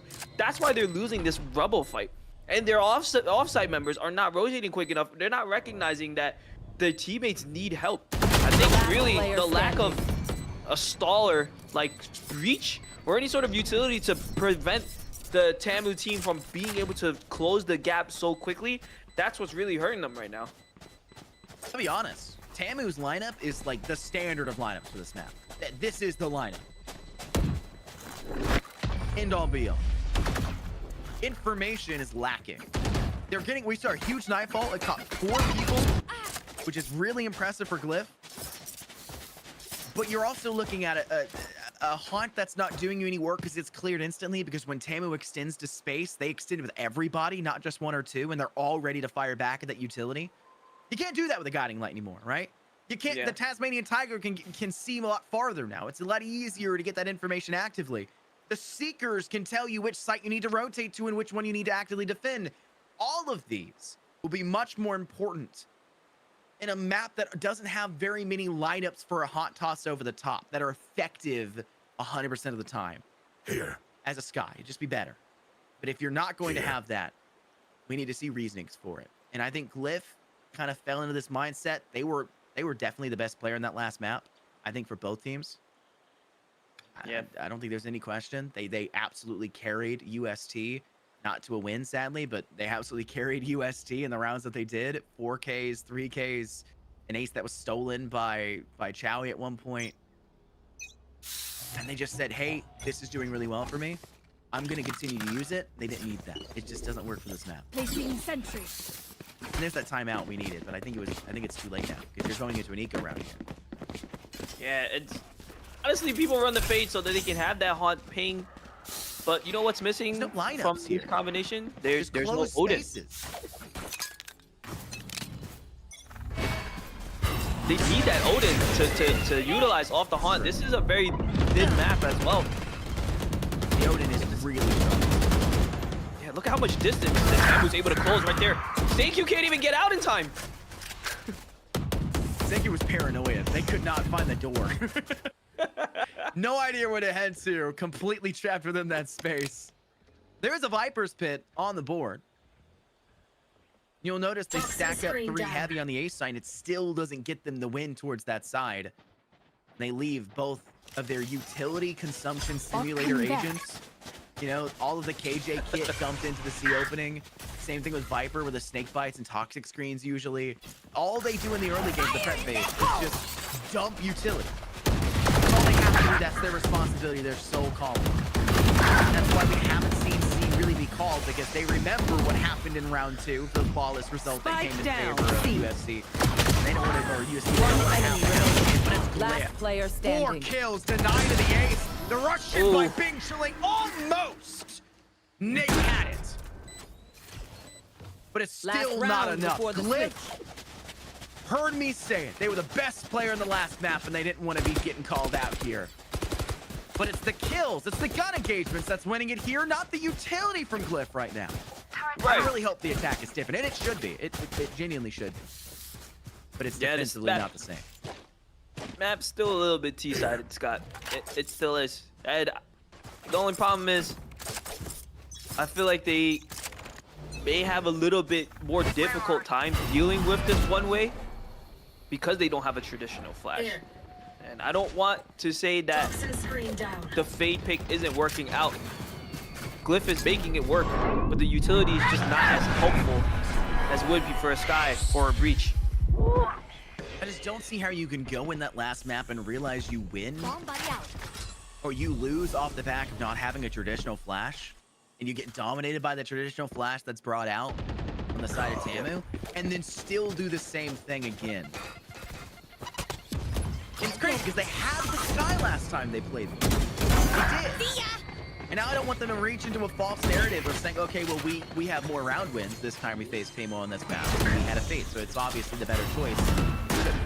Spike will go down. Post-plant scenario now for Tamu on this A site. It's planted correctly through a tree hole, so they don't really need to fall all the way back. Paint shell sent out. Glyph will be zoned away. 1 HP to their name. Numbers there Player for it. standing. But there goes Sonics. Getting 2! Number, you didn't need to swing that, man. You're holding for tree. It's your position. You control the timing there. Clutch. Sonics punishes you, rightly so, to Calculated. make sure they get at least to 5 at halftime, which is a lot more respectable for a slightly more Switching piece out of map, sides. as you phrase it. And I mean, look, Glyph still leading the leaderboard because he is a demon. In a 1 HP scenario, he's still finding another headshot before he goes down, making it doable for Doug. And there were no way saying that Glyph is not helpful. It's just the utility, it's just not there. Let's see. Maybe they have a plan on this attack side, right? It ended up being a pretty good defensive half for them, 5-7. And this map does lean more T-sided, so maybe those prowlers and that hunt will find a bit more value than we are seeing right now. Because I hope so, because right now they have the championship within their sightline, but it can easily slip away from them. Poison ore. Toxins going up. There's the one way.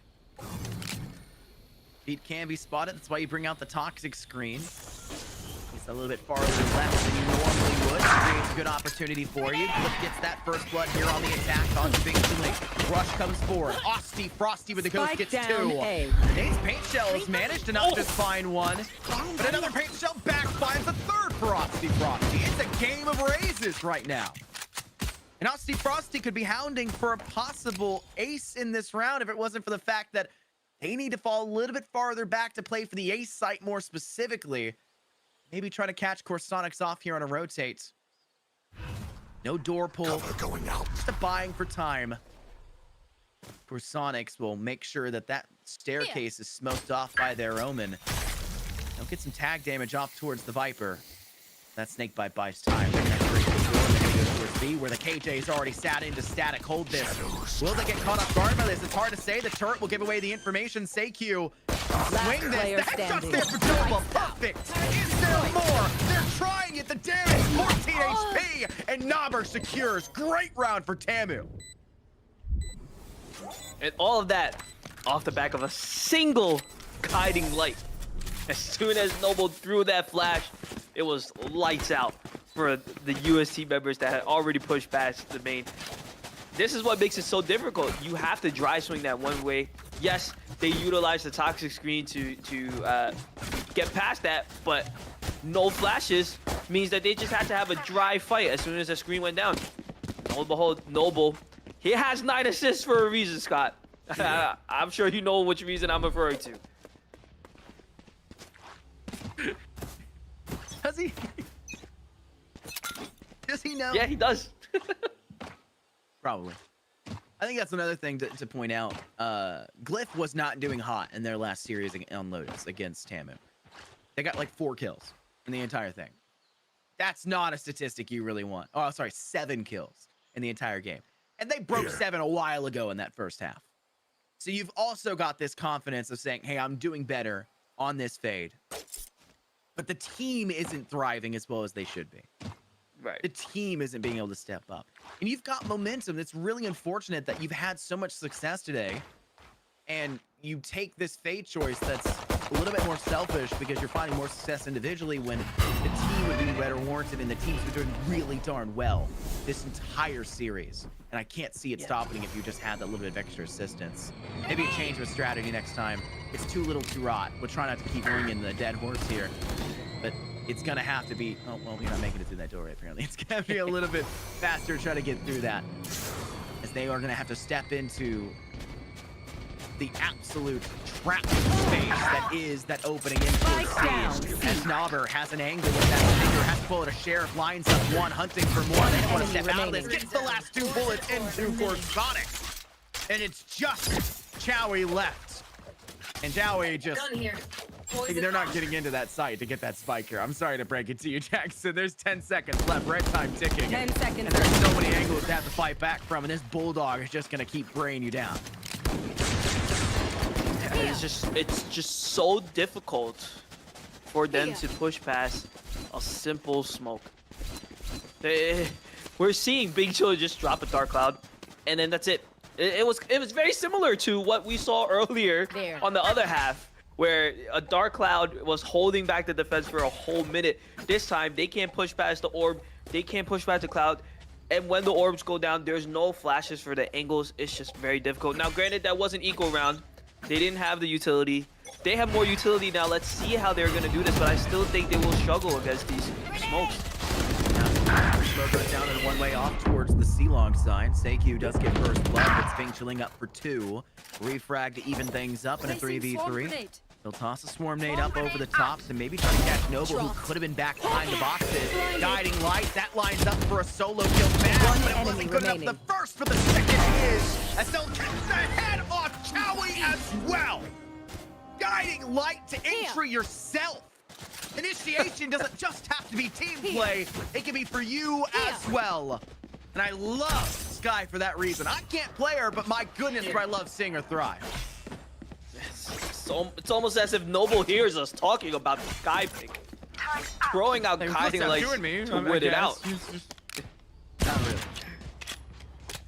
Kills are And this is a struggle bus for real for UST right now. They need to find a way to break past these smokes to play counter flash in some way. Jerry plays up in the face outside of A lobby. UST. The back in Sheriffs.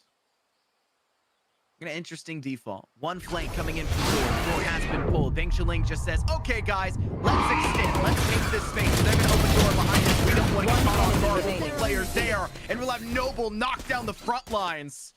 Almost flawless. Just barely up. Bing Chiling dying, and that's it. And for their 11th, it doesn't seem like Tamer we're going to stop anytime soon. They are absolutely knocking on match point, series point here heading into this round. They take it, and they're there. It's just been so tough. They get decent gunfights. It's not like they're just not hitting shots, but they get 1 or 2 trades, but in the end, they're not able to compete with the flashes, with the utility that comes out. And it just makes it very difficult for them to continue to push past. They're going to try and hit that C rubble area again. And this is almost a similar round as to before. They're going to try and push up again in Prowler just to try and get a little bit of information, but it doesn't really get much. Again, I'm noticing that there's just no lineups for these haunts, which is difficult. This corner here is unbelievably hard to push in the first place. It's an area that you have to wide swing from back of rubble 90% of the time, and it's got an enclosed roof. Hut, enclosed roof. Seaside, majority-wise, is roofed in with a bar, tiny opening in the center of the site. So many of these alleyways, closed spaces, and a haunt isn't going to get in there, and it's going to be a one-dimensional toss that can be cleared instantly. Might as well bring a Reyna Lear if you're doing so, if that's all you're trying to get the impact off of them. But it's a kill for kill to start this round in. Seikyu will begin to play on Jova and Noble, though, denying all of that potential. As it's just Corsonics remaining up in upper. Both players are watching this. Boost pack to keep them there. Damage again. Boost pack again. Eat it, why don't ya? Osty Frosty knows. And they could just go slightly to the side, just wallbang here, but I think they're waiting for the possibility of that reload. And if Corsonics can get it, that would be the chance, but it's not good enough. They had to ace. But the 4 is all they'll be met with. Match point, series point, and the grand finals here for the South Division. Cool. And this is so tough. When you take a look, they weren't able to take a single attack round on that side. Honestly, if I'm Coach Tiger, I'm taking a look at this. I really want him to realize where the team is struggling. They aren't able to advance. They just not. As soon as there's any sort of covering in their way, they have to dry swing and they run into 5 people that are just looking at them, staring at them. To be fair, they're really good on the attack. And somehow they're better on the defense. Now, they only got to see the pistol and the bonus in the defense last time they faced each other. So seeing them do better when Tamu was attacking means they improved, you know, past 20 days. But they never truly got to see the other half, so this is maybe why we're seeing it go this way. First blood goes in favor of Tamu. A rough start to an already rough map, it seems. And you've got ultimates. You need to start using them. Lockdown, I think, on this A site's pretty good, but you may run into the same problem Tamu was having, where it just wasn't finding enough impact, and it becomes a problem in the later stages as Nobber does get knocked down a peg to refrag out and give the man advantage back on even footing. I'll find you. Now the Execute is going to come over on that C site, the Haunt, to try and find some information, but Dark Cloud comes out, and you have to rotate. When your Viper's already up in no man's land 30 towards seconds stairs, left. they got a kill there. They can extend. You have a from the shadows you can use to get into the back of sight to make sure there is a player there, which means information safely gained and allowing Chowie to go and extend in for another kill elsewhere. This is perfect. It's just Spike Joe. down. One enemy Chowie remaining. gets their 3rd kill of the round. 10 It's seconds only left. the sky of Noble remaining. And Noble has gotten how many 4Ks in this half already? Are they capable of pulling off a near miracle here? Time will have to tell. They're just biding their time slowly, working their way downstairs. Thank you. There they are. And it's round one finally back for UST, their first of this half. But it's already match point, series point. They have to go perfect from this point onwards. How many times is Jowie going to be allowed to lurk deep like that? In order for them to do so, they have to stay alive. You know, like on the other side of the map, we're seeing the stack on that mound area, but they have to stay alive long enough to buy Dowie that time to really work up there, Scott. They're making a lot of noise in mound. They're putting a lot of util that way, and all of that was to get Chowie into A main and up through stairs. That was also the same strategy that Tamu used. It's the same basic principle. Killed A my bait bot. and switch. Swarm grenade out. Lead the worm through the hole, and then rotate back in when they burrowed big enough to let the rest of the team. But it eventually reaches its boiling point, and you can't do it every single time, so where's your next winning strategy? And it seems to be the C side. No one actively defending this. Joba's been forced back, and they have that Odin, so they can spray pretty darn hard through Waterfall. But they have to fall back all the way into defender's spawn as the lockdown is utilized here, and that will give them full control of this C site and allow a plant for a post-plant full 5v5. And there's a counter lockdown as well. Oh, never mind. Good destroy. That's a great way to destroy that lockdown. Perfect trade for Nate. And the fact of the matter is, in a full 5v5 post-plant scenario, you use whatever you can. You use absolutely everything to stop whatever the utility is on the board for the opposing side. And the Viper's been on top may seem like, okay, we've used 3 ultimates now. It didn't matter. If you lose, you were holding on to it in the first place. Big filling into the site, not just gets 1, but 2. Chowie somehow dies. That means the Viper's pit will dissipate. Glyph steps up and steps in sturdy. Managing to find 3 kills in the round. There we get go. their 7. I truly believe when it's just pure gun skill that UST has the advantage here. And now they're gonna force Tamu into an equal round, so they'll be able to claw back a little bit closer. But you take a look at the ultimate economy, the last 2 rounds that they've won have come off the back of those ultimates. They need to recharge those as quickly as they can before Tamu is able to just squeak out 1 round, Scott. That's the thing, though. If it was just a gun game and there was not much utility or stratagem behind it, Sentinels, when they had Shroud on the roster for a while there, would have won every single game and it would have gotten blown out by a lot. Toxins going up. Shroud would have had 15 more, you know, major wins. He didn't have any technically when he was on Cloud9, but he would have 15 more major wins back in the day. Gun game isn't everything. And though it looks very impressive when it's working, and we see that from Showy here getting 3 kills alone, literally by themselves in a lobby, it's not enough to guarantee a victory. And the score just differential is very indicative of that, as they'll rotate away from C-Mount, or they don't want to have to deal with that one player, and they'll start to work into the space that's been obviously created by the barrage of deaths that have matriculated in favor here of the UST side. Only one player actively defended this, and Noble's gonna have to go through drops to even have a chance to defend this hot side. This is a thrifty round coming out from the side of Tamu, so they didn't have the weaponry to match up to begin with. Joba, though, all he needs is a Guardian. He's gonna find 2 quick taps, turning this into a 1v2. He has an opportunity to close it out right now, Scott. Now slow work in through stairs. The toxic screen is up. For Sonics, hiding back near door. One off towards links.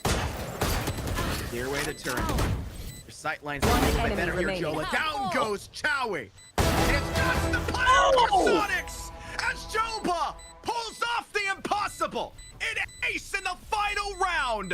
All 5 to 1 man in the 13th round in his credit. It's Joba's match. 13-7 your final score line. As the South Division here for CVAL's Winter Grand Finals will fall to Tamu Maroon. Flawless through the entirety here. The only maps being dropped to UST, who gave them the worst trouble they've ever had. Wow.